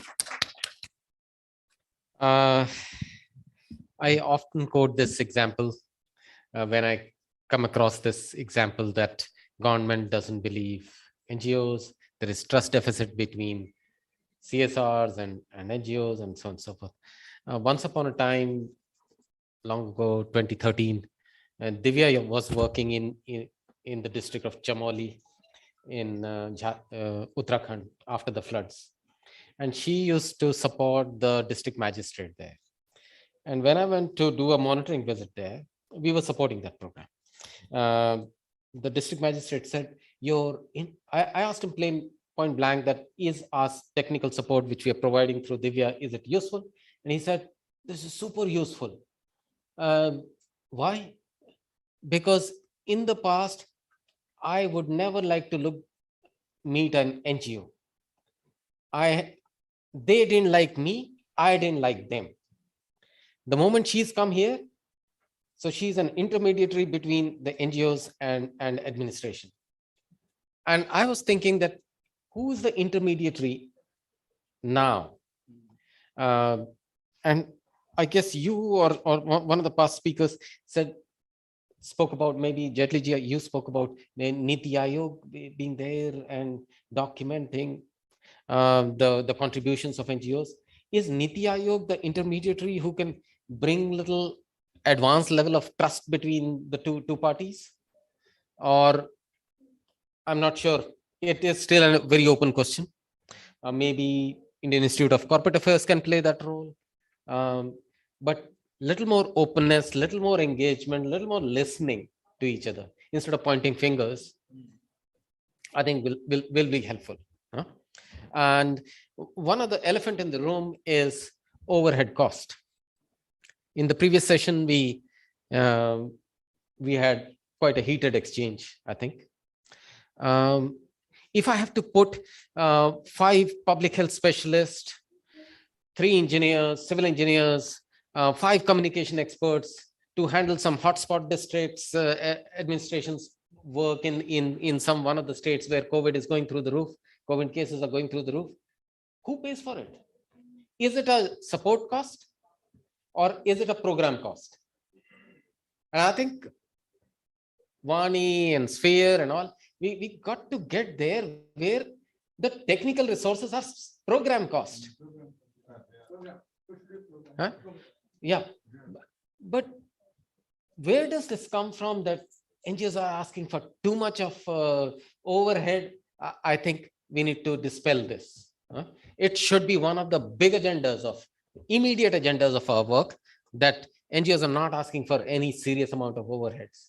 It is program cost. I think majority of the cost is actually program cost. How do you work without a light? Is it a support cost or a program cost?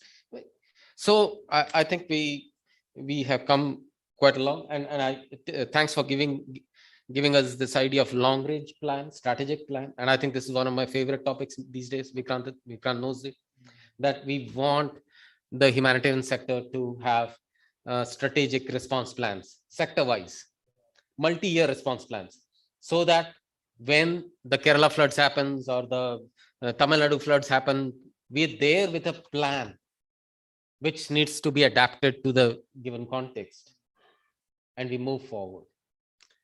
Thank you so much, Jaya. Now we move to the, I think our friend Ramesh Reddy from Hyderabad. He brings that very local experience. And I think it will completely dovetail with the ideas which came from Prashtiji. So Ramesh, over to you. Thank you very much, sir. I don't I'll focus more on this, the larger collaboration in regard further the networks of the NGOs. And even in fact, previous speakers also, we have speaking a lot about this, the regulations and the vigilance from the various ministries, and also on the various threats and challenges that NGOs. And I'll focus more on this networking. And one thing, in fact, even we have also some kind of consortiums, NGOs working in my state. We always feel that this is one of the biggest unorganized sector without the minute the words, the credibility, accountability will come, everybody will look at these NGOs.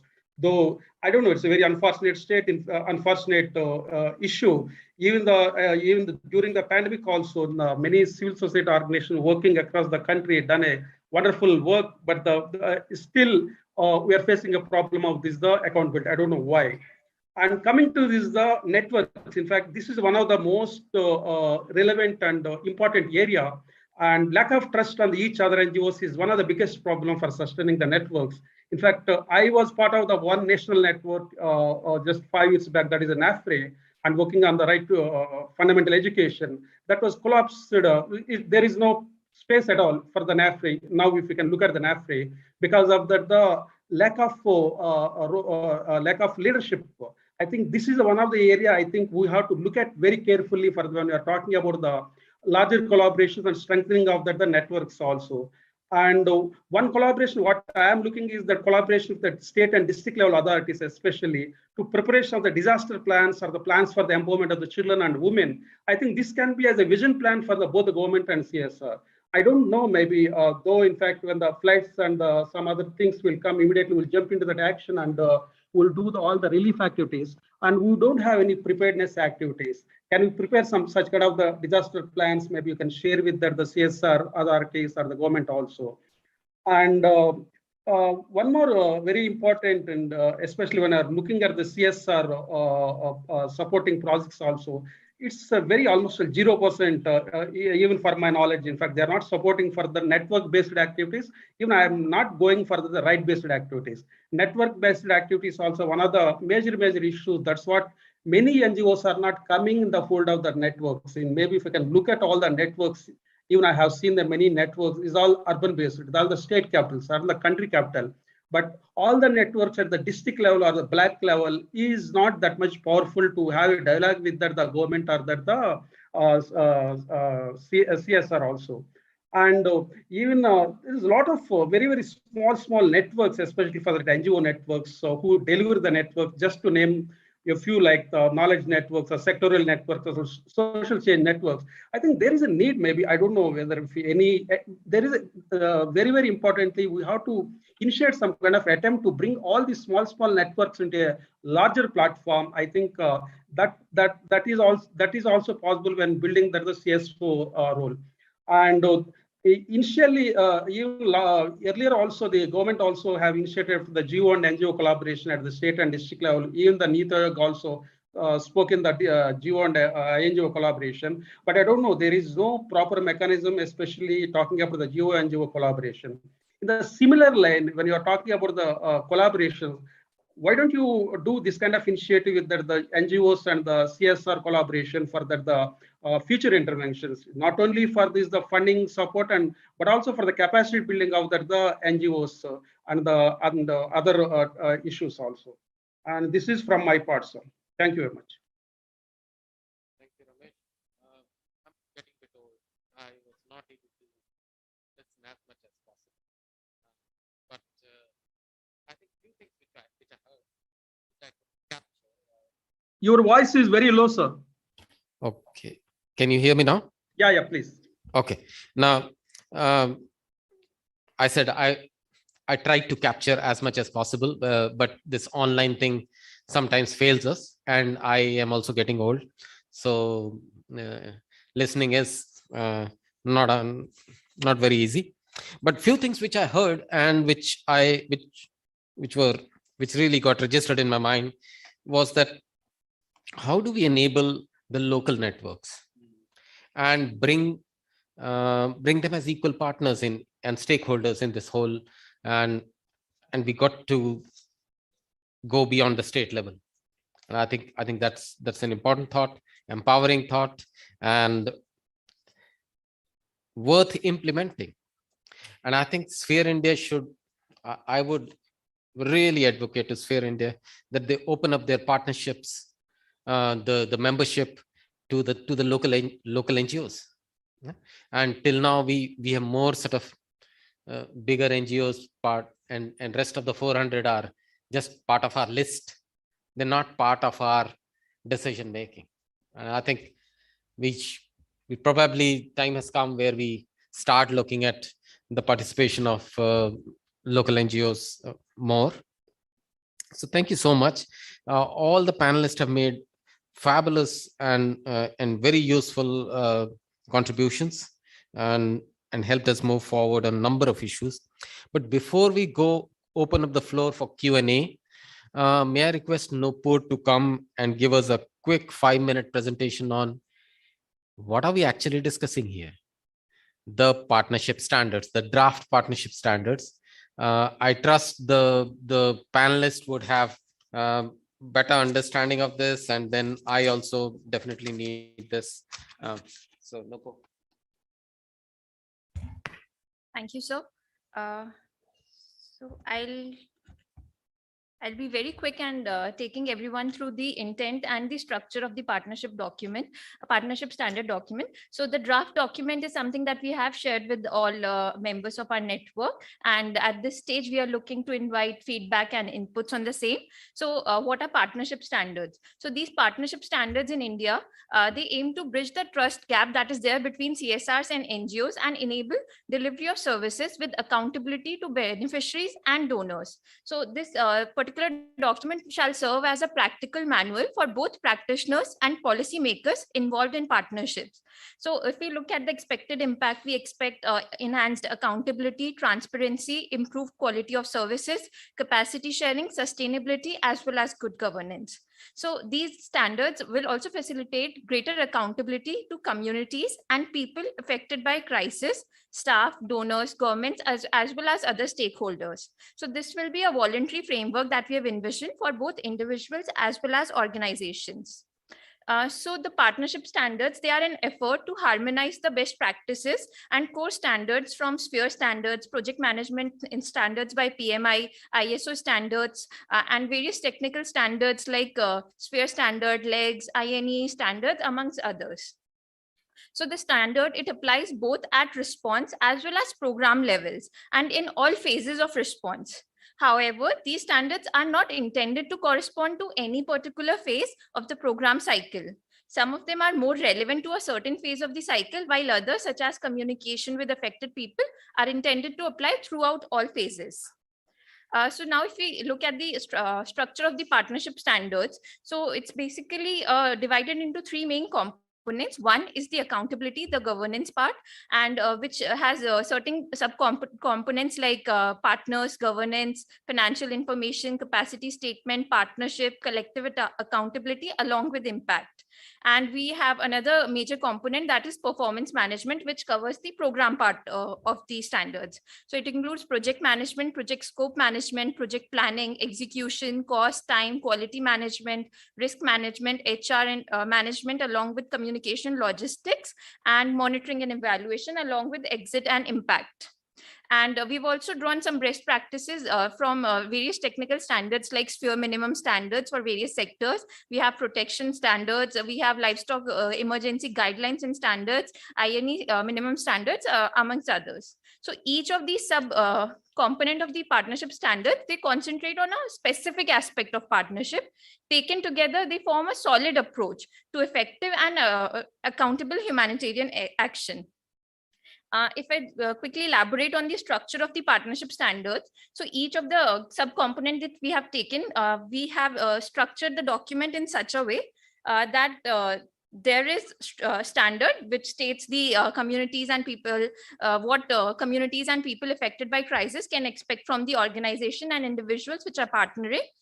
Then we have a quality criteria which describes a situation where the standard is met and how humanitarian organization and staff should be working to meet the standard. For instance, if we take the standard on accountability, the quality criteria here will be how all sectors benefit from the partnership standards which promote accountability.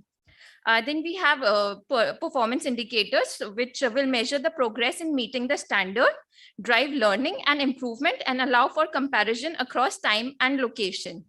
Then we have key actions, which will describe what should staff be delivering and the policies, processes, and systems that organization need to have in place to ensure their staff provides high quality, accountable humanitarian assistance. Then we have some guidance notes that can support the key actions and organizational responsibilities, where we have to try to illustrate with examples and taking the best practices. We also have some guiding questions that can support in planning, evaluation, and reviewing of the activities, along with some references that can be there for further reading. So the slide that you see here, this is how we have designed each of the subcomponent. We have quality criteria, some performance indicators that we have identified, key actions which the organizations can take to achieve that particular standard, along with some guidance note and reference readings. So now just quickly illustrating on some of the what we have envisioned as next steps and way forward. We have developed the partnership standards, the first draft of it. Now we have brought it up to you for national consultation and also taking it to various regional consultations. Then we'll be subsequently planning the release of this guide, and we while simultaneously developing a self-accreditation tool. So how we have envisioned the development of the tool is like we'll be pilot testing it with some organization and revising it as per those the inputs received there. And then we'll over this year, we'll be also looking at self-accreditation by 25 organizations at least per state, and then issuance of certificate and follow-up actions as required. While we had planned some group work today, but I think we'll take those on in subsequent discussions and events. So this is all. I would request Sarabjit sir to take the discussions forward. Thank you, Nupur. This was super fast, super useful. And I think years of work on sphere standards hasn't gone waste. We have used all our lessons to frame the partnership standards. So congratulations to one and all. Now we open the floor for any questions to the eminent panelists.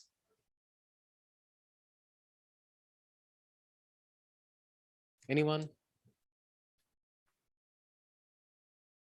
Everything was super clear. We have consensus that we are moving in the right direction. Okay. Why not, Jetli ji? My first observation is the language. The language which we speak as a sector only we can understand. जो हम बोलते हैं, जो हम लिखते हैं, वो हम ही समझ सकते हैं या हमारे साथ ही कन्वर्टेड जो लोग हैं वही समझ सकते हैं, but we rarely communicate with people in the street. Most of the people, if their families don't belong to our sector, don't understand what we do. Now, in this situation, how we can think that people will help us and support us?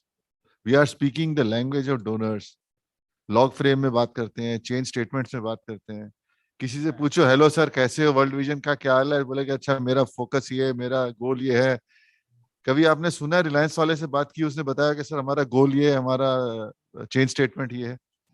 But we do like this. So first is this. My second question is, we recently had a webinar on the role of CSR in COVID and the relationship with NGOs. In the challenge when there was no CSR money, Sara PM care le gaye the Modi ji. Because PMO was playing a role as a fundraiser. तो दो चीजें लोगों ने बड़ी interesting बताई. पहली ये जो मैं आपसे शेयर करता हूँ, रामायण पढ़ी आप लोगों ने? रामायण में सीता है ना? सीता जो है, पहले दिन से जब रावण के यहाँ से राम जी लाए उसको, तो उन्होंने सबसे पहले अग्नि परीक्षा ली थी उसकी. Even then he had no, Sita was not able to prove her innocence. धोबी ने कहा घर से निकाल दिया. Finally she went inside the earth. If you read that how NGOs function, the type of accountability standards NGOs already have to face in relation to donors, in relation to government, in relation to everyone are very high already. FCRA ने तो ये हाल कर दिया है कि आपका चवन्नी भी आती है तो वो SBI से ही होके आती. You can't take a single rupee, you can't spend single rupee. Income tax भी वैसे ही करता है. डोनर को जैसे ही डर लगता है वो बोलता है बैक एंड से हमको ये आया, हम आपसे ये मांगेंगे. कंपनी CSR ऑल्सो वो बोलेंगे हमसे GST काट रहे हैं जी, आप बोलते रहो कि GST नहीं काटनी, वो नहीं हम काटेंगे. नीति आयोग आपको सर्विस प्रोवाइडर बोल रहा है, बोलेगा ही सर्विस प्रोवाइडर. आप बोलते नहीं we are social change, we believe in transformation. They say, but we only see you as a transactional institution. This is another challenge. In another issue in CSR, we realized, एक joke आजकल वो जो आता है ना, जो TikTok में आ रही थी. There was a lady who is going, उसका एक लड़के ने उसको बोला excuse me madam. Madam said no no I have a boyfriend. तो बोलता नहीं please listen, I have a boyfriend. तो बोला सुन तो लो, I have a boyfriend. तो मैडम आपका स्कूटी पंचर है. अच्छा चेंज कर दो. बोला no I have a girlfriend. ये परसेप्शन एनजीओस का है कि कभी भी कोई CSR वाले से आप मिल लो, हाथ मिला लो, किसी डोनर से आप हाथ मिला लो, वो यही सोचता है बंदा मेरे से पैसे मांगेगा. हम वानी से अपनी रिपोर्ट्स इंफॉर्मेशन भेजते हैं ऑर्गेनाइजेशंस को.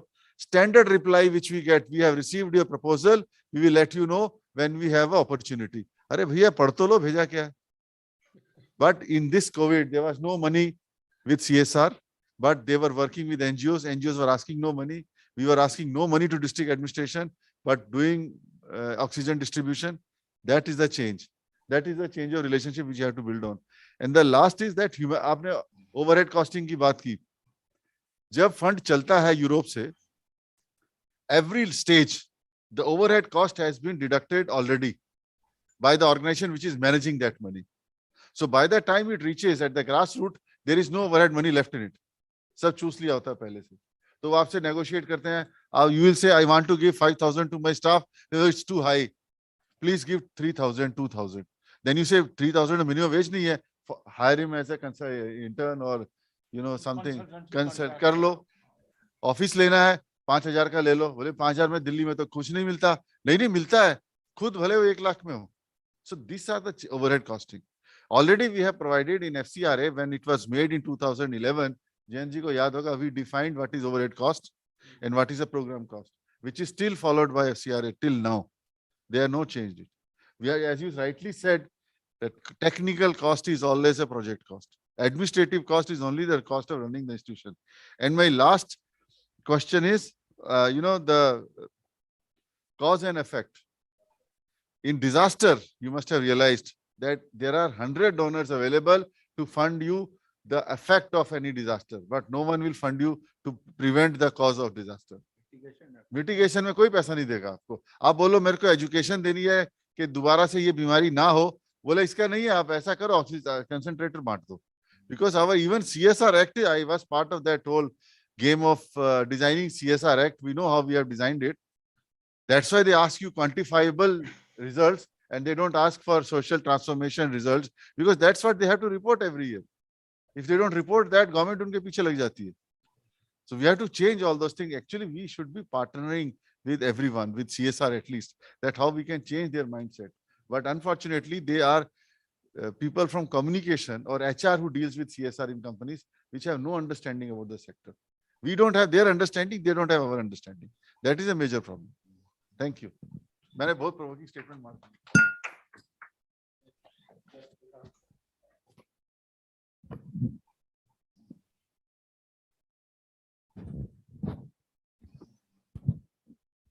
Thank you, panelists, for the very useful sharing. Thanks, Harsh, for very thought-provoking.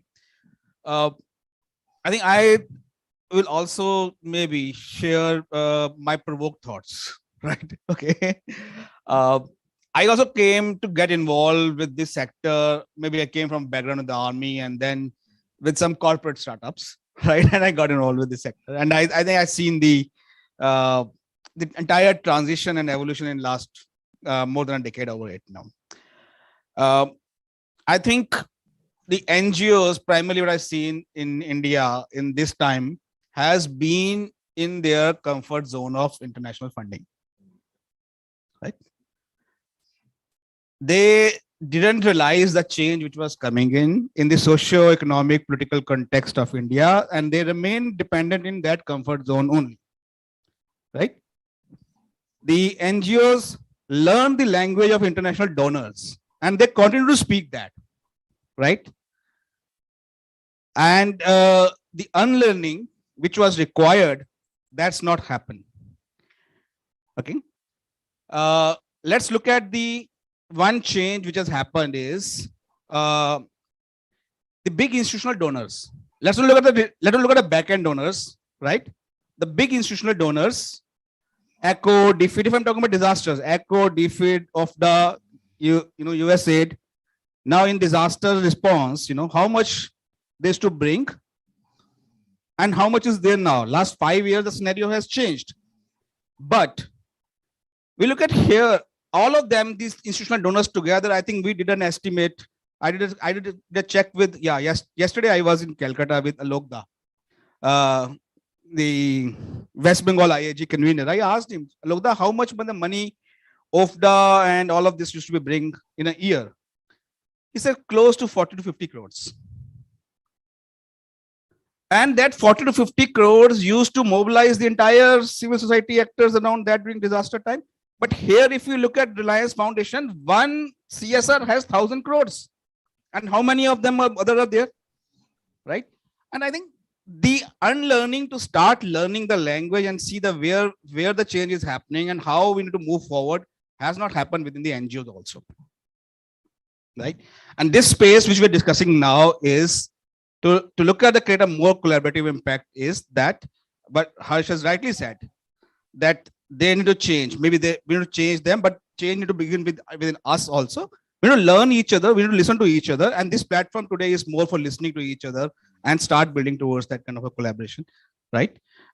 We build more understanding onto it. And the architecture which Nupur has presented about the standards, right?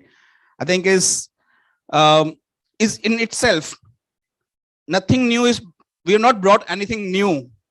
We have brought what is existing, but we have packaged it in a way, right, that it becomes the architecture in which, we can start talking to each other.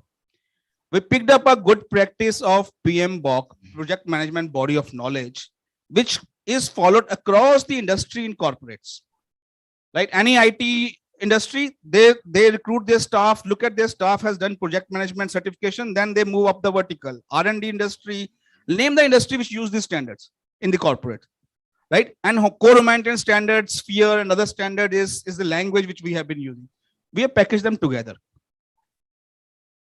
to make it a framework that we start listening each other language, and maybe from a beginning from here. It's nothing new. There's nothing new in it which is not existing already. All the ways there is, but maybe it will create a mechanism that we start talking to each other, start learning each other's understanding and requirements. So please don't see it as another compliance which has been put onto it, it's a new packaging, but an enabling packaging, a packaging which can enable collaboration and all this. This is my reflection. Thank you.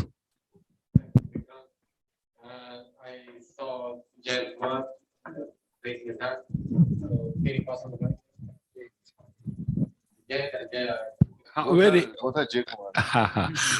Very briefly on one aspect of what Vikrant is saying is that it is very true that a large number of flexible social transformation work has been done through the support of international agencies, foreign agencies, and that has created a dependency syndrome. Very strong dependency program. And suddenly with these changes in the regulations and on, and he is very right in saying that we have not foreseen this movement so fast. There were some trends, but not so, it will come so fast. So we need to recognize that.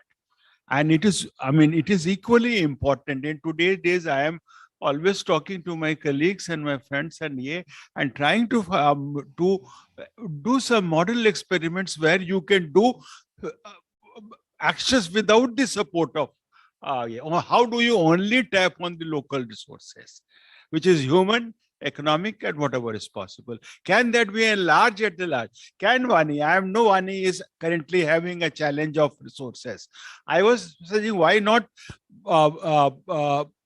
we all in India, if we want to have an independent, the other thought, Sarabjit, is also that everything cannot be negotiated with the government. There has to, in a democracy, there has to be a parallel structure also where there is a free flow talk and discussion going on. So you cannot completely compromise on a aspect of it. Your role is state, market, and civil society. You have to keep that open. Otherwise, the civil society will die a technological death, I will tell you. So that is that. So now, can we not support Vani or Sphere India or Credibility Alliance or local alliances, which we are talking about in block levels, district levels, and other? Can not local resources be mobilized? And this dependency on foreign resources has to go. I have been living on foreign resources for 42 years.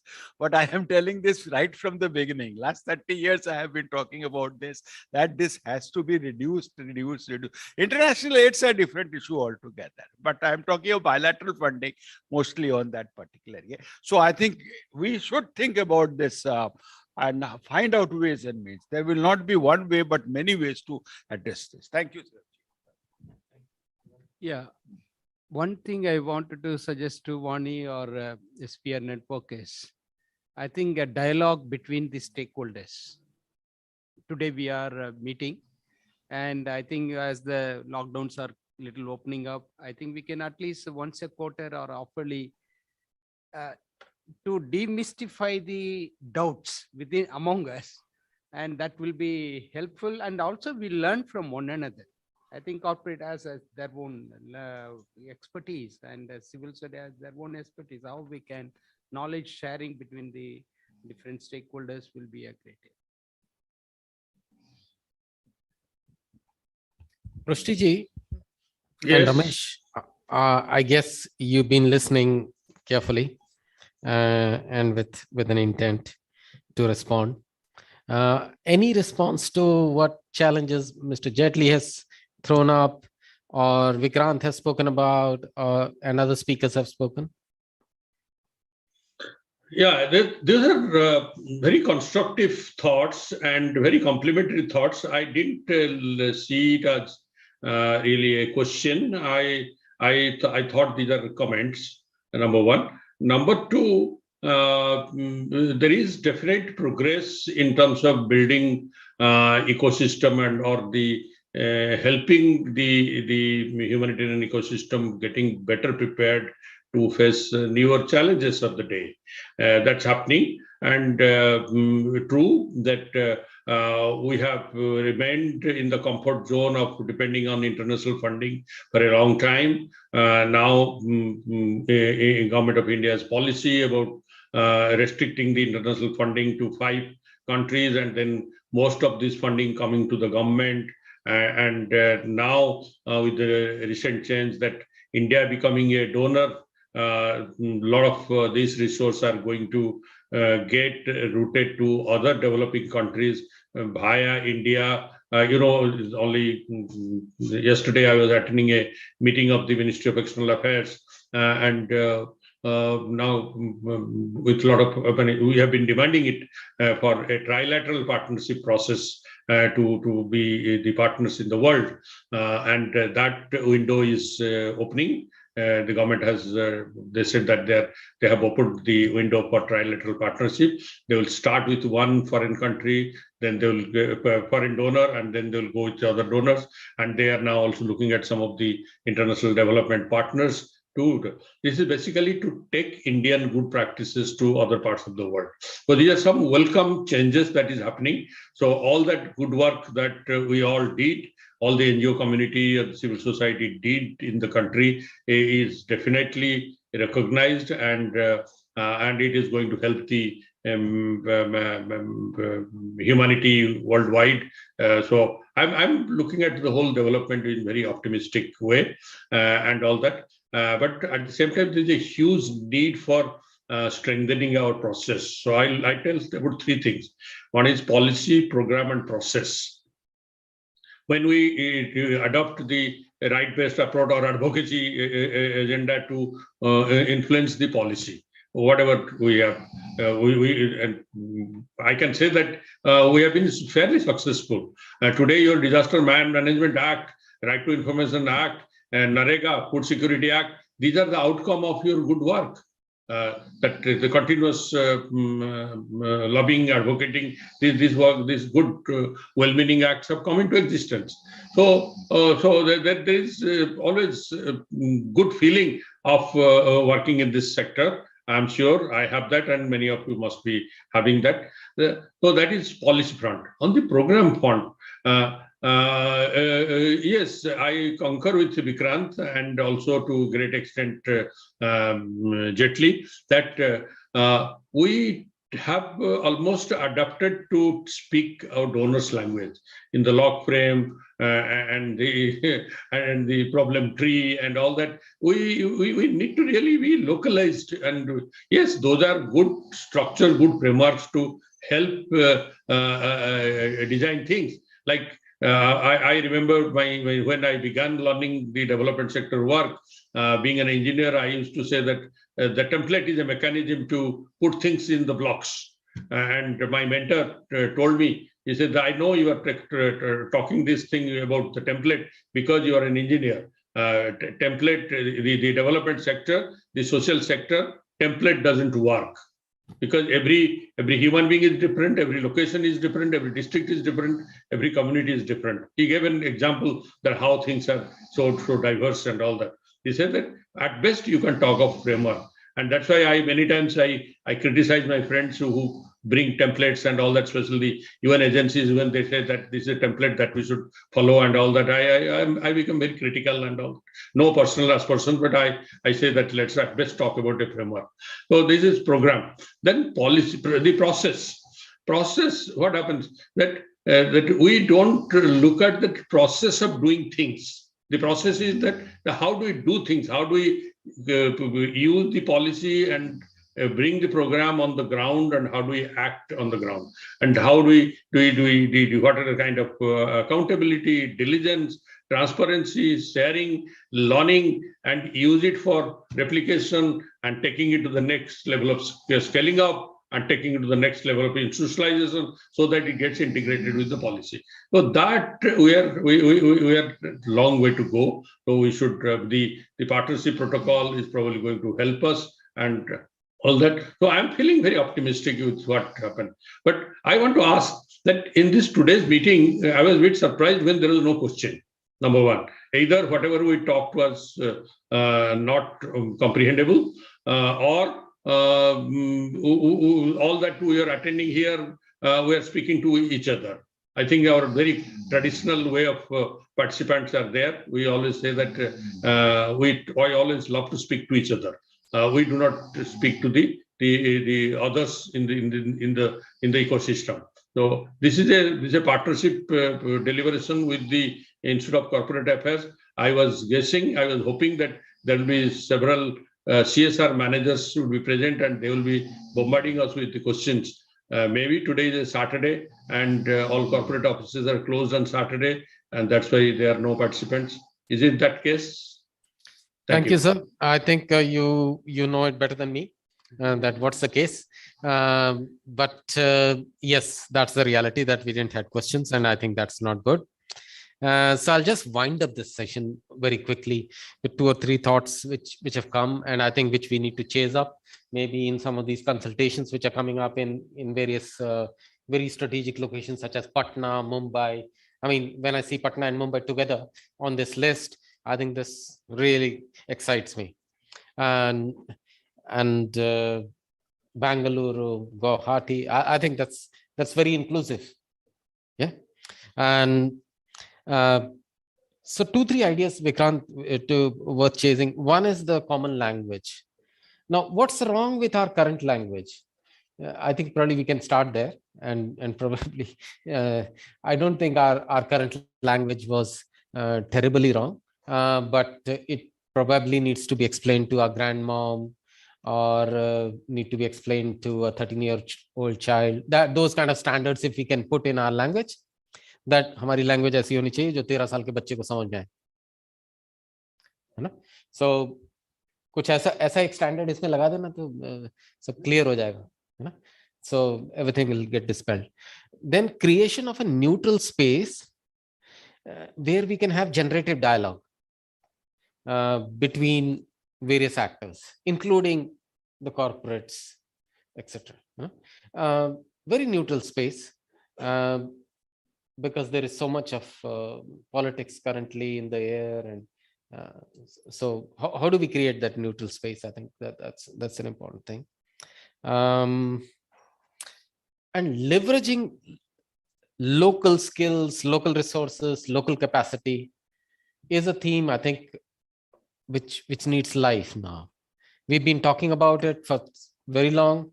We have had localization being part of international agendas, etc. But giving life to where policies, the 3 things which Prushti spoke about, policy, program, process, all 3 located locally. Yeah. And if the policies are adopted locally, and then adapted, then the chance of they succeeding are much higher than something being pushed from national level or state level.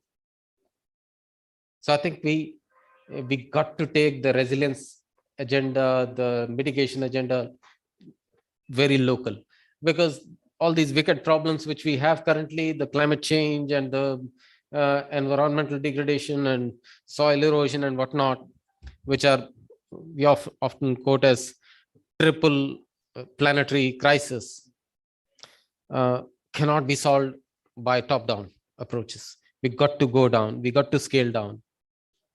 So thank you so much to all the eminent panelists. It was pleasure doing a group dance with you.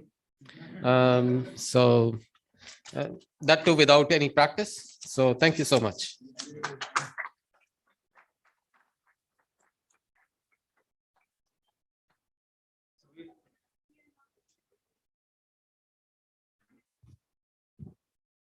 I think time is of importance.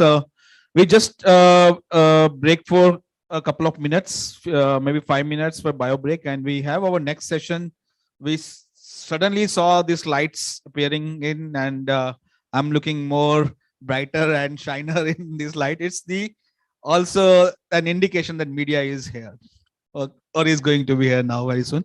So we have the moderator of next session already here with some of the media speakers. We'll begin that in another 5 minutes or so. Please, I think tea is there. You can get your tea inside if you need a time for bio break, but please get back. I think one very important stakeholder in this all discussion is media, and we really need to know how we also go with them and we get them together with us. Okay. Oh.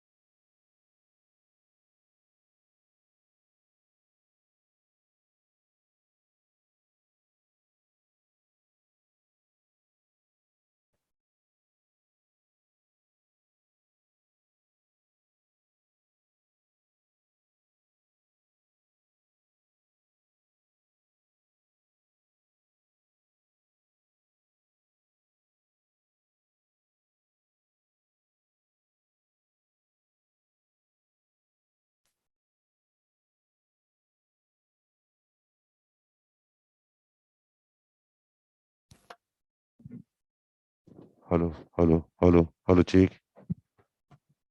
Check. Hello, hello, hello.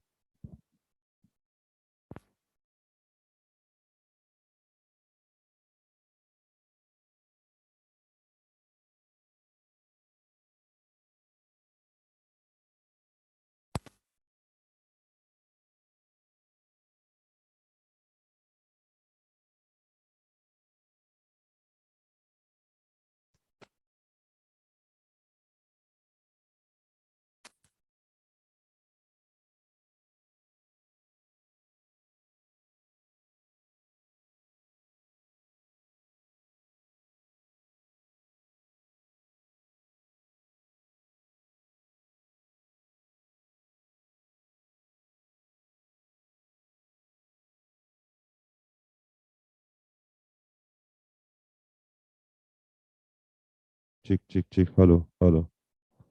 Hello, check.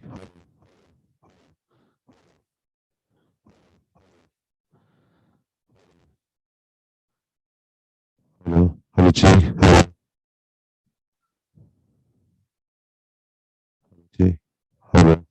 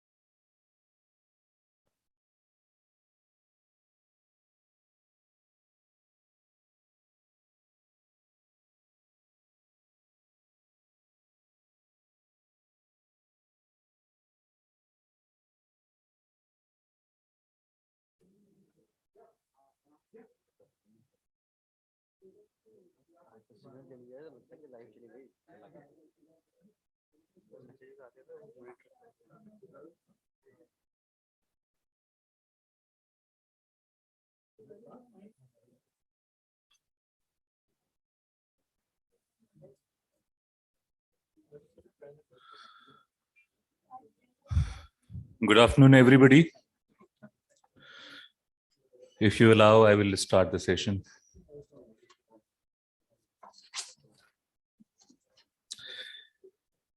Let me first of all congratulate Indian Institute of Corporate Affairs and this Fair India for organizing this unique event. This day-long summit is going on since morning, and several sessions has already been held. Now we are sitting with the media consultations. Basically, during this COVID-19, it has again proved that how media's role is important, and especially during the disasters. Mass media plays its proactive, active, and effective role in disseminating most effectively from forewarning to post coverage of disasters. India has seen the positive contribution of the media during such kind of disasters time and again, whether it was Bhuj earthquake of 2001 or tsunami in 2004, Kerala flood of 2008 and Kashmir flood also the same year, Uttarakhand floods of 2013 and COVID-19 now. Media has again proved its most crucial, inseparable and unbeatable role as an information broker and a conduit of information during the response and recovery phase. I remember after the tsunami, the then Prime Minister, Mr. Manmohan Singh, had publicly said that he got the first information not through his own channels, but through the media.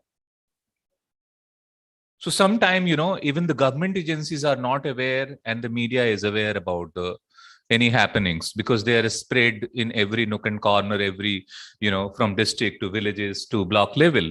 And nowadays the media clubbed with the social media has become, so effective. So whether you are from media or not, media affects you. Media gives you information. So it has a role. And the role is most important. Whether you want to utilize the role, whether you want to utilize the information, you cannot just get away with media that I don't want. If you don't want television, you read the newspapers. If you are not reading the newspapers, you are reading your, Facebook and other mobile digital media. So that is the role we are going to talk at length. But before I begin formally the session, I would like to introduce the panelists who are available here. They're very, very senior journalists of this country. First of all, I would like to introduce the veteran journalist, Mr. Prakash Nanda. Prakash Nanda has been, he's chairman and editorial board of Eurasian Times and editor-in-chief of English Weekly, Uday India. And he has been, journalist for several decades. So we tell him that you have become the veteran now amongst all of us. So an author and journalist, Prakash Nanda, has been commenting on Indian politics and foreign policy for over 2 decades. And he was a national fellow of the Indian Council of Historical Research. And he was also a distinguished fellow at the Indian Institute of Peace and Conflict Studies and visiting fellow of Yonsei University, Seoul and FMSH Paris, apart from writing many monographs and chapters. And he has written dozens of books, Now I would like to introduce Mr. Ajay Kaul, a big hand for him.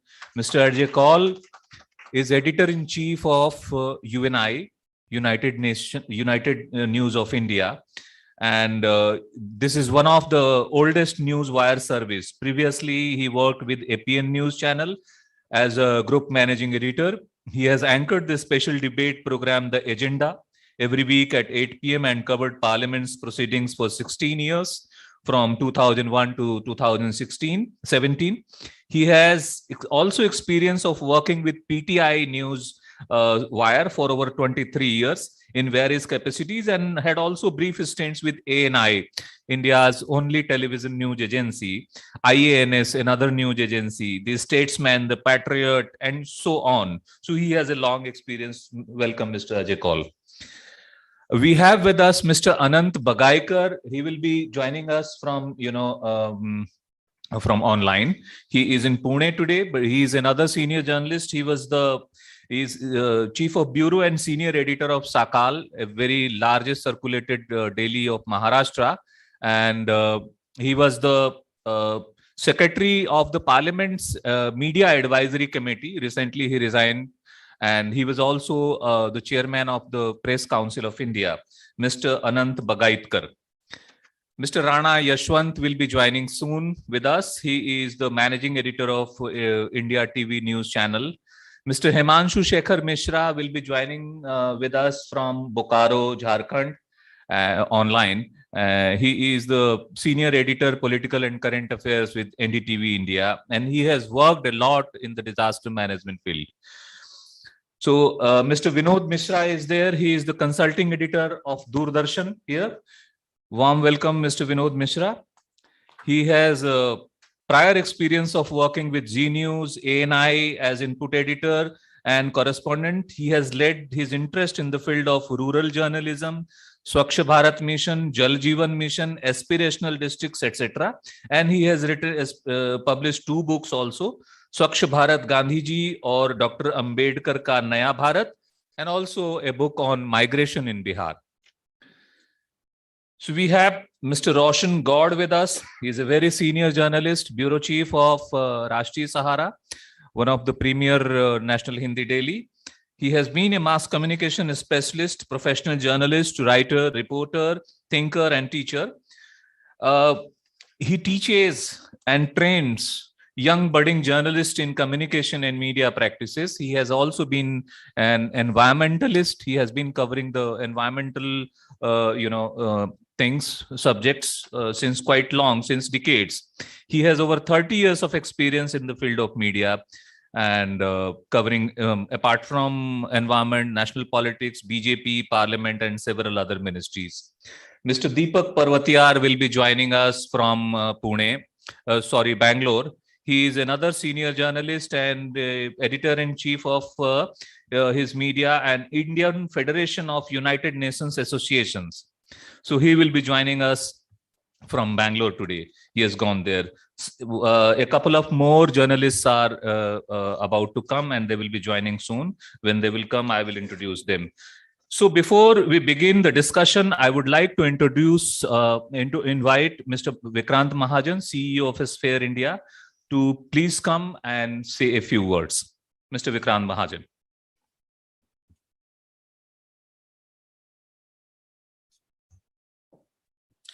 Thank you so much, Onkashji.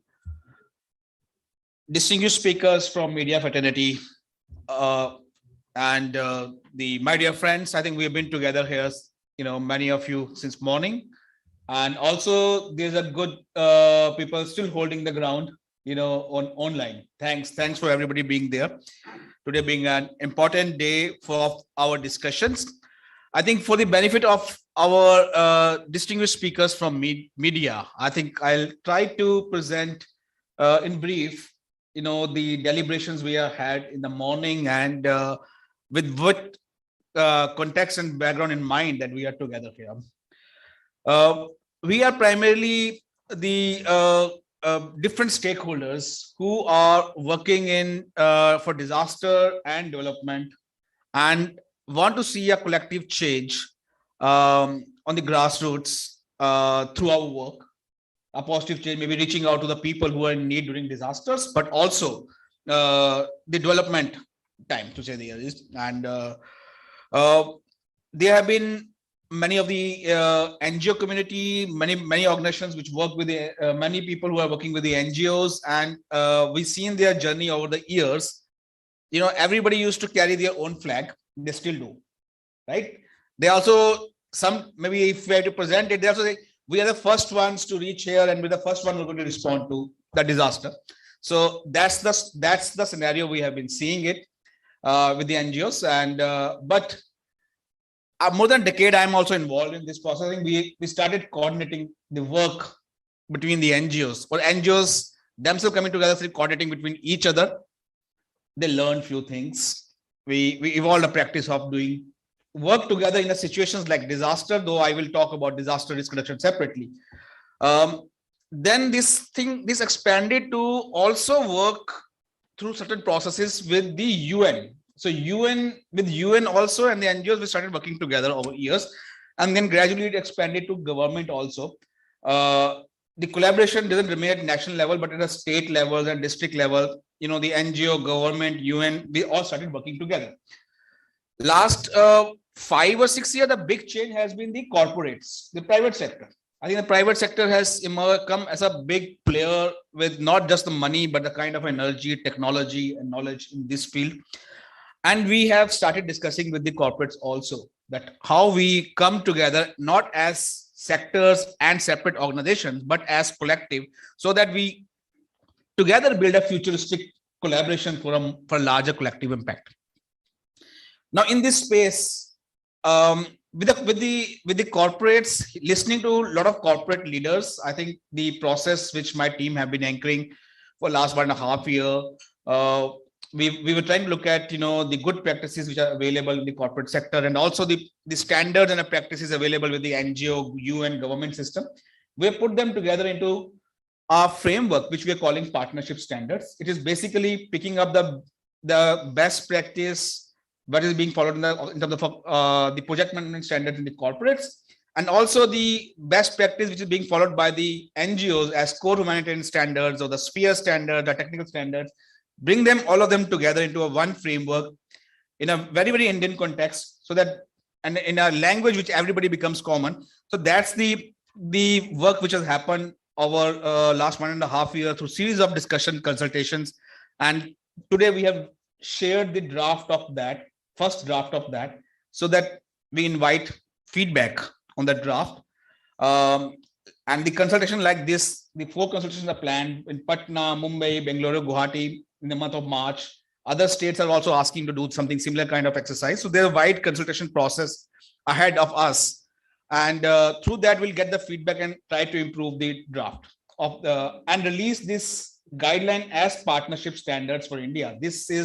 We expect that it will be a groundbreaking document which will bring in more trust between the corporate, civil society organizations, government, and others, and nurture some fruitful, and high impactful collaborations for the people we want to serve.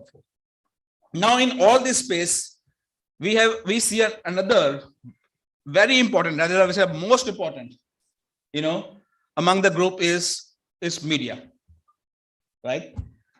And while between NGOs, government, and corporate, there is some learning which have happened over the years. I think we need to start learning of working with the media, or media working with us, or media working with each other during the times of need, during the times of disasters, and also for preventing disasters. So that's at the core of it, that we need to learn. We cannot go and continue doing the work as usual. What can be the better and effective way of doing it? So that's behind the objective or the context behind that we are here together for. So it is a series of 4 roundtables.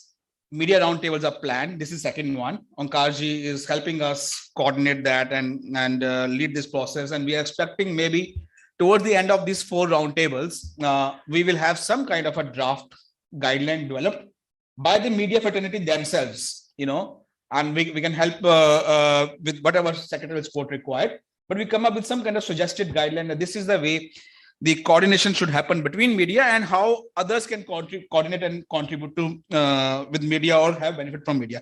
I'll just say a couple of scenarios across for this. I heard Onkarji saying that, people get first news from media because they are everywhere, right? The same is the case with the collaboration which we have put together as civil society organizations and other partners. So there are around 850 organizations spread across all the country with their foots on the ground, and 1,80,000 volunteers trained on various aspects of the disaster management spread across all the country in all districts.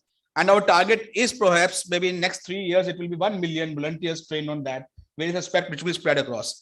Now, these foots on the ground are ready for collecting information which we need during disasters from them. We are training them on various what we call as a need assessment tool, a simple 10-question tool on a handheld mobile. They fill it, we get into our server, within hours we produce the analysis out of it, right? So this kind of information is generally we gather it, and I see it now. It's an election time. Moment the election gets over, wonderful analysis starts coming on all media channels, trends of voting and everything. As an excellent piece of work we see on election coverage. Can we have that kind of a coverage for disasters? And can this processes which we are doing at civil society of bringing out this need assessment exercise done through a sample-based data collection, we generally do produce a qualitative report within 72 hours. Can we work with you people and learn that, oh, this is a more effective way to, it can be done, and this is the way we can take this information forward, which will be in the interest of people, right? So these are just top of mind thoughts which come to me, the possible collaborations which can happen between media and the other actors. Maybe more will definitely be, since you people have been doing with such a vast experience, you would have more to share and guide us what can be done. But I'm showing the top 2 thoughts, and more will be coming from the people over here when we go for open questions. Another thing I want to put a top point here is I've seen in international media, right? Reuters and some of the Thomson Reuters, especially I see there, and some of the other international news agency, they have a special bureau covering humanitarian they call it a bureau for humanitarian affairs or a bureau on humanitarian news. And we used to have a couple of very good journalists, covering that and partnering with us. Maybe the moment disaster to happen, we should get a call from them that what's it about this and this. So that kind of practice exists internationally. I think I missed that kind of mechanism in India and within the India media fraternity. I think I'm putting up a thought on your minds. Can we do more research on it? Can we have an institutional mechanism like that created? So that's another thought I will like to leave on the minds of our distinguished panelists. And of course, there will be more as we discuss things ahead. Now, with this background and the broad objective which you are looking at is that how we expand our multi-stakeholder collaboration, something which our Honorable Prime Minister have been talking number of times during the COVID time, that we need to work as a whole of a society together. At a whole of society, various blocks of it, the civil societies, the corporates, academia, media, all of us have our understanding of our roles and also role of each other, so that we can work with each other in a collaborative way and achieve the whole of a society approach in the interest of the people we want to serve. That's a larger background and objective. And with this, I thank all of you for taking out your time and once again welcome you. And we're looking forward to a very interesting discussions ahead. Over to you, Ankarji. Thank you so much for giving details about the Sphere India's work and also the expectation of the humanitarian agencies, particularly from media. And it's good to listen and good to hear that there is a need being felt that there should be some collaborative approach with the media so that we can work hand shoulder to shoulder for the future disasters. I would like to request Mr. Prakash Nanda to share his views, how media could be, a helping hand for the humanitarian agencies also. Although we are doing our job and we are giving informations to the society and the nation, but there is a need how to develop a collaborative approach. And what are the problems media is facing, because many times media also faces information when a lot of the people, especially from the government, they will just deny that they don't want to give any bite. They don't want to give any information. And at that particular time, media has to go by the unverified information that sometime might. And Mr. Deepak Parvatiyar, welcome to all of you. And I would like to invite Mr. Himanshu Shekhar. He has a lot of experience in covering, the disaster-prone areas. He has, and in fact, he has been regularly covering all such climate-related issues, flood, legal rights of disaster victims, and his research paper on unprecedented floods in Jammu and Kashmir in September 2014 was selected for presentation at the Third United Nations World Conference on Disaster Risk Reduction in Sendai, Japan in March 2015. We have very less time, so I request all the speakers to kindly be very brief. Himanshu ji, I would like to request you to please come and address us with your experiences and your suggestions. The time is 4 to 5 minutes for every speaker. Yeah. Himanshu ji. Can you hear me, sir? Yes, we can hear you. Yeah, it's a privilege. Yeah. Thank you, Omkareshwar sir. Thank you, Mahajan sir, for creating this platform. I was just thinking that how last 2 years, the challenges that media faces, the challenges that government agencies face have increased manifold. And this is largely because of the twin challenges that we have faced in last 2 years.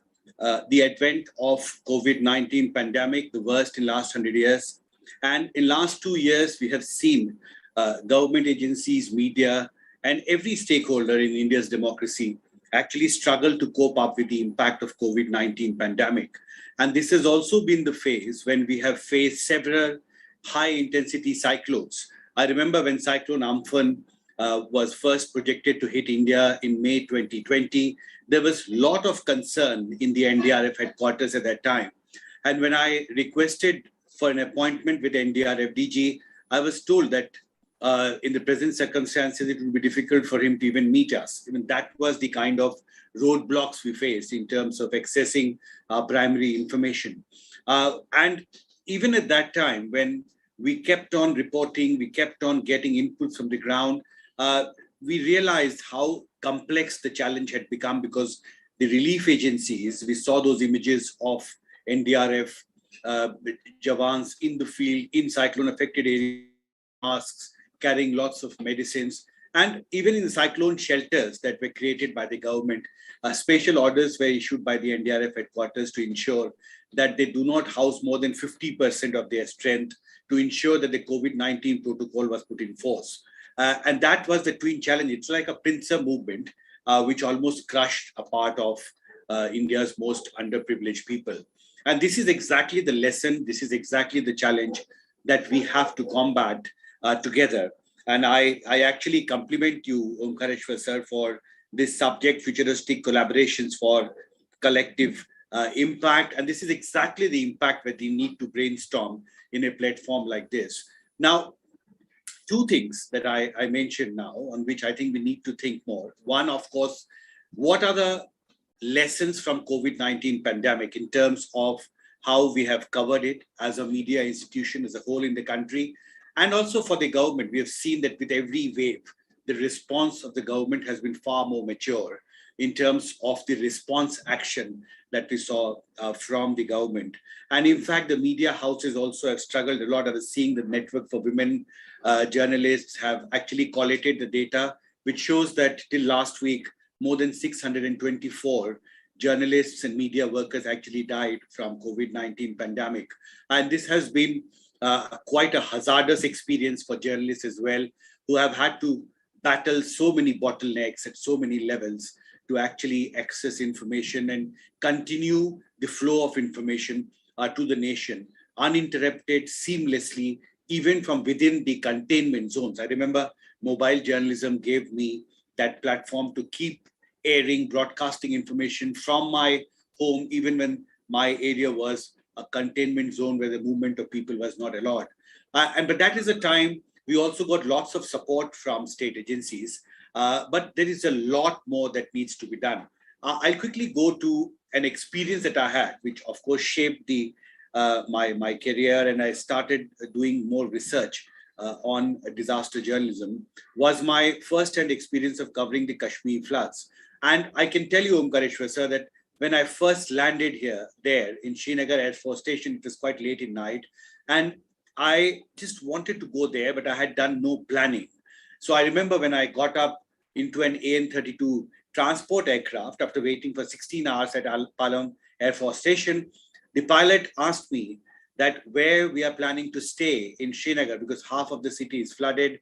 So there are no hotels or guest houses which are available.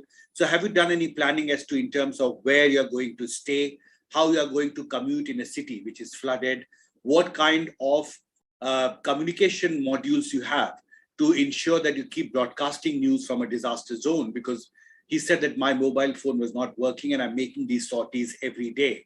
And I remember that I had no answer to any of the questions that the Air Force pilot had asked me.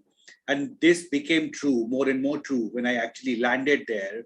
And it was like a no man's land, and we didn't know where to go at the Srinagar Air Force Station. Because 3 SIM cards that I was carrying was not working. All the mobile phone towers had collapsed, and there was no communication facility that I could access. And with a lot of hard work of trying to walk up to different offices, seeking help, we were finally given shelter into an IG's home in the CRPF, near the CRPF headquarters in Srinagar. And we spent the night. In the morning, again, the same challenge came, that in a city which is flooded, even though if you go out and keep collecting information in your video cameras, how will that feed reach office? Because the satellite systems were not working and none of the phones that we had was working. And so I could not even relay information to my headquarters, do any kind of live reporting from a zone, because it was like a black hole, because the disaster zone where we had to actually go and work on the ground, the communication systems had completely collapsed, and only the satellite phones, and that too the high-end satellite phones, were working, and these were largely available with the Army and the NDRF officials who were actually controlling the rescue and relief operations. And I remember the kind of support I got from state agencies was, of course, remarkable. I think that even every journalist at that time who was working on the ground got lots of help. But there are, again, at the same time, as you said, one of the primary challenges that reporters face in the ground is to access the primary information.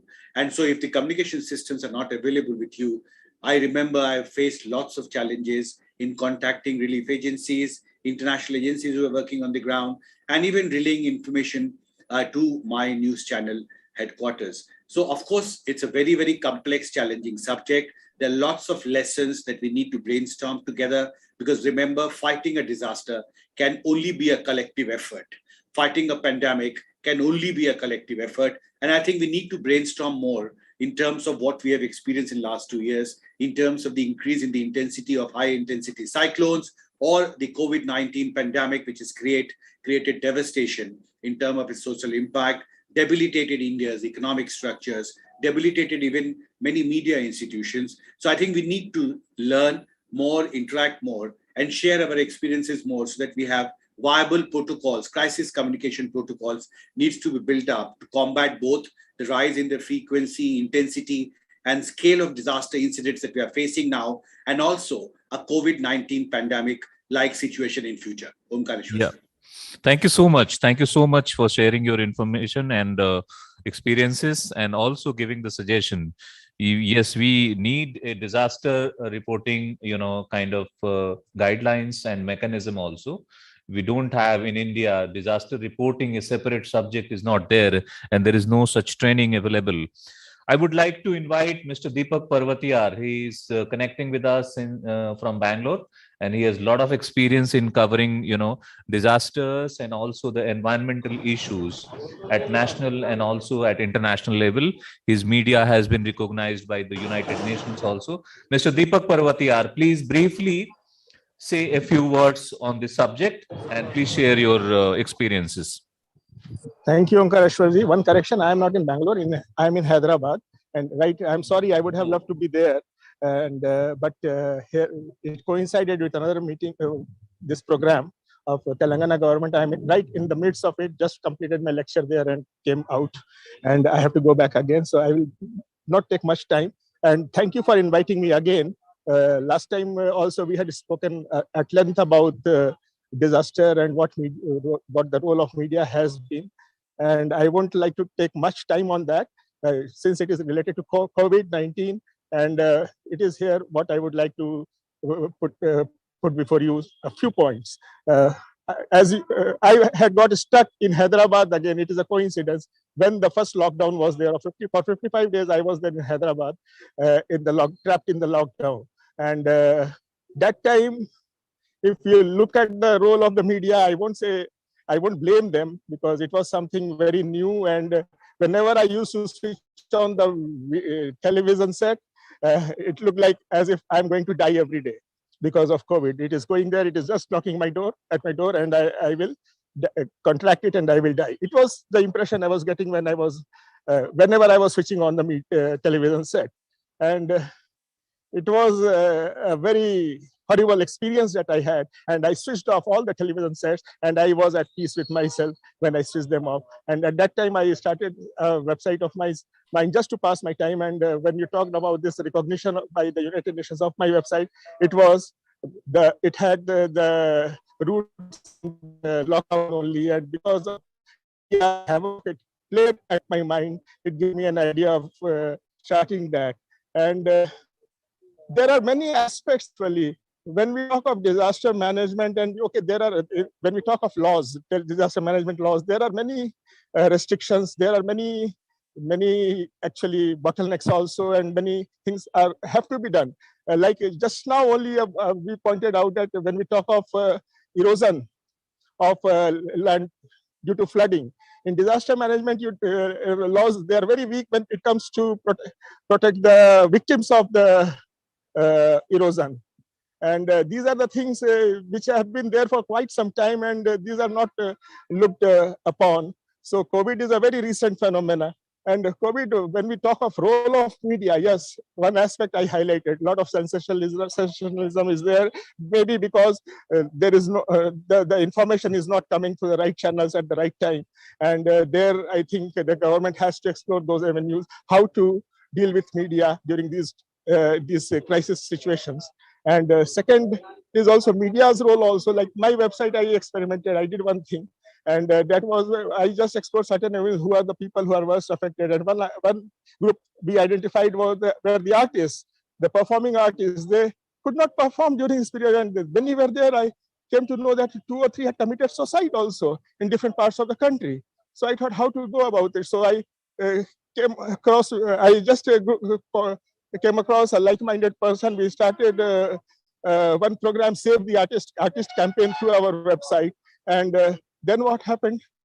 What we used to do, okay, you perform on our website, you sell your product. If you are an artist, you are a painter, you sell your product through our website.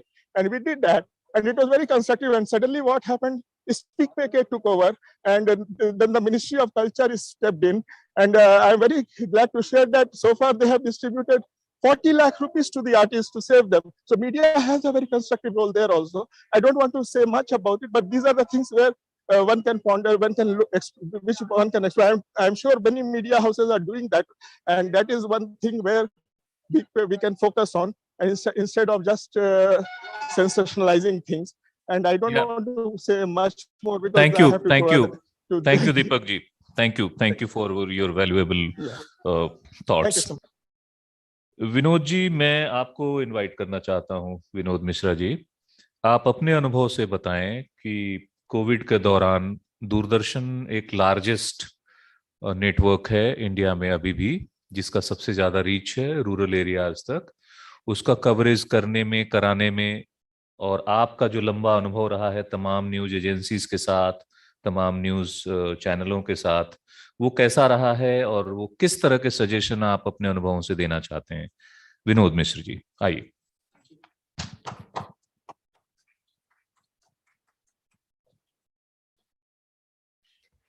Thank you sir. और मैं कुछ शुरू करूं उससे पहले जो अभी विक्रांत महाजन जी ने जो अपनी इंट्रोडक्टरी नोट में रखा है चीजों में, उसी पे आता हूं, क्योंकि मुझे लगा कि इस आज के पॉइंट को चर्चा करते हुए कुछ अपने केस स्टडी को बताएं तो बेहतर है, एज ए जर्नलिस्ट नहीं, as a common man, a common citizen of India, जो हमने फेस किया है इस कोविड के दौरान में, और पर्सनल एक्सपीरियंस जो है वही इस समाज के लिए, सरकार के लिए, व्यवस्था के लिए, सिस्टम के लिए, एक्सपर्ट के लिए वही सबसे बड़ा मॉडल हो सकता है, जो एक कॉमन आदमी की फीलिंग है।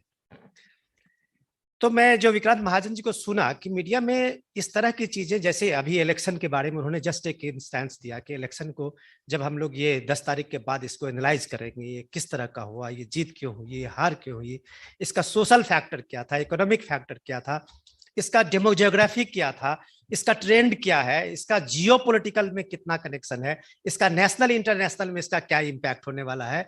डिफरेंट इतना एस्पेक्ट है कि हम महीनों दिन इस पे कर सकते हैं, डिबेट कर सकते हैं टीवी पे, और प्रिंट में तो शायद इस पे हजारों आर्टिकल लिखे जाए। लेकिन ऐसा डिजास्टर पे नहीं होता। वो क्यों नहीं होता, मैं उसको थोड़ा सा एक्सप्लेन करता हूँ, जो मैं पिछले 20-25 साल से जो मेरा समझने का और देखने का ये रहा है। इसी कोविड में जब लॉकडाउन हुआ था, तो बीइंग ए जर्नलिस्ट हम लोगों को ये था कि हमको शायद पुलिस वाला कहीं रुकेगा नहीं, क्योंकि हमारे पास में वो पास होता है जो हम 24 आवर कहीं भी एक्सेस कर सकते हैं, तो वो हम पॉकेट में लेके मॉर्निंग वॉक करने निकलते थे। और सडनली मैं देखता था कि उस निकलने के समय में सुबह 6:30-7 बजे गठरी लिए हुए, बैग लिए हुए लोग पार्क के कोने से उस गली से निकल रहे हैं, जा रहे हैं। एक दिन तो बस मैं सरप्राइज था कि क्या कर सकते हैं हम, एक जर्नलिस्ट हैं और हम इनके लिए कुछ नहीं कर पा रहे हैं, हम किसी को कन्विंस भी नहीं कर पा रहे हैं। दूसरा दिन फिर वही नजारा था मेरे सामने में, तो मैं रुका और मैं रुक के 3-4 फोटो लिया उन लोगों का अपने मोबाइल से। उस दिन मैं मोबाइल फोन ले गया था पर्पसली कि आज अगर वो लोग आएंगे तो हम कुछ ना कुछ बात करेंगे उनसे। और मैं उन लोगों का फोटो लिया, स्टिल फोटो ही, और फोटो लेके उन लोगों से पूछा कि कहाँ जा रहे हो, तो उन्होंने कहा बस गांव जाना है। और वो चल रहे थे और मैं हताश कि मैं इसके लिए कुछ नहीं कर पा रहा हूं। तो मैं बस अपने सोशल मीडिया पे कुछ फोटो लिया और कुछ फोटो जो है अपने डीडी न्यूज को भेजा असाइनमेंट को, और कुछ फोटो जो है मैं अपने सोशल मीडिया पे लिखा और मैंने उसका हेडिंग दिया कि हे भारत, तुम कहाँ जाओगे, लौट के फिर यहीं आना है। तो मैं देख रहा था कि ये जो जा रहे हैं उनको सहारा देने वाला, उनको बताने वाला, उनको कम्युनिकेट करने वाला न गवर्नमेंट की एजेंसी है, न मीडिया है, न लोग है, न समाज है। फिर ये जो हमारा सोशल कॉम्बिनेशन है वो कहाँ है, ये सारा बिखर गया है।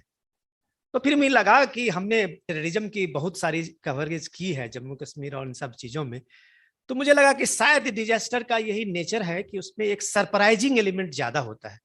लोग अंदाजा नहीं लगा पाते हैं कि इसको किस तरह से इसको हमें प्रोटेक्ट करना है, शील्ड करना है, या लोगों को कन्विंस करना है, या लोगों को अवेयर करना है, नहीं समझ पाते हैं।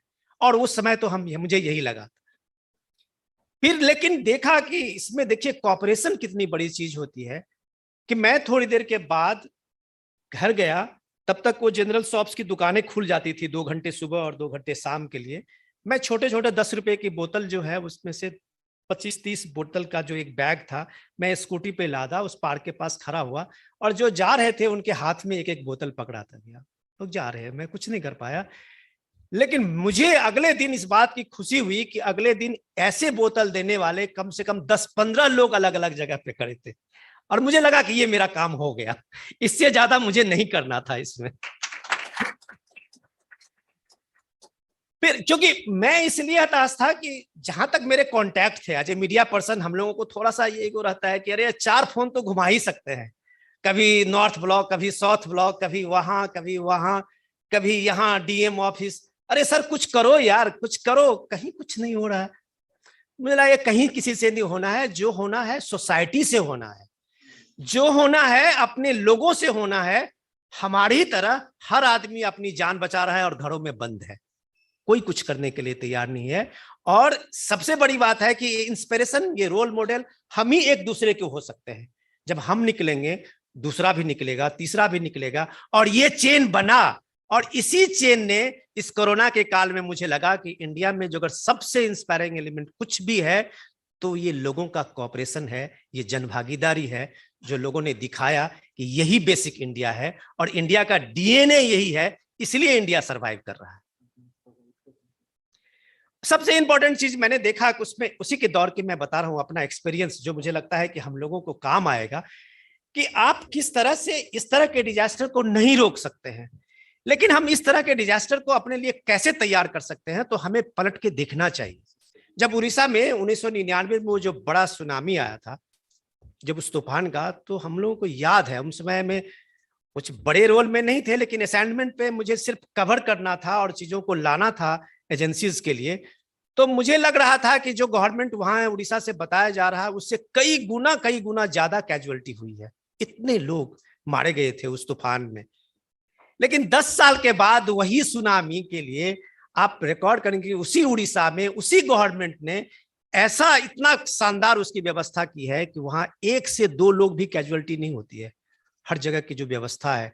तो टेक्नोलॉजी ने उस सुनामी को रोकने के लिए और अवेयरनेस ने, जो वहां के एनजीओ, जो वहां के सिविल सोसाइटी के लोग हैं, उन लोगों ने कम से कम इस तरह की आपदा के लिए खड़ा किया है अपने को, कि सब अब वो किसी तरह की चैलेंज को फेस करने के लिए तैयार है। तो इसलिए मुझे लगता है कि ये मैंने पहली बार देखा कि स्वच्छ भारत का इस पूरे ये वो आपका सुना ये था कोरोना का, कोविड का, उसको स्वच्छ भारत ने इंडिया में कितना बड़ा कमाल किया है, ये एक बड़ा एक्सपीरियंस की चीज है। कि मैं सब लॉकडाउन में लगभग घर पे ही थे, मैं भी जितना भी काम वर्क फ्रॉम होम कर रहे थे घर से ही कर रहे थे। तो लेकिन हम 10-20 फोन अपने गांव, अपने शहर में जहां भी जो लोग हैं उनको मैं फोन करता था। ऐसा एक फोन मैंने अपने गांव में अपने किसी मजदूर को किया कि भाई तुम लोगों का क्या हाल है, जो मेरा पुराना घर का ये था। बोला बहुत बुरा हाल है और कैसे कैसे पूरे परिवार को बचा के किसी तरह से निकाल रहा हूं, ये स्थिति ये है। लेकिन उसने मुझे एक चीज बताई कि आप अगर आज एक अंदाजा लगाओ कि मेरे घर में अगर शौचालय आज नहीं होता तो हम लोग कोई भी परिवार का बच नहीं सकते थे। अगर मुझे शौच के लिए घर से बाहर निकल के जाना पड़ता, जो हम लोग सारे घर के लोग कोविड इफेक्टेड थे, तो शायद हम लोगों का सर्वाइवल नहीं हो पाता, जो हम सब परिवार आज कुशल है। तो क्या गवर्नमेंट ये बात जानती थी कि स्वच्छ भारत ये आने के पहले, कोविड आने से पहले हमको देश को और पूरे को ओडीएफ बनाना है, इस तरह को स्वच्छ रखना है। लेकिन अगर आपने इस तरह के लिए इंफ्रास्ट्रक्चर बनाया तो यह आपका काम आया। और मैं आपको कह सकता हूं कि आज पूर्वांचल में आप चले जाएं, बिहार के गांव में चले जाएं, यूपी के गांव में चले जाएं, इसके कोरोना के काल में स्वच्छ भारत ने एक सबसे बड़ा काम किया है। तो ये आज चैलेंज ये है मीडिया के लिए, सबसे इंपॉर्टेंट ये चीज है कि हम लोग इस चीज को ध्यान नहीं दे पाते हैं, फैक्टर्स को, कि कैसे उन जगहों पे जो लोगों में आज अगर आप देखें कि जिस समय में बिहार का जो RH फैक्टर था उस समय में 18-19 हुआ करता था, और वहां इस तरह के डेथ नहीं होते थे। ऐसा नहीं था कि गवर्नमेंट छुपा ले जाती थी, ऐसा नहीं था कि वहां जो है लोगों का टेस्ट नहीं हो रहा था। ऐसा इसलिए था कि वहां कम से कम इस लेवल पे जरूर व्यवस्था थी कि वहां चाहे जो भी एनजीओ की तरफ से हो या चाहे गवर्नमेंट की तरफ से हो, जो ट्रेसिंग का था, जो लोग जा रहे थे वहां पे वहां के उसके क्वारंटाइन कराने का था, तो ये सब हमने देखा कि वहां पे जो ये व्यवस्था थी वो कम से कम इसको स्प्रेड नहीं होने दिया। तो ये अवेयरनेस जो है मीडिया का काम, जो सोशल मीडिया का काम जो वहां पे किया, और सोशल मीडिया ने खास करके इसमें बहुत काम किया जो मेन स्ट्रीम का मीडिया नहीं कर सका। पूरे कोविड के समय में आप कह सकते हैं कि जितनी बड़ी खबर है हमने सोशल मीडिया से बोरो किया है, हमने सोशल मीडिया के ही खबर को ब्रेकिंग कराया है। सोशल मीडिया ही ने हमें बताया कि मुंबई से लेके और घर पुणे जा रहे हैं, रिक्शा से एक बच्चा जो है अपने बाप को साइकिल पर बिठा के गांव पहुंच रहा है। ये सब काम ये सब सोशल मीडिया ने किया है, कोई मेन स्ट्रीम मीडिया नहीं किया है। कोई टेलीविजन सिर्फ काम इतना किया है कि उसके घर पे पहुंचा है, उस लड़की का प्रोफाइल लिया है, उसके बाप का इंटरव्यू किया है, लेकिन उसकी हालत को समझने और उसको जानने के लिए सोशल मीडिया ही किया है। तो कोई मीडिया एज ए इंस्टीट्यूशंस नहीं, हर इस देश का नागरिक जिसमें थोड़ा सा इस चीज को एक संवेदना है, लोगों के लिए कुछ करने की, कुछ उनके समाज की सुधारने की, कुछ व्यवस्था को बदलने की अगर थोड़ी संवेदना है तो वही मीडिया है, वही पत्रकार है, और उसको साथ जोड़ के हम इस देश के लिए बहुत कुछ कर सकते हैं। Thank you sir. बहुत बहुत धन्यवाद विनोद जी। सोशल मीडिया के इम्पोर्टेंस को आपने हाईलाइट किया। दैट्स ट्रू कि आजकल सोशल मीडिया एक कॉम्प्लीमेंट्री मीडिया हो गया है मेन स्ट्रीम मीडिया के लिए भी, और बहुत सारी खबरें सोशल मीडिया पे पहले आ जाती हैं मेन स्ट्रीम मीडिया से पहले। मैं बुलाना चाहता हूं रोशन जी को, जिनका एक लंबा तजुर्बा है और फील्ड का तजुर्बा है। उनके उत्तराखंड से बिलोंग करते हैं, जो कि एक खुद ही डिजास्टर प्रोन एरिया है, जहां कुछ ना कुछ हमेशा ही होता रहता है, सालों भर होता रहता है। और उनके अपने निजी अनुभव भी हैं, कवरेज करते हुए भी और एनवायरमेंटल रिपोर्टिंग करते हुए भी। रोशन जी, मिस्टर रोशन गौड़।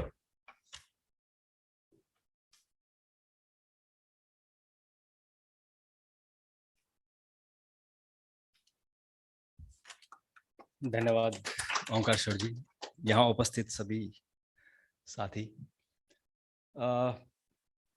जो बात हो रही है आपदा को लेकर और उसमें मीडिया की अवेयरनेस को लेकर, उसमें बहुत सारी बातें हुई, लेकिन एक बात मैं जो हाईलाइट करना चाहता हूँ कि हम लोग जो चर्चा करते हैं वो ज़्यादा से ज़्यादा चर्चा प्राकृतिक आपदाओं पर करते हैं कि भूकंप आया, बाढ़ आई, सूखा आया, सुनामी आया, लेकिन जो ये मैन मेड डिजास्टर हैं उसके बारे में चर्चा नहीं होती। अभी आप देख रहे होंगे कि यूक्रेन में किस तरह से आपदा आई हुई है, अफगानिस्तान में किस तरह से आई हुई है, लोग घरों से बाहर निकले, उनके खाने पीने का क्या इंतजाम है।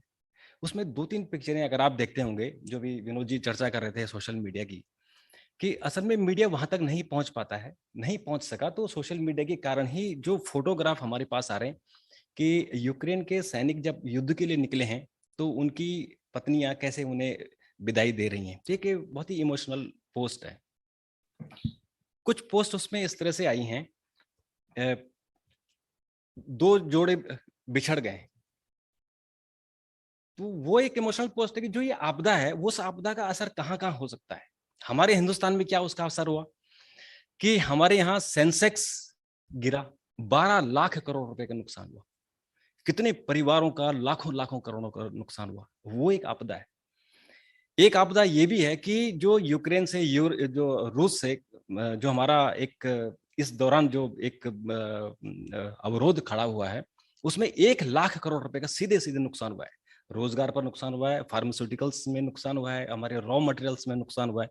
तो ये भी आपदाएं हैं, और इन आपदाओं के कारण जो मानव जाति पर डिजास्टर आता है उस तरफ भी हमारा ध्यान जाना जरूरी है, क्योंकि जो बाढ़ आती है या जो प्राकृतिक आपदाएं हैं उस तरफ तो नेचुरली सबका ध्यान जाता है कि एक अचानक एक हवा खड़ा होता है, एक घटना घटती है और हम सब उसके पीछे लग जाते हैं। जैसे कोरोना की बात अभी विनोद जी ने की, हम सब लोग यहाँ चर्चा कर रहे हैं।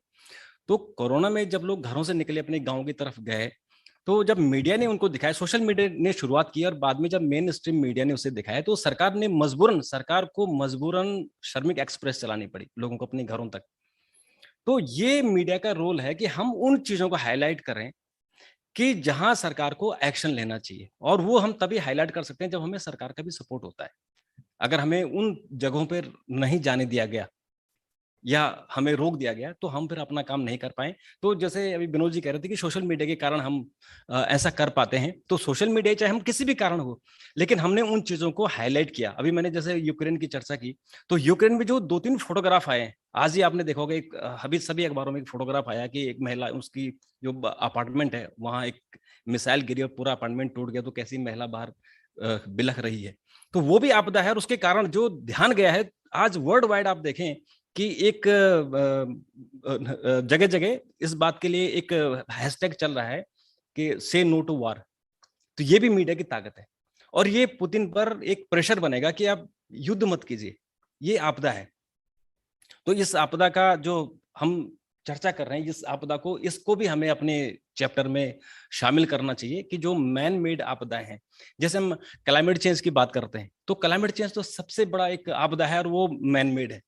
अगर हम अपनी औद्योगिक जरूरतों के लिए जो जिसकी जरूरत नहीं है, जैसे हमने ये हथियार बनाए हुए, कितने बड़े बड़े हमने हथियार बनाए, इन हथियारों के कारण आज जो इस धरती पर जो नुकसान हो रहा है, क्लाइमेट चेंज हो गया है, 2 डिग्री सेल्सियस धरती का तापमान बढ़ गया है, और हम इसकी चर्चा कर रहे हैं। अभी हमने जो चर्चा की है ग्लासगो में, हमने चर्चा की कि धरती का तापमान बढ़ रहा है, उसको बढ़ाओ, और अभी यूक्रेन में जितने बम फूटे हैं अभी उसका पता नहीं कितना असर होगा, कितना टेम्परेचर बढ़ेगा।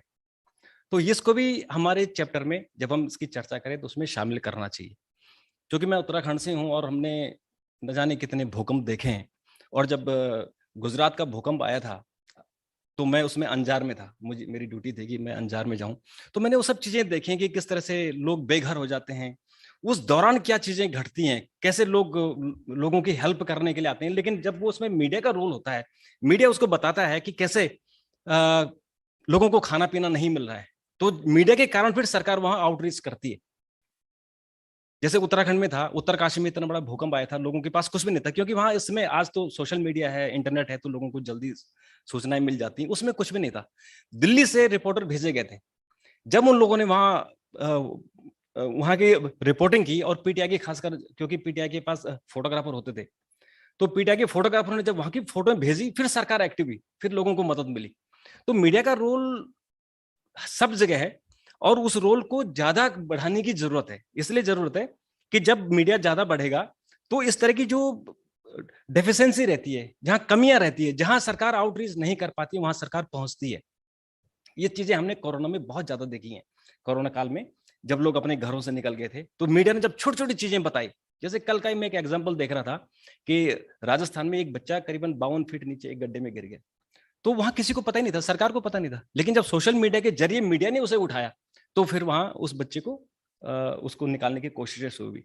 तो मीडिया का अपना रोल है। इसमें जो 2-3 बातें मैंने कही, इसको जरूर शामिल करें, क्योंकि समय का अभाव है। तो मैं चाहूंगा कि अब मैं अपनी बात खत्म करना चाहूंगा। अगर कोई सवाल जवाब जब होंगे, तब उसमें फिर आगे बात करेंगे। धन्यवाद। बहुत साफ सटीक तौर पे आपने अपने अनुभव बताए और सुझाव दिए। आपका स्वागत। मैं लास्ट में विक्रांत जी से अगेन आग्रह करूंगा कि वो जो भी सवाल उठ रहे हैं उस पे अपना एक ऑब्जर्वेशन और अपना जो कमेंट्स हैं वो दें। And now I would like to invite Mr. Ajay Kaul, who has a lot of experience of coverage, not only disaster, but all kind of, political policy level also, what happens when the policies are made. So I'm inviting Mr. Ajay Kaul, a big hand for him.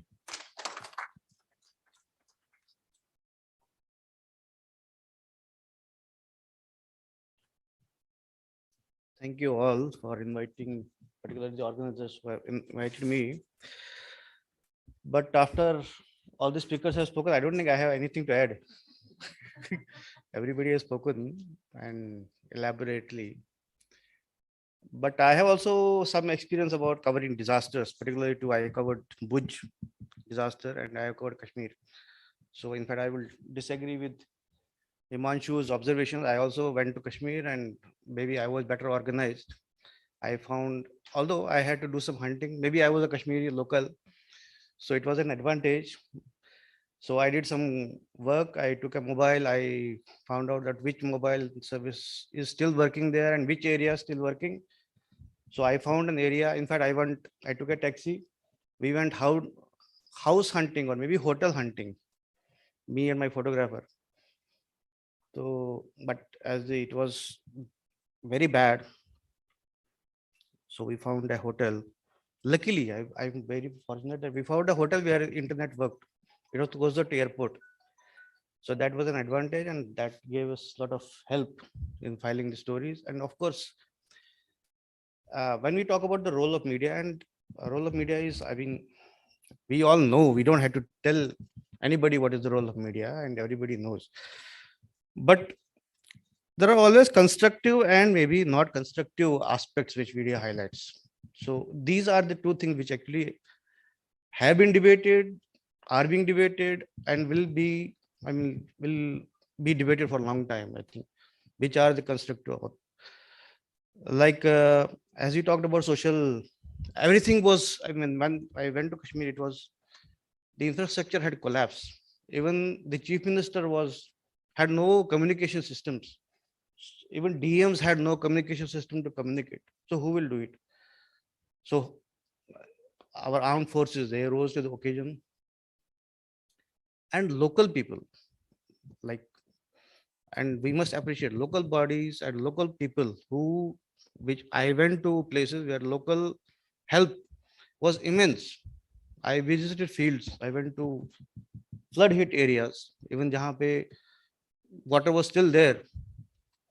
And there were some angry people also that administration is not working. I said, administration to sari defunct hai, sab gayab hai, but there was a lot of praise for the army, Indian army. In fact, I went to there was a refugee center which had been set up in the masjid in Hyderpura, Jamia Masjid. So I went there. I went twice, thrice to do a story. I mean, get the version of the people or their experiences, how it happened, how they were saved, how they escaped. Because no, you had water up to first floor, second floor. Everything was submerged. And they recounted, they hailed army, how army रात को 11 बजे आई, 11:30 आई, हमको निकाल दिया. Local administration was defunct and all those. So those were the aspects which needed to be highlighted by media, which kind of I thought I had a role in highlighting, because I was a bridge between them who were voiceless, sitting in some refugee center, and at the national level. I was at that time I was in PTI.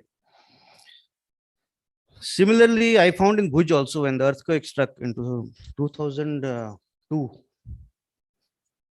So was it 2002? 2000, I think. 2000, year 2000. So at that time also, no, 2001, sorry.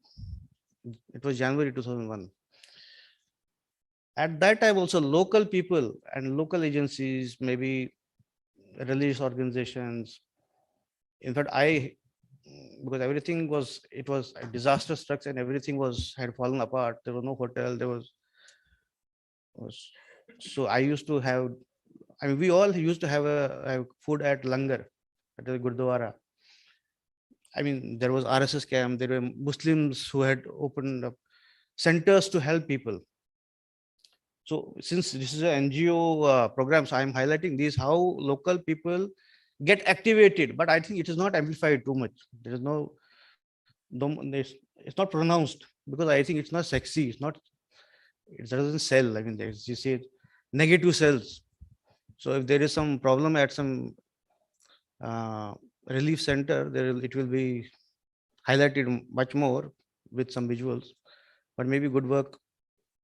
Sorry, I'm criticizing my fraternity, but that's how it is. And then the concept note also talks about the stakeholders, how,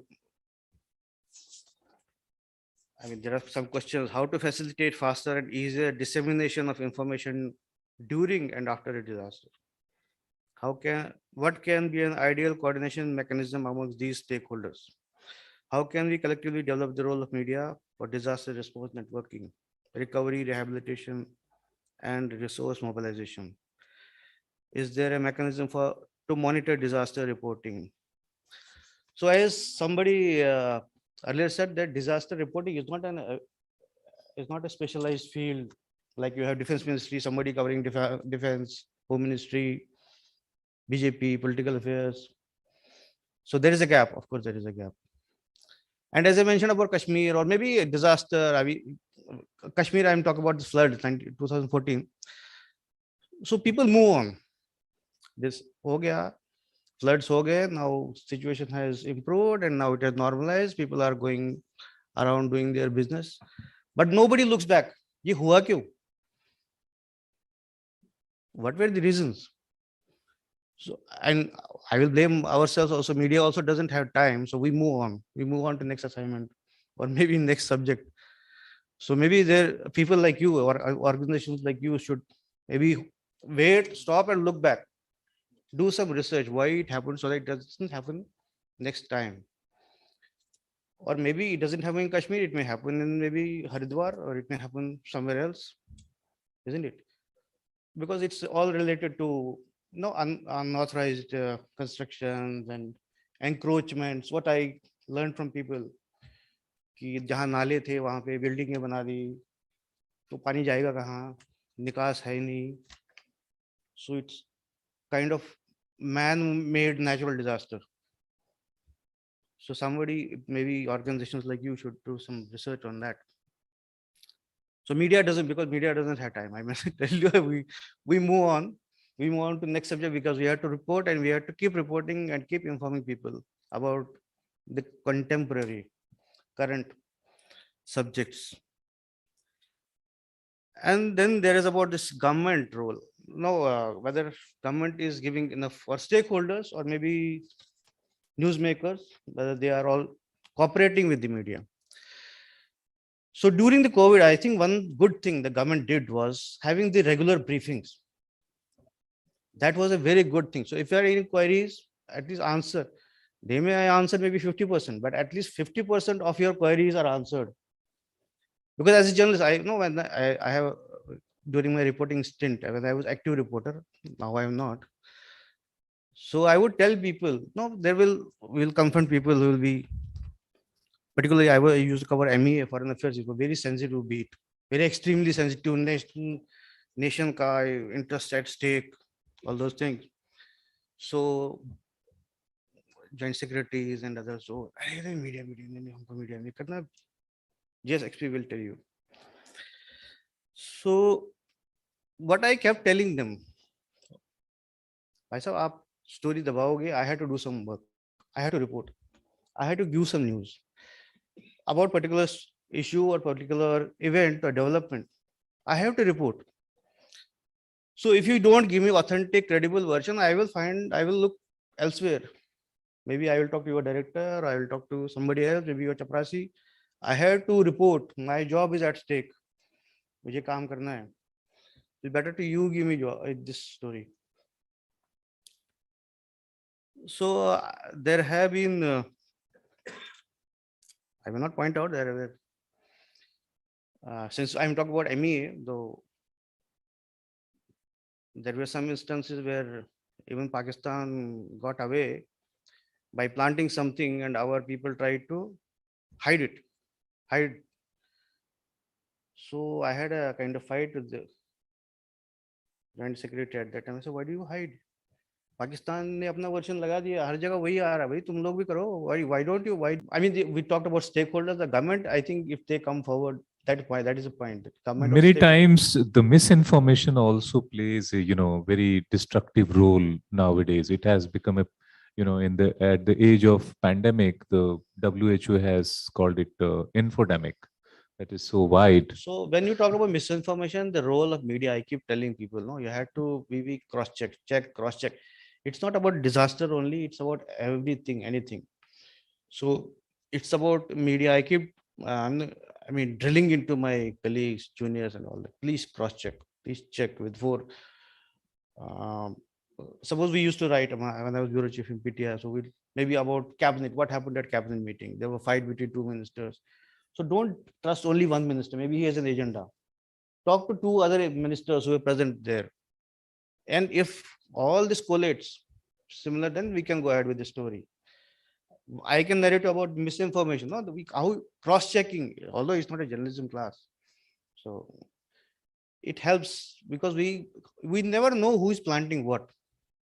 When I was in PTI, so we got and I got an envelope in my name like this, sealed envelope.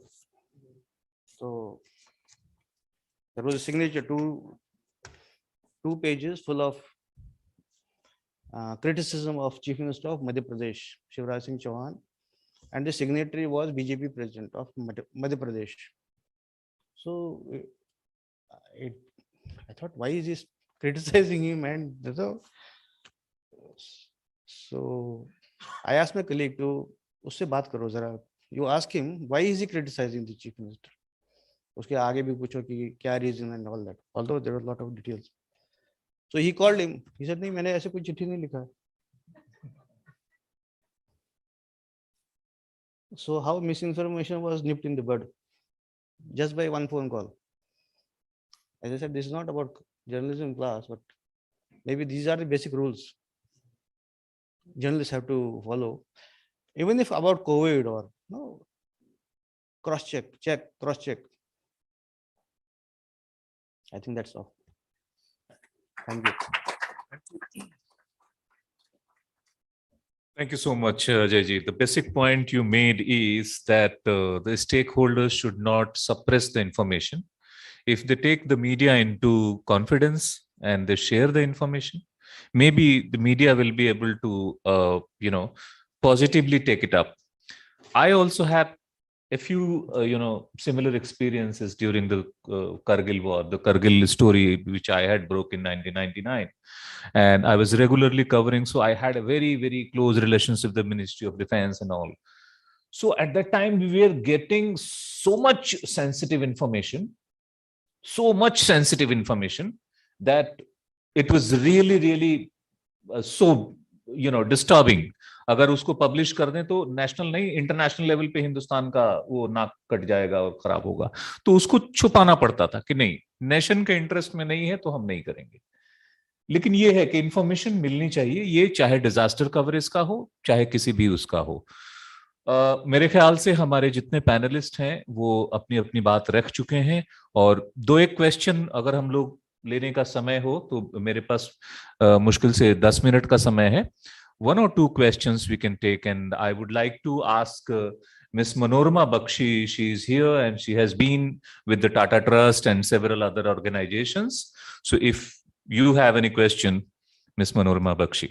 Yeah, definitely. I would like to speak my experiences, and definitely very wonderful, insightful discussion we had, and the kind of experience sharing by veteran journalists.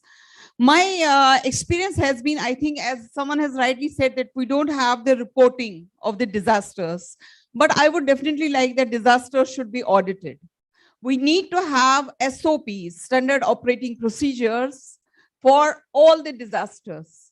We need to look into the public health issues, because disaster impacts very badly when it comes to the public health, when it comes to the children's health, when it comes to the women who are pregnant.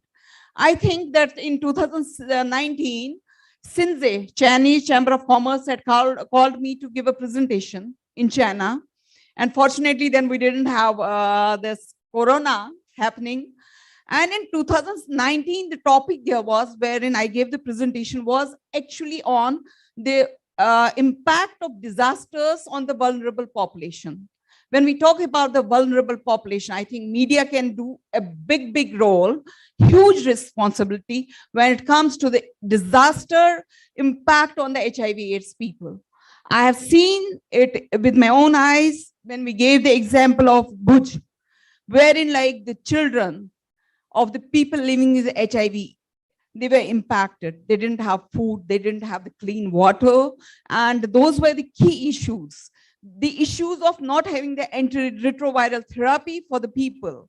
They're having the huge gaps that we have witnessed also during the corona, wherein HIV people did not get the antiretroviral therapy, TB people did not get the, DOTS treatments.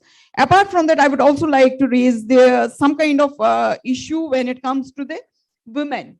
We are talking about, like, I think media needs to take it very strongly when we talk about disasters impact on the women, and how women are impacted, how it impacts the whole, the family circle, the life cycle, how it impacts the adolescent girls, how it impacts her puberty, how it impacts that she doesn't have the proper kind of, sanitation facilities, and the life circle which it impacts, and when she delivers the baby during these periods, how the baby is either stillbirth and what are the challenges that woman faces. So I think those are some of the stories which we need to come up, and media can play a bigger role on vulnerabilities and social dynamics of disasters, including the having SOPs. So since you are looking into policies and guidelines, my suggestion is look into SOPs for everything, look into public health challenges. Thank you so much. Thanks. Thank you so much. Anybody else? Any question?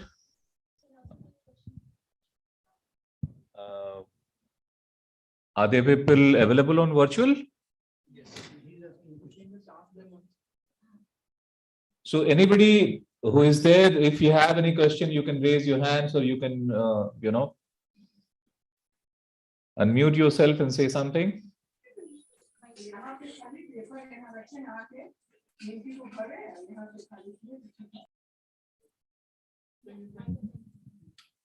Yeah, by the time you can, Mr. Pankaj Chaudhary. जी देखें, काफी देर से मैं सुन रहा हूँ आप लोगों को media के बारे में, डिजास्टर मैनेजमेंट पे, सरकार के सहयोग पे, उनके कोऑपरेशन पे भी बातें हुई है। मुझे एक चीज जो एक मिसिंग चीज जो लगती है, जो दूरदर्शन है या टेलीविजन है, इसमें आप अगर प्रोग्राम को देखने बैठे हैं, मेरा थोड़ा सा प्रोग्राम मैनेजमेंट में मैं थोड़ा सा इंडिकेट करना चाहता हूं, क्योंकि कई चीजें हैं, सब चीजों पे चर्चा होती है, लेकिन मुझे लगता है कि थोड़ा सा मैनेज्ड वे में अगर हो तो ज्यादा बेहतर होगा। आप सुबह से शाम तक टीवी देखते हैं, आपको पता ही नहीं चलता है कि कब तकलीफ की चर्चा हो रही है, कब उसके निवारण की चर्चा हो रही है, और कब उसके सलाह की चर्चा हो रही है। एक ही समय में, एक ही मिनट में, उसी क्षण, उसी पल दोषारोपण भी हो रहा है, सलाह भी दी जा रही है, और जो समस्याएं हैं उसकी भी चर्चा हो रही है। कोई चीज सेग्रेट नहीं है, आपने उसको डस्टबिन बना दिया, उस 1-2 मिनट के चर्चा को डस्टबिन बना दिया। सुझाव भी उसी में है, समस्या भी उसी में है, समाधान भी उसी में है। मैं ये चाहता हूं कि अगर इस तरह का कोई बन सके मैनेजमेंट, कि आप एक टाइम स्लॉट फिक्स कर दें कि साहब इस समय तो समस्या की ही चर्चा होगी, उसके बाद समाधान की चर्चा होगी, और उसके बाद सरकार को सलाह दी जाएगी, या मैनेजमेंट को, जो भी इन चीजों से कंसर्न डिपार्टमेंट है उसको सलाह देने का ये टाइम स्लॉट होगा। तो कम से कम उनसे संबंधित लोग फोकस्ड होके उस समय अपने आप को वहां पर बैठ के देख सकते हैं। जैसे आप धार्मिक सीरियल देखते हैं, पारिवारिक देखते हैं, स्पोर्ट्स देखते हैं, हर चीज के लिए अलग अलग समय सीमाएं हैं, लेकिन आप क्या बता सकते हैं ये कि आपका सुझाव है? अगर आप कोई सवाल पूछना चाहते हैं तो हमारे पैनल पे जो लोग बैठे हैं सीनियर जी जर्नलिस्ट, जी, वो जवाब देना चाहेंगे। ये तो मेरा सुझाव था, और शायद मैं सवाल भी यही करना चाहता हूं कि इसके बारे में आप लोग क्या कहना चाहेंगे। टेक्निकली ये होता है कि जब ये लाइन खोलते हैं, ये लाइव डिस्कशन है, जब ये डॉक्टर स्पीक हो या इस तरह के दूरदर्शन के पर जो प्रोग्राम आते हैं तो वो एक लाइव स्ट्रीम से होता है। अब उसमें डिपेंड ये करता है कि आपने कोई सवाल सुझाव के लिए पूछा है, किसी ने समस्या बताई है, किसी को सलाह लेनी है, तो ये सारे चीज जो है वो एक ही प्रोग्राम में आएंगे। अब उनको ये तो नहीं कहा जा सकता है कि सलाह वाले को कहा जाएगा कि इसके बाद वाले में आपको हम देंगे, और जो उनकी समस्या है उनको कहा जाए कि अभी आपकी नहीं सुनेंगे। मेरा सिर्फ कहना ये है, अब थोड़ा मैं आपकी बात समझ गया सर, मेरा सिर्फ ये कहना है कि जब हम पब्लिक में एक प्रोग्राम को ले जाते हैं तो 2 वे कम्युनिकेशन होता है। उसमें जो एक्सपर्ट है वो एक्सपर्ट सलाह देने के लिए ही है। जैसे ये कोरोना के समय में जो डॉक्टर डिफरेंट स्पेशलिस्ट बैठते थे, या जैसे मैडम ने उठाया सवाल, तो वो जो वल्नरेबल हमारे सेक्शंस हैं, उनको लोगों की भी समस्या है, वो लोगों के लिए एक्सपर्ट बैठे हुए हैं। तो डिपेंड ये करता है, जब 2 वे कम्युनिकेशन है तो कम्युनिकेशन में पब्लिक से क्या सवाल आता है और उसी सवाल को उसको जवाब देना है। एक्सपर्ट को वही बोलना है जो पब्लिक की तरफ से सवाल आएगा। इसलिए आपको ऐसा इसमें एक थोड़ा सा सबसे बड़ी confusion मुश्किल लगता ये है। होती है कि एलिमेंट ऑफ सरप्राइज जो होता है वो सिर्फ जहां घटना हो रही है, जहां हाँ। एमरजेंसी, उसके लिए नहीं, ये मीडिया के लिए भी एलिमेंट ऑफ सरप्राइज है। तो वहां उसी तरह अफरा तफरी का माहौल होता है कि जिसमें वो इस तरह के स्ट्रक्चर को कर नहीं सकते कि जिस समय मान लीजिए आप सोच रहे हैं कि इस समय तो हेल्प आएगा और कुछ आएगा, और उस समय कुछ और बड़ी घटना हो रही है जिसका पांडे लाइव जी, कवरेज मैं बीच में एक जवाब देना चाहूंगा। मैडम ने बहुत शानदार सवाल उठाया और हम लोग इस चीज को देखे हैं दूरदर्शन में कि मैम, हम से नो टू प्लास्टिक, ये कैंपेन पिछले 6-7 साल से चल रहा है और हम पब्लिक में ये बता नहीं पा रहे हैं कि भाई ये प्लास्टिक जो है वो किस तरह का एक डिजास्टर की जिसको बात आप कर रहे हैं आने वाले समय का सबसे बड़ा होगा, लेकिन हम कन्विंस नहीं कर पा रहे हैं। तो ये बिहेवियर चेंज का है। जैसे आपने सैनिटेशन का देखिए, कितना प्रोग्राम चल रहा है गवर्नमेंट का, लेकिन हम कहाँ गांव में लेके जा पा रहे हैं कि कितना इंपॉर्टेंट है, खास करके महिलाओं का और जो हमारे छोटे छोटे बच्चे जो स्कूल जा रहे हैं उन लोगों के लिए, तो हम नहीं ले जा पा रहे हैं। अब पैडमैन एक फिल्म आती है। Mr. Himanshu, you are listening to us, and I would like your observation because it's a question related to television coverage. कि कैसे कवर करना चाहिए, कैसे स्ट्रक्चर करना चाहिए. If you could make a very brief remark. Omkareshwar sir, can you hear me? Yeah, we are hearing you. Yeah, मुझे ऐसा लगता है कि ये सवाल उन्होंने बहुत महत्वपूर्ण पूछा। देखिए, जब आप एक डिजास्टर पर रिपोर्टिंग करते हैं तो सिचुएशन जमीन पर बहुत डायनेमिक होती है। एक आपदा का तीन स्ट्रक्चर होता है। आपकी बात सोचने में थ्योरेटिकली बहुत अच्छी है। There is a pre disaster phase जिसमें मीडिया का अलग रोल होता है। डिजास्टर मिटिगेशन कहते हैं उसको। जब डिजास्टर हो रहा होता है, जब डिजास्टर आ चुकी है, आपदा आ चुकी है, जब आप उससे लड़ाई लड़ रहे हैं, डिजास्टर जोन में, तो वहां सिचुएशन बहुत फ्लूइड होती है। फिर पोस्ट डिजास्टर फेज जो rehabilitation, reconstruction of lives, livelihood होता है, वो एक अलग फेज होता है। प्री डिजास्टर फेज और पोस्ट डिजास्टर फेज बहुत ही रेगुलेटेड इन्वायरमेंट में आप काम कर सकते हैं, कोई डेडलाइन नहीं होती। लेकिन जब आपदा आती है तो आप देखिए, बाढ़ आई, पहले पता चला कि पूर्वी हिस्सा शहर का डूब गया, बाद में पता चला कि उत्तरी हिस्सा भी डूबने लगा है। फिर अचानक से आप रियलाइज करते हैं कि एसडीआरएफ की टीम जो है वो उत्तरी इलाके के शहर के नहीं पहुंच पाई है। तो एज ए रिपोर्टर अगर मैं ग्राउंड पे हूं और मैं देख रहा हूं कि शहर का एक इलाका डूब रहा है जहां पर मैं खड़ा हूं, फील्ड रिपोर्टिंग कर रहा हूं, तो मैं वहां पे वो इशू रेज करने का अधिकार मेरे पास है कि मैं जिस शहर के जिस इलाके में हूं वहां पर अभी राहत नहीं पहुंचा है। फिर दूसरी तरफ होगा कि अरे आपने वहां पर राहत क्यों नहीं पहुंचाई। ये ब्लेम गेम नहीं होता। एक्चुअली क्या होता है कि आप एक क्रिटिकल असेसमेंट करते हैं। जब आप टेलीविजन में प्रोग्रामिंग करते हैं तो आपका काम सिर्फ तथ्यों को जनता के सामने रखने का आपके पास अधिकार होता है, लेकिन जब आप तथ्यों को सामने रखते हैं तो ये बात बहुत नेचुरल तरीके से देश के सामने रखी जानी चाहिए। ये बहुत जरूरी है। देखिए, डिजास्टर जोन से कितनी आसानी से जो क्राइसिस कम्युनिकेशन प्रोटोकॉल कैसे काम कर रहा है, आपदा की राहत बचाव का काम कैसे चल रहा है, इसका एक क्रिटिकल रिव्यू बहुत जरूरी होता है। क्योंकि मीडिया रिपोर्टर को आप जितना ज्यादा एक्सेस देंगे, जितना ज्यादा अधिकार देंगे डिजास्टर जोन से सच बोलने का, वो आपके राहत बचाव के काम को एक सही दिशा दे सकता है। उस वक्त इंटेंशन पॉइंट फिंगरिंग का नहीं होता है, फैक्ट्स का होता है। और इसलिए आपको हर तरह की बातें दिखती हैं। वो सवाल जो मीडिया उठाता है डिजास्टर जोन से, वो सवाल उस वक्त क्राइसिस कम्युनिकेशन के लिए, रिलीफ, रिहैबिलिटेशन, रिकंस्ट्रक्शन, सबके लिए बहुत महत्वपूर्ण होता है।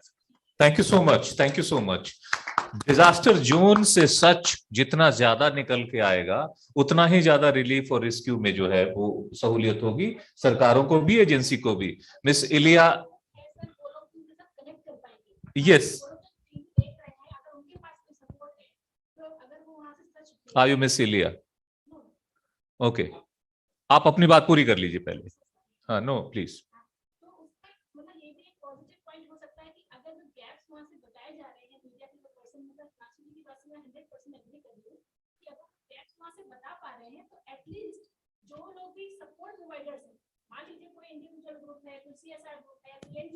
वो कम से कम उस सपोर्ट को उस गैप के साथ कनेक्ट कर पाएगा। True. तो वो इन्फॉर्मेशन रियल टाइम पे वो इन्फॉर्मेशन बहुत काम का है, इसीलिए वो इन्फॉर्मेशन बाहर आना ही चाहिए। Thank you so much, thank you miss.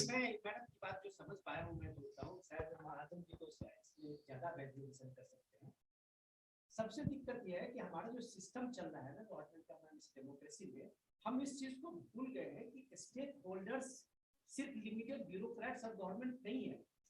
जब तक आप स्टेक होल्डर्स का नेटवर्क बड़ा नहीं करेंगे, तब तक आपने जो बात कही है वो इसीलिए अभी तक मिसिंग है कि उसमें स्टेक होल्डर्स आप लिमिटेड बनाए हैं।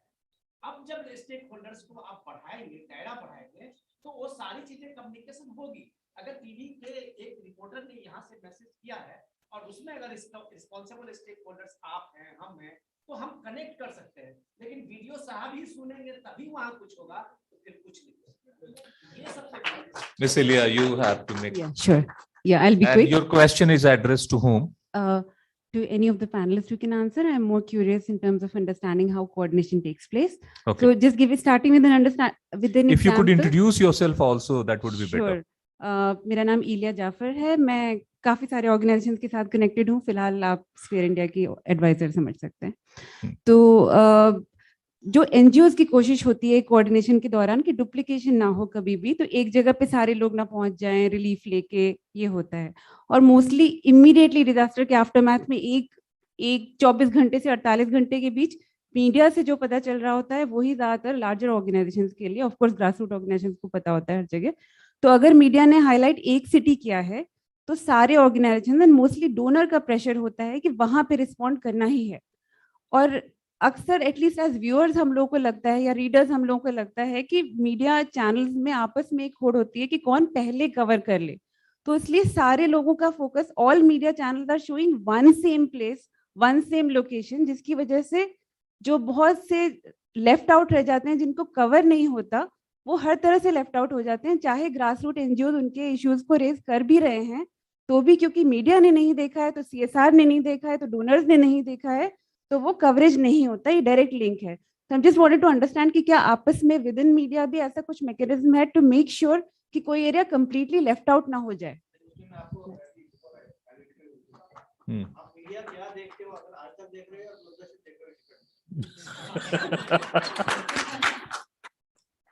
Thank you. Mike, please. No, I point is one. I'll elaborate. तो I will elaborate कि अलग अलग मीडिया की अलग अलग प्रायोरिटी होती है, and what we usually a mistake we all viewers make is कि हम जो TRP में सबसे बढ़िया हैं उन 4 चैनल को या 3 चैनल को देखते हैं, हम बोलते हैं कि यही है, और maybe there are 50 other channels, maybe they maybe reporting something else. या Doordarshan, I will praise them. Doordarshan, I keep saying, आजकल के टाइम में भी दूरदर्शन आपको एक न्यूज का एक एलिमेंट देते हैं, एक पैकेज दे देता है कि which is more diverse than, I am not criticising anybody, but every channel has a priority. तो आपने डोनर को बता दीजिए कि when they decide, आप देख लीजिए, थोड़ा वाइड स्प्रेड अपना विजन थोड़ा बढ़ाइए कि बेबी 10-20 चैनल देख लीजिए। Thank you. लेकिन मैं मैम आपका सवाल का जवाब देता हूँ। एक्चुअली क्या है कि जो न्यूज सोर्स है वो सोर्स से कैसे, कहाँ से जनरेट हुआ है। अगर मान लीजिए किसी एजेंसी ने इस खबर को ब्रेक किया है तो डेफिनेटली आपको सब चैनल पे दिखेगा और वही दिखेगा, और जनरली यही होता है कि एक एजेंसी ने उसको ब्रेक किया और उसके ब्रेक होने के बाद सारे चैनल ने उसको लिया। लेने का जो स्टाइल है वो अपने एजेंडा पे डिपेंड करता है। कोई प्रो गवर्नमेंट है, कोई एंटी गवर्नमेंट है, ये एजेंडा है। आज की तारीख में न्यूज से ज्यादा एजेंडा है। उस एजेंडे को जब आप प्ले करते हैं, तो जब आप अपना उसमें एजेंडा लगाते हैं, परसेप्शन लगाते हैं, तो न्यूज तो पीछे चली जाती है, परसेप्शन आगे है। उस परसेप्शन के कारण आपका पूरा हाईलाइट, पूरा फोकस, सब कुछ उसी खबर पे आ जाती है। ऐसा नहीं था कि इतने लोग जब कोरोना काल में चले सड़क से तो 1 ही 2 लोग आए और बाकी सारे लोग जो है उसको दिक्कत नहीं हुई, वो सिर्फ एजेंडा में फिट हो गया। अगर जिसने वो अपनी सफरिंग, अपनी सारी प्रॉब्लम एंटी गवर्नमेंट कहा तो वो सारी खबर बनी। जिसने अगर इस तरह की बातें कही कि हाँ दिक्कतें तो हैं लेकिन हम गवर्नमेंट को थैंक्स करते हैं कि काफी गवर्नमेंट ने काम किया है, वो फिर खबर नहीं बनी। तो इन सारी चीजों को आप देखेंगे कि इसमें विनोद जी तो हम लोग इस तरह की कोशिश करते रहे हैं कि इसमें जो खबर आनी चाहिए, एजेंसी की जो खबर आए, तो जो एज इट इज खबर है उसको जब आप प्ले करते हैं तब, और परसेप्शन लगा के उस खबर को आप प्ले करते हैं तब, दोनों में अंतर होता है। Thank you. मैडम, ये मेरा पर्सनल व्यू पॉइंट है, it is up to you too. आप अगर you want to be communicated ना, you want to be informed. मैं पिछले 6 साल से टीवी देखता नहीं हूँ, and I think I am 1000 times better informed than those people who watch TV. And I don't think any TV anywhere in the world is as atrocious as the Indian TV is, as far as news segment is concerned. So don't get upset by saying this. The best thing is that you don't watch them. And then what you do, best way to inform is this. You go, इसमें देखिए ना, net में जाइए, news disaster के मामले में media को सच नहीं छुपाना चाहिए, हमारे पहले के भी पैनलिस्ट ने कहा। और इस मामले में किसी तरह का एजेंडा भी नहीं चलाना चाहिए कि पर्टिकुलर चीज हो। तो जब तक मीडिया इम्पार्शियल नहीं रहेगा और फैक्ट्स को नहीं दिखाएगा, तो मीडिया के इम्पार्शियल होने का सोसाइटी पे असर पड़ता है और नेशन पे असर पड़ता है। So we as a media, we try to be the impartial and true to the facts, कि भाई फैक्ट यही कह रहा है। ये जरूर है कि कभी कभी फैक्ट्स ऐसे होते हैं जो certain section of the society या सरकार के खिलाफ जा सकते हैं, लग सकता है कि भाई इतना ना दिखाया जाए, और उस समय वो एजेंडा लग सकता है। लेकिन अगर फैक्ट्स पे हम टिके रहें और उसमें कोई मिक्सअप नहीं करें, उसमें मिर्च मसाला नहीं लगाएं, तो वो ट्रू जर्नलिज्म रिलीफ रेस्क्यू के काम आता है और for the society and for the nation भी होता है। मैं डॉक्टर हेना रखेजा कुछ सवाल करना चाहती हैं, और आप किससे सवाल है, आप पैनल से आप बताइए। नहीं, मेरा सवाल जो है किसी भी पैनल मेंबर से है। फर्स्ट ऑफ ऑल बहुत ही शुक्रिया, आपने बहुत ही अपने महत्व एक्सपीरियंसेस हमारे साथ शेयर किए। तो मैं हमारी कुछ पॉलिसी गाइडलाइंस जो हमने सेक्टर गाइडलाइंस बनाई हैं 6 थीम्स पे, जो हेल्थ के बारे में बात करती हैं, प्रोटेक्शन के बारे में, एजुकेशन के बारे में, ऐसी हमने जो है छोटी छोटी handbooks national institute of disaster management के साथ बनाई है। हमारी कुछ बात चल रही है उपाध्याय जी से, सॉरी ओंकारेश्वर जी से, कि हम एक ऐसी मीडिया के लिए गाइडलाइंस बनाएं जो कोऑर्डिनेशन की बात करें। तो आपने बहुत ही महत्व यहाँ पॉइंट बताया कि आपने अभी तक जो है गवर्नमेंट के साथ बात किया है या आप ग्राउंड सिचुएशन पे इमरजेंसीज में गए हैं, but has there been a concerted effort by the media fraternity to do any roles and functions during non-disaster and emergency times to create a rapport with other stakeholders and to know who all are there in different states, in different districts, at the national level, at various levels? Because then what will happen through those coordinated mechanisms, you'll come to know who are the different actors. How can we do a stakeholder analysis कि disaster में कौन-कौन से ऐसे actors हैं जो आपको information provide कर सकते हैं? Another issue which has been throughout discussed is dispelling rumors, credible information, authentic information. During COVID times, during all our work that we have seen of our 113 network partners across the country, we have realized that a lot of information that was going in media, in TV, in news, many a times was not actually, was very threatening also. So how to come up with some non-threatening information, even if sometimes it's very important and based on which we'll have to do some actions as well. So, but then how do we, is there a need for capacity building? How do we devise these guidelines? How do we define the roles and functions of media in coordinated way with other stakeholders is my question to the entire panel.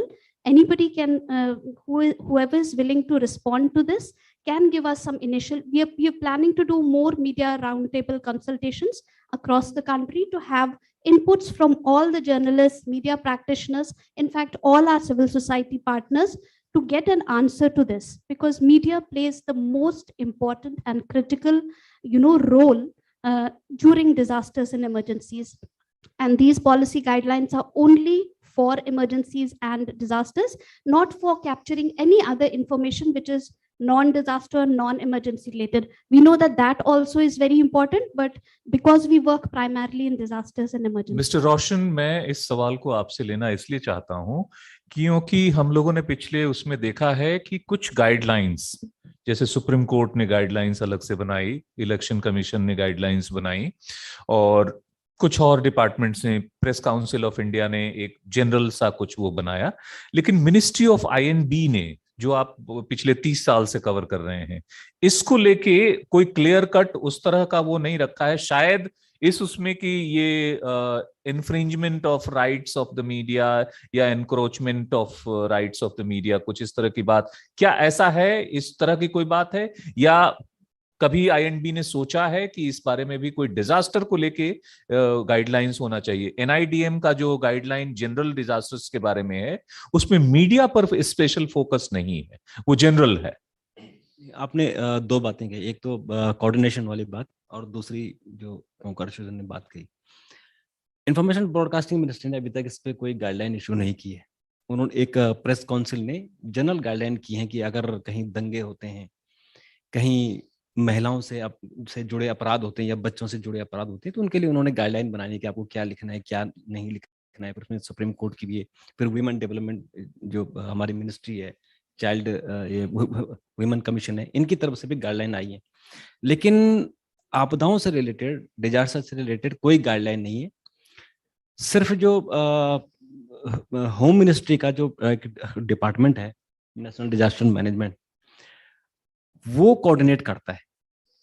और अभी जो कि social media आ गया है, तो वो लोग, अभी हमको ये सुविधा मिल जाती है कि वो अपने ट्विटर हैंडल से या सोशल मीडिया से वो ट्वीट कर देते हैं, तो हमें एक ऑथेंटिक इन्फॉर्मेशन मिल जाती है, तो मिस इन्फॉर्मेशन का गुंजाइश थोड़ी कम हो जाती है। तो कोऑर्डिनेशन हमारा जो मेनली होता है, एक तो आईएमडी होता है, मेट्रोलॉजिकल डिपार्टमेंट, कि अगर कहीं बारिश ज्यादा हो रही है, कहीं तूफान आ रहा है, कहीं साइक्लोन है, तो वहां से इन्फॉर्मेशन मिल जाती है। और अगर उससे ज्यादा चाहिए तो फिर हमें नेशनल डिजास्टर मैनेजमेंट की तरफ से और एक एनडीआरएफ की तरफ से भी आजकल इंफॉर्मेशन मिलती है। तो आजकल सोशल मीडिया ने ज्यादा उसको आसान कर दिया है कि वो अपने ट्विटर हैंडल से ट्वीट कर देते हैं और फिर हम वहां पहुंच जाते हैं उनसे और ज्यादा इंफॉर्मेशन लेने के लिए। जैसे आपने देखा होगा कि दिल्ली में भी जनवरी में कितनी बारिश हुई और उसके कारण पहाड़ों में कितनी बारिश हुई, पहाड़ों में बहुत ज्यादा नुकसान भी हुए। तो हमें तुरंत पता लगा, तो हमने या सभी टीवी चैनलों ने एडवांस स्टोरी देनी शुरू कर दी कि 3 दिनों तक बारिश होने वाली है या बर्फबारी होने वाली है, तो लोग कम से कम अलर्ट हो गए। तो आजकल सोशल मीडिया के कारण और जो इंफॉर्मेशन टेक्नोलॉजी का जो विस्तार हो रहा है उससे हमें सुविधा मिल रही है। Ajay ji, any brief comment?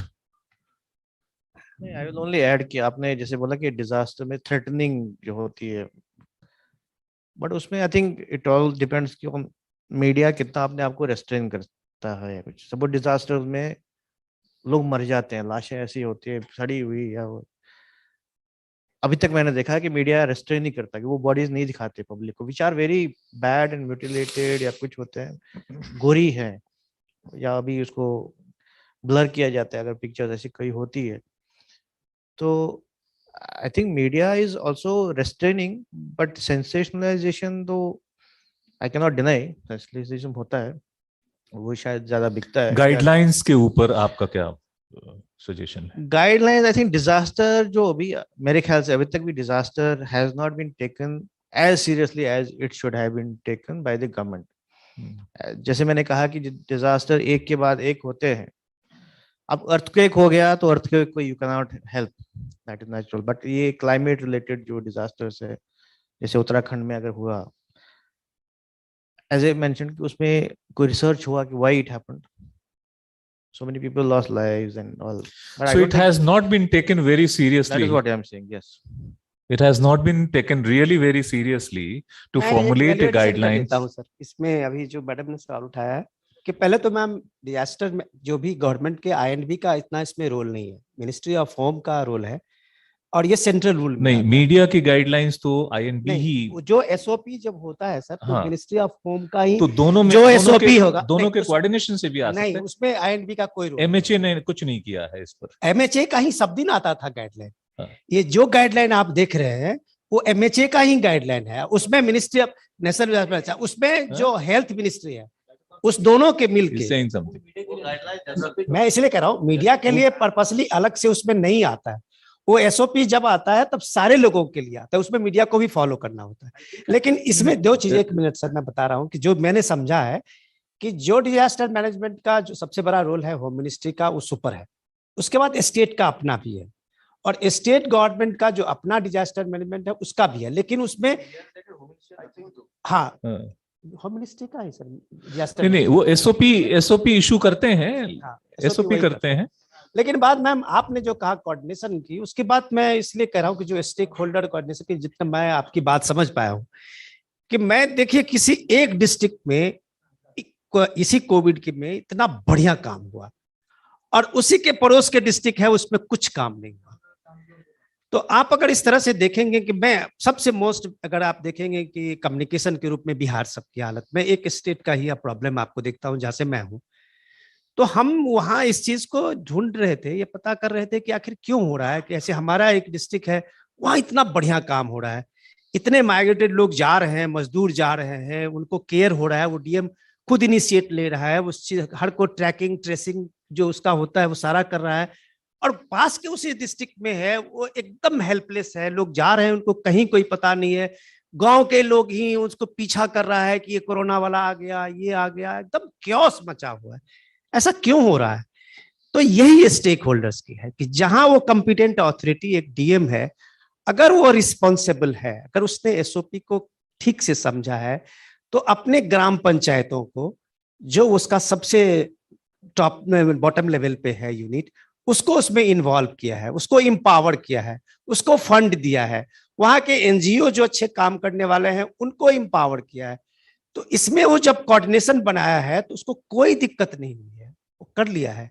लेकिन जहां डिस्ट्रिक्ट मजिस्ट्रेट का पूरी अथॉरिटी है डिजास्टर मैनेजमेंट में, वो बॉस हो जाता है, वहां का सारे पावर उसके हाथ में है, और वहां अगर वो कुछ नहीं कर पा रहा है, वो स्टेक होल्डर को जोड़ नहीं रहा है, वो अपने काम करने वाले के जो एफिशिएंट लोग हैं उनको आइडेंटिफाई नहीं कर पा रहा है, तो फेल है। तो ये जो पूरा डिजास्टर मैनेजमेंट का ये सिस्टम है, उसमें लोगों के हाथ में पावर इतना आ जाता है कि कोई कोई बहुत पावरफुल है, नीचे जो सबऑर्डिनेट है, जब तक आप उसके काम को डिस्ट्रीब्यूट नहीं कीजिएगा, रिस्पॉन्सिबिलिटी नहीं दीजिएगा, तब तक कोऑर्डिनेशन नहीं बनेगा, और जो इस बार आपको दिखा है। Thank you ma'am. If I could understand your question, tell me if I am not wrong.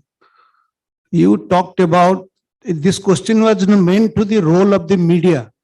And I think I differ with all my colleagues.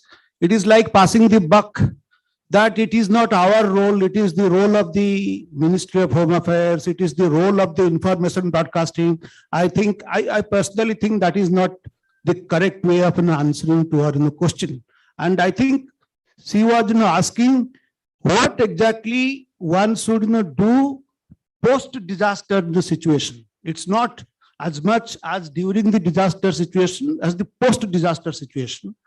The point is that what has prevented the media from creating its own SOP? Why we are talking of MHA? Why we are talking of information broadcasting? Why we are talking of the district magistrate?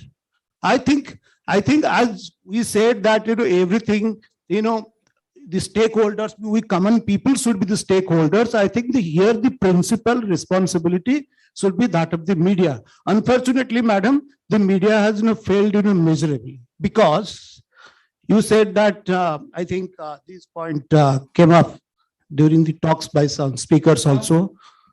There is no specialization, there is no special bit in the media to cover these disasters. Actually, the things that you are not talking of, if I can think of broadly, they will be coming under the purview of the correspondents who look after the social, media bit, social, political, economic, and strategic thing. If you broadly divide into 4 sections, they will be coming under that social thing. Unfortunately, that is the sector. Every media house, whether it is the print, whether it is the TV, whether even it is the portals, I think they have singularly failed in promoting. I think that is considered, suppose, of course, I am not exactly, a reporter, but I think if you give any reporter a social bit, they think that they are getting, arey, kya department हमको मिला, everybody wants to do defense, the so-called quote unquote Brahminical bits of MEA and things of that sort. So the point is this: when that is not there, that is pathetically lacking in the Indian media, then the concerns that you have raised will not be taken proper care of. So I think that is what is required in the media now. And unless it is done, I think Hindu was a great paper once upon a time, they did it, but I see that also they have stopped concentrating much on this sort of coverage. Thank you. मैं हिमांशु जी को बीच में लाना चाहता हूं, लेकिन उससे पहले ये कहना चाहता हूं कि इसी तरह आप डिफरेंट चैनल, डिफरेंट अखबार पढ़ेंगे, सबके अपने इंडिपेंडेंट व्यूज होते हैं, जहां व्यूज की बात आएगी। न्यूज एक ही होना चाहिए। और मेरे ख्याल से जो आपका सवाल था, मीडिया कोऑर्डिनेट करके कुछ नहीं करता। अगर आपको मीडिया के पास रीच करना है तो आपको इंडिविजुअली हर मीडिया के पास रीच करना होगा। ये मत सोचिए कि मीडिया के एक सेक्शन को इंफॉर्मेशन मिल गया तो हमारे रिलीफ रिहैबिलिटेशन के बारे में भी वो क्यों नहीं कवर कर रहे हैं। आपको अलग से करना पड़ेगा। ये एक प्रॉब्लम है और वो किसी चीज को लेके है। So every media, and there is regional media, state level media and the national media. National media में भी डिफरेंट वो है और सबका ओरिएंटेशन डिफरेंट है। सब सारे न्यूज़पेपर हर तरह की चीज कवर नहीं करते, सारे चैनल हर तरह की चीज कवर नहीं करते। So you will have to be little proactive while approaching to them. Himanshu ji, ये सारी बातें आप सबके ऑब्जर्वेशन सुन रहे थे, आपका ऑब्जर्वेशन? देखिए, डिजास्टर मैनेजमेंट जो है वो होम मिनिस्ट्री का डोमेन है। संविधान में डिजास्टर मैनेजमेंट से जुड़ी जो भी अधिकार हैं सरकार में, वो गृह मंत्रालय के पास हैं।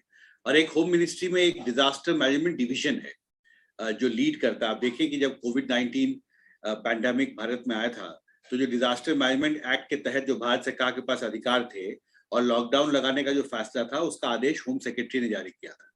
दूसरी महत्वपूर्ण बात है कि डिजास्टर मैनेजमेंट एक्ट जो है हमारा, एक ही सबसे महत्वपूर्ण कानून जो देश में है, उसमें 3 स्तर पे संस्थाएं बनाई गई। नेशनल स्तर पे नेशनल डिजास्टर मैनेजमेंट अथॉरिटी है, स्टेट स्तर पे स्टेट डिजास्टर मैनेजमेंट अथॉरिटी है जिसके मुख्यमंत्री होते हैं, और जिला स्तर पर डिस्ट्रिक्ट डिजास्टर मैनेजमेंट अथॉरिटी है जिसका जो हेड है वो डीएम होता है उस जिले का।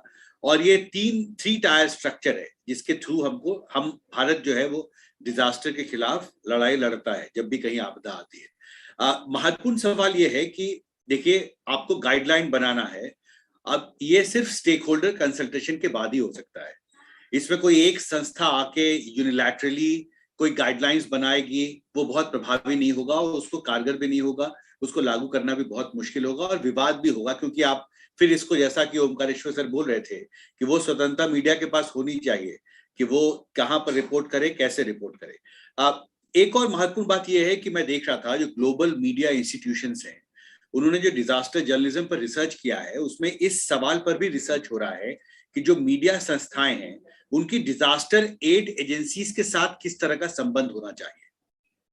ये बहुत महत्वपूर्ण सवाल है ओमकारेश्वर सर, कि देखिए जब आप डिजास्टर जोन में जाते हैं तो आपको मुख्य तौर पर 3-4 तरह की एजेंसियां दिखती हैं वहां पे। एक होती है जो स्टेट की रिलीफ रेस्क्यू एजेंसीज होती है, चाहे वो सेना हो सकती है या एनडीआरएफ है, या कई राज्यों ने अपना स्टेट डिजास्टर रिलीफ फोर्स भी बनाया हुआ है, एसडीआरएफ। ये संस्थाएं प्राइमरी संस्थाएं होती है, these are nodal agencies to fight a disaster on the ground.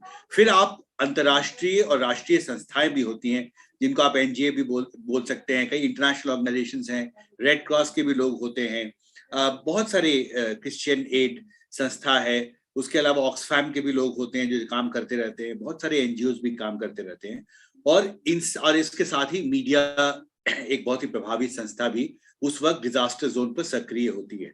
और इस बात पर रिसर्च किया जा रहा है कि जब आप डिजास्टर जोन में रिपोर्टर जाता है तो इन सभी एजेंसीज के साथ किस तरह का उसका संबंध होना चाहिए। देखिए, इंफॉर्मेशन के लिए हमारे लिए सबसे क्रेडिबल तो सरकारी एजेंसीज होती है, क्योंकि हम ये मान के चलते हैं कि उनके पास सबसे ज्यादा संसाधन होते हैं और उनके पास सबसे ज्यादा आउटरीच का अधिकार भी होता है और ताकत भी होती है वहां पर, और वो आपको सबसे बेहतर, सबसे अच्छे तरीके से, सबसे क्रेडिबल इंफॉर्मेशन दे सकते हैं, और उनकी जवाबदेही भी तय की गई है, सुनिश्चित की गई है। तो वो अधिकारी आपको इतना आसानी से ऑन द रिकॉर्ड स्टेटमेंट्स नहीं दे सकता आपको। जहां तक डिजास्टर एड एजेंसीज का सवाल है या जो एनजीओज काम करते हैं वहां पे, उसके साथ मीडिया का कैसा संबंध होना चाहिए, ये एक अलग विषय है चर्चा का, क्योंकि उसमें बहुत सारे इश्यूज सामने आते हैं। देखिए, मैं एक जर्नलिस्ट हूं, अगर मैं ग्राउंड पर किसी भी संस्था के साथ कोई जानकारी अगर साझा वो मेरे साथ करता है और उसको मैं रिले या ब्रॉडकास्ट करता हूं, और उसके बाद अगर उस पर सवाल उठते हैं तो वो प्राथमिक जिम्मेदारी ग्राउंड पर मेरी होती है।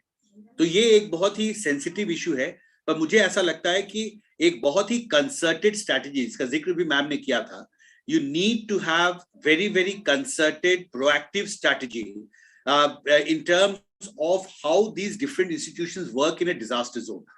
कहीं भी समन्वय की कमी नहीं होनी चाहिए, कहीं भी किसी भी तरह से इस तरह का कोई भी तरह से इन्फ्लुएंस करने की कोशिश मीडिया के जरिए जो इंफॉर्मेशन आ रहा है उसको नहीं होनी चाहिए, क्योंकि वो, जैसा मैंने पहले भी कहा, the most critical thing in a disaster zone is that the rights that reporters have to seamlessly broadcast right news, correct news to the nation, because that has a bearing on how the relief and rescue work can be directed, redirected, and also reach in areas where they have not reached. So the बहुत ही critical संवेदनशील समय होता है जिस वक्त disaster होता है। लेकिन जहां तक प्री डिजास्टर और पोस्ट डिजास्टर फेज का सवाल है, हमने देखा है बहुत सारी अंतर्राष्ट्रीय संस्थाएं, एनजीओज ने बहुत अच्छा काम किया है पोस्ट डिजास्टर रिलीफ रिहैबिलिटेशन के काम में।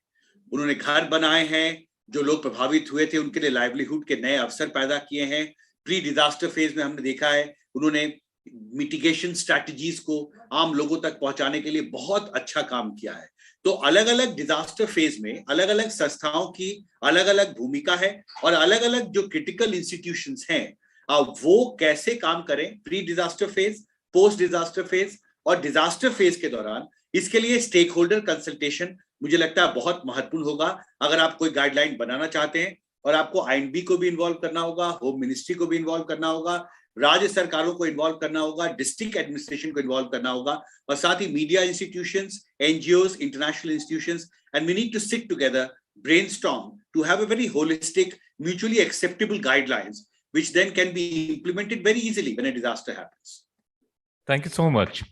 जो हिमांशु जी ने बात कही कि वेरियस स्टेक होल्डर्स को लेके उनके साथ कंसल्टेशन जो प्रोसेस स्फेयर इंडिया ने शुरू किया है, उसके बाद ही कोई इस तरह का गाइडलाइन बनाया जा सकता है, और वो भी जैसे 3 लेवल ये जो डिजास्टर मैनेजमेंट का जो स्ट्रक्चर ऑलरेडी गवर्नमेंट का बना हुआ है, central, state and district level का, जो विनोद जी भी वही बातें कह रहे थे। तो ये चूंकि various stakeholders are there, and also वो एक होता है कि गाइडलाइन सपोर्ट के लिए बने या फिर उसमें गाइडलाइन रिस्ट्रिक्शन के लिए बने, ये एक समस्या पत्रकारों को होती है कि क्या आप मुझे गाइड करने वाले हैं कि मैं कैसे रिपोर्ट करूं। ये वो सवाल वो वहां पर आएगा जहां वो उनको ये गाइडलाइंस पसंद नहीं आएगी। वो ये कह सकते हैं कि ठीक है, आप ऐसी कुछ चीज बनाएं जिसमें हमारा ज्यादा कोलैबोरेशन हो सके, एक दूसरे के साथ कोऑपरेशन हो सके इंफॉर्मेशन के डिसेमिनेशन में, और जो हमें समस्याएं आ रही हैं उसमें अगर रिलीफ मिल सके। ये सारे सवाल हैं। मुझे लगता है कि काफी समय हो चुका है, and I would like to invite mister Vikrant Mahajan for his concluding remarks. Mr. Vikrant Mahajan, CEO of Spare India. Just see one hand Poonam Mishra is raising on the online. Since we didn't have any online speakers, can you Sylvan help Poonam put up her point? One last one maybe. And Poonam, if you can just be brief and focused. Sorry, it's this time part. I was seeing your hand up for a long time. Okay. Hello, am I audible? Hello. You're very much audible. Okay या to be honest, मैंने आप सभी लोग के points सुने हैं और बहुत अच्छे अच्छे पॉइंट्स आए हैं। अब मुझे ये देखना है कि मीडिया हाउसेस की विल कितनी है। डेफिनेटली जो गाइडलाइन की वो बात कर रहे हो, रिस्ट्रिक्ट करने के लिए नहीं है, बट आपको इंक्लूसिव बनाने के लिए है। बिकॉज जो भाई साहब डायस पे खड़े हैं उन्होंने बहुत अच्छी बात बोली है कि जो डिजास्टर की रिपोर्टिंग है वो बिल्कुल इम्पार्शियल और न्यूट्रल होने चाहिए। और सबसे बड़ी बात है कि हम सभी लोग बेस करते हैं आपकी रिपोर्टिंग पे, स्पेशली जो इनिशियल के डेज हैं। तो विक्रांत, रियली आई थिंक जो हिमांशु जी ने बोला है कि एक नेक्स्ट कंसल्टेशन अगर बुलाई जाए, प्रोवाइडेड कि मीडिया हाउसेस उसके लिए रेडी हूँ, तो एक बहुत अच्छा कदम हो सकता है। बिकॉज आगे कैसे करना है वो तो हम सब लोग टेक्निकल लोग मिलके कर लेंगे, but MHA is very much important as a like start agency as well as security guard करते हैं, तो डेफिनेटली वो आपके लिए इम्पोर्टेंट है। But on the other hand side definitely being a media house आपकी एथिक्स है कि आप सही बातें रिपोर्ट करेंगे। तो बस मैं यही कहना चाहूंगी कि इसको आगे कैसे लेके जाना, I think we need to work towards that. Thank you so much Vikrant and colleagues. Thank you so much, Poonam. पहले आई थिंक जो इस सेशन से, इस डिस्कशन से एक्सपेक्टेशंस थी, मुझे लगता है कि हम उसको, पर्सनली मैं सोचता हूँ कि जो मेरी एक्सपेक्टेशन थी हम उसे फार एक्सीड कर गए हैं, और इसके लिए मैं बधाई देता हूँ केशवर साहब को और हमारे डिस्टिंग्विश्ड स्पीकर्स को, जिन्होंने आज इतनी अच्छी चर्चा और हुई है कि मुझे लगता था कि जो चौथे राउंड टेबल पे जाकर हमारे जहां पे हमको पहुंचना था उसकी आज इसी चर्चा में वो माइलस्टोन अचीव होता हुआ नजर आ रहा है। तो थैंक यू फॉर दैट।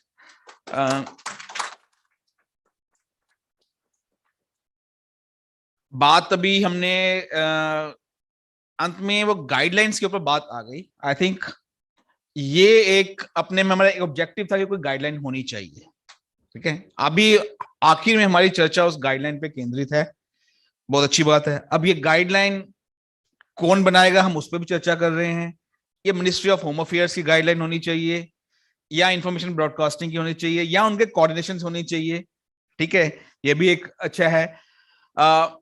मेरा दृष्टिकोण ये है कि ये guide ministry of home affairs की तरफ से या ब्रॉडकास्टिंग की तरफ से भी गाइडलाइन आपके पास में आती रहती हैं। ये जो हम बात कर रहे हैं, ये हम एज मीडिया कलेक्टिव, हम अगर एज मीडिया कलेक्टिव अपने लिए हम कुछ बनाते हैं। ये जैसे एंड में से ओमकेश्वर साहब भी बोल रहे थे कि अगर हम मीडिया को बताएंगे कि तुमने ये करना है, ये नहीं करना, तो वो नहीं मानेंगे।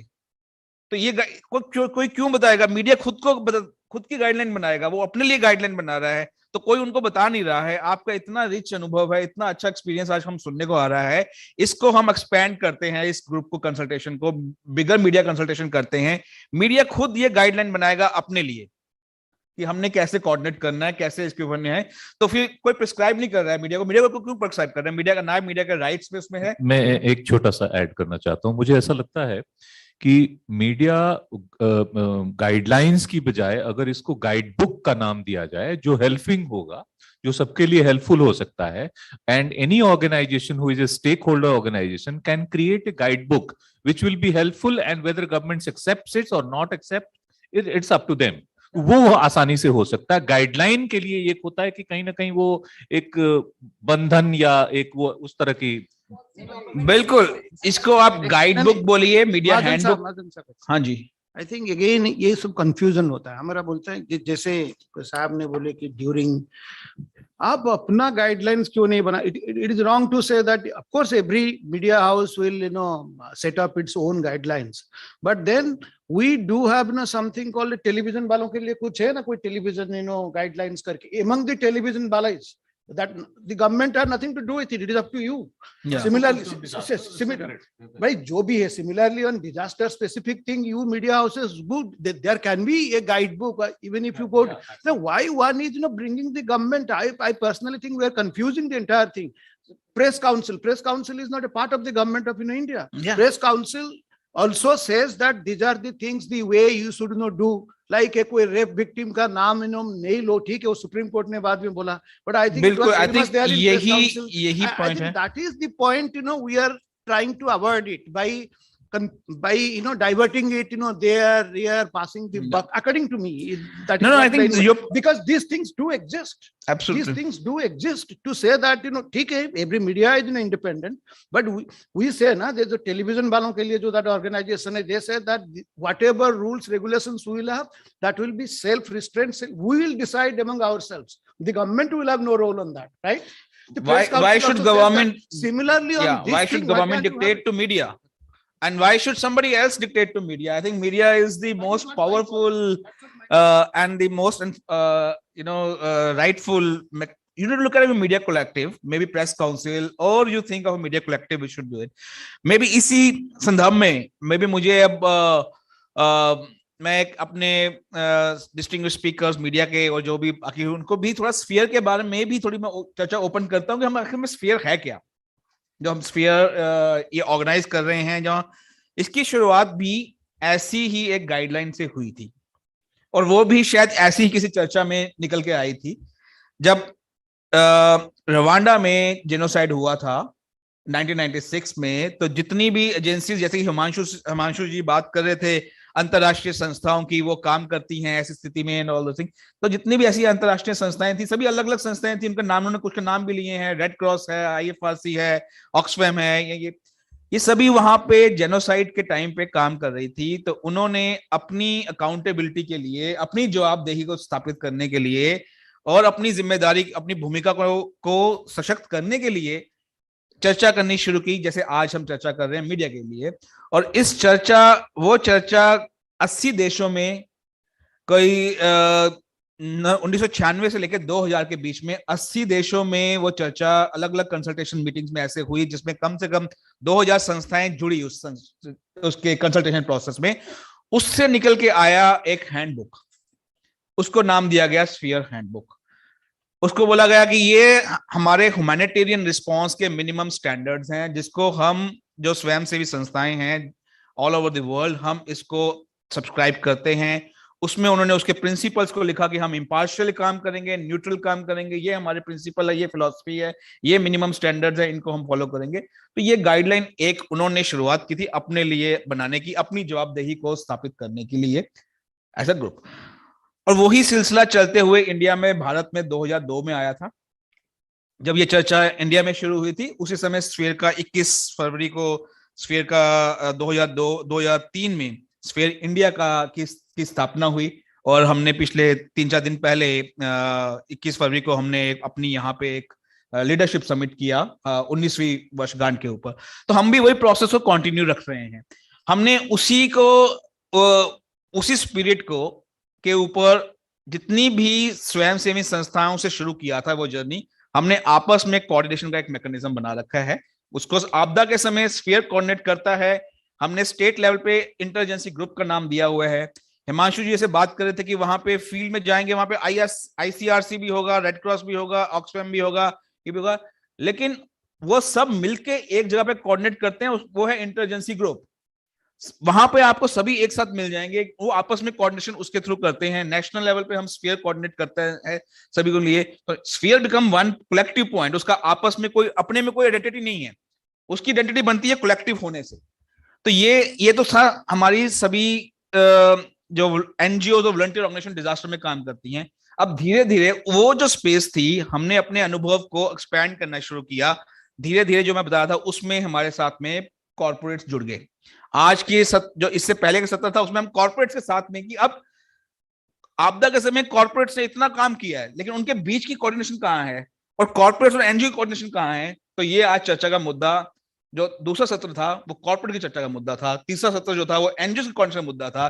पहला जो सत्र था जो आज इनॉग्रल था कि कॉर्पोरेट अफेयर्स की जो Indian institute of corporate affairs और स्फीयर इंडिया मिलके NIDM के साथ में हम सभी को साथ में लेके कैसे चल सकते हैं, जो कि मोदी जी ने अपने विजन में कहा है कि सभी होल ऑफ सोसाइटी पे काम करें।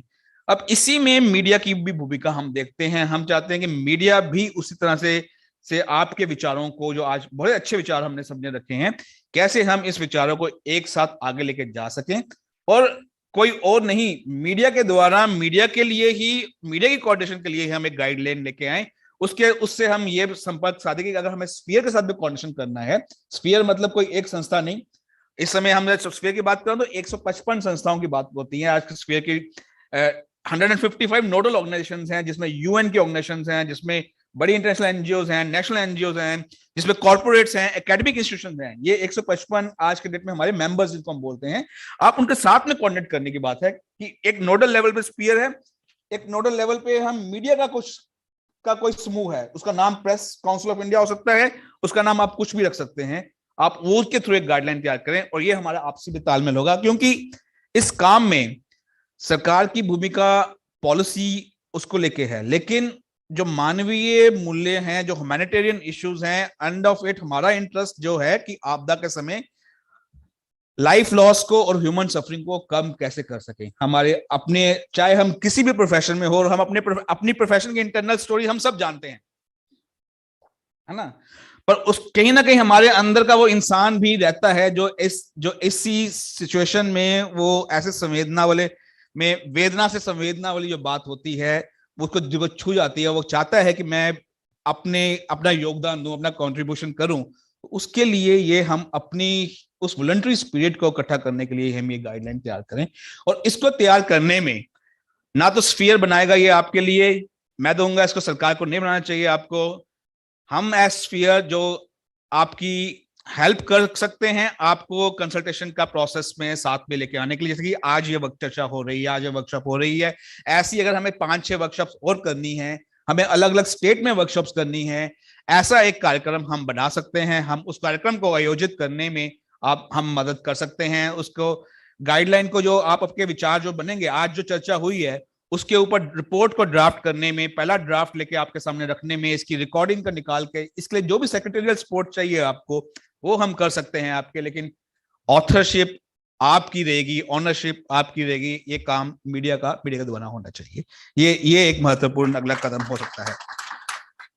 दूसरा, मैं एक और बात, हालांकि पूरी चर्चा में बहुत सारी बातें निकल के आई हैं, मुझे लगता है लगता है कि ये चर्चा आज की डेट में बहुत अच्छी रही है, पर मैं एक और बिंदु सबका रखता हूं, जो अब मीडिया कोऑर्डिनेशन से बड़ा गोल जो हमारा है, लार्जर गोल जो है, हमारी सरकार का गोल है, भारत सरकार का गोल है। और भारत सरकार ने ये कमिटमेंट संडई में, हिमांशु जी संडई की बात कर रहे थे, उन्होंने संडई फ्रेमवर्क फॉर डिजास्टर रिडक्शन को गवर्नमेंट ऑफ इंडिया ने साइन किया है। उस फ्रेमवर्क में 2030 में के जो हमारे गोल हैं, उसके क्या टारगेट्स हैं वो तय हैं। उसकी तरफ हमारी कलेक्टिव जवाबदेही है सरकार के साथ में, हम सबकी मिलजुल के हमारी जवाबदेही विश्व को है, वर्ल्ड को है, ह्यूमैनिटी को है, कि हमने कैसे अपने, चाहे हम अभी ग्लासगो में प्राइम मिनिस्टर ने क्लाइमेट चेंज के लिए बड़ी सी कमिटमेंट्स दी हैं कि 2050 तक हमारा देश का जो ग्रीन हाउस एमिशन है इतना कम करना है। तो ये कमिटमेंट हम होल ऑफ ह्यूमैनिटी को कर रहे हैं, वो कमिटमेंट हमारी सबके भी है, सरकार को हमें उसमें सहयोग देना है। वैसे ही 2030 के लिए हमारे जो गोल निर्धारित हैं, भारत सरकार का उद्देश्य चल रहा है कि 0 लाइफ लॉस इन डिजास्टर्स। हमारा जो गोल है 0 लाइफ लॉस इन डिजास्टर, हम उसके कितना करीब जा रहे हैं, उसमें के लिए हमें क्या करना है, इसके लिए क्या सहयोग देना है हमें। तो हमें 0 टॉलरेंस टू लाइफ लॉस की जो है, हमें उसके लिए सिर्फ अपने दृष्टिकोण को आपदा के बाद आने वाले रिस्पांस के लिए नहीं, हमें उसकी आपदा की तैयारी के लिए, जो भी आज चर्चाएं हुई हैं कि उसका ऑडिट होना चाहिए, उसके क्या कारण है जिसकी वजह से आपदा हुई है, उसके ऊपर विश्लेषण होना चाहिए। ये सब काम होता है, सभी करते हैं, ये संस्थाएं सभी काम ये करती भी हैं, और ये इसके रिसर्च भी होती है, वो सब आपको अवेलेबल हो जाएगी। लेकिन हमें उसको मीडिया की कवरेज में लेके आना है, कैसे लेके आना है उसके ऊपर भी हम आगे की योजना बना सकते हैं। चाहे वो एक डिजास्टर और डिजास्टर को लेके एक सेपरेट मीडिया के अंदर एक सेक्शन डेवलप हो, उसका क्यूरिकुलम डेवलप हो, या जैसे ओमकेश्वर साहब मुझे कहते रहते हैं कि हम एक अलग से प्रोग्राम शुरू करें इसका दूरदर्शन के ऊपर, हफ्ते में एक घंटे का प्रोग्राम डिजास्टर्स के ऊपर ही रन करें, या हम कोई ऐसी सोच लेके आए।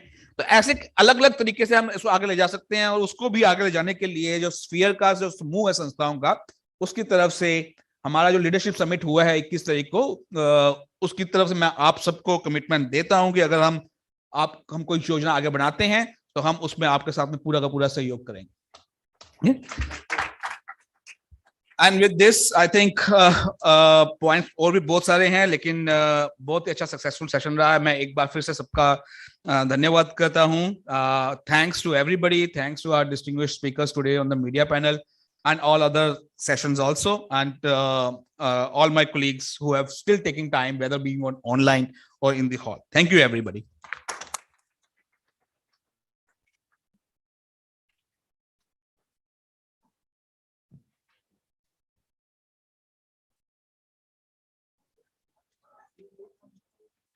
Yeah, that's it. Ravi, you want to conclude with the then? You want to set the okay. So we can have a photograph. Yes. Come everybody, please. Let's have a group photograph.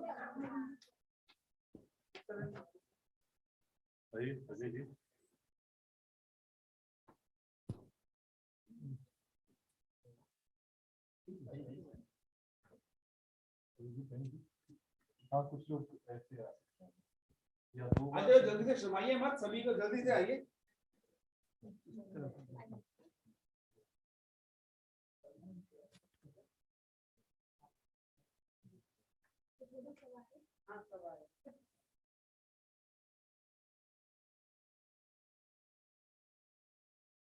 Thank you.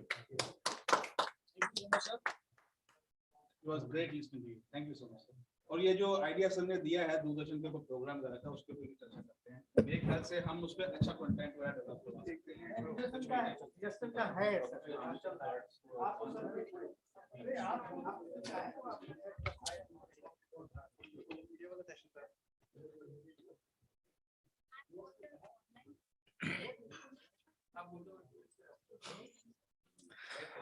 Thank you everyone, all the online participants who have been there throughout the session with us. So we have come to an end for our one-day consultation which we had. Just now we have completed with the media consultation. Thank you very much. We have noted all the valuable points you have quoted in the chat box, and we'll be coming up with a report and action points for the way forward. Thank you very much, and looking forward to your active participation in our future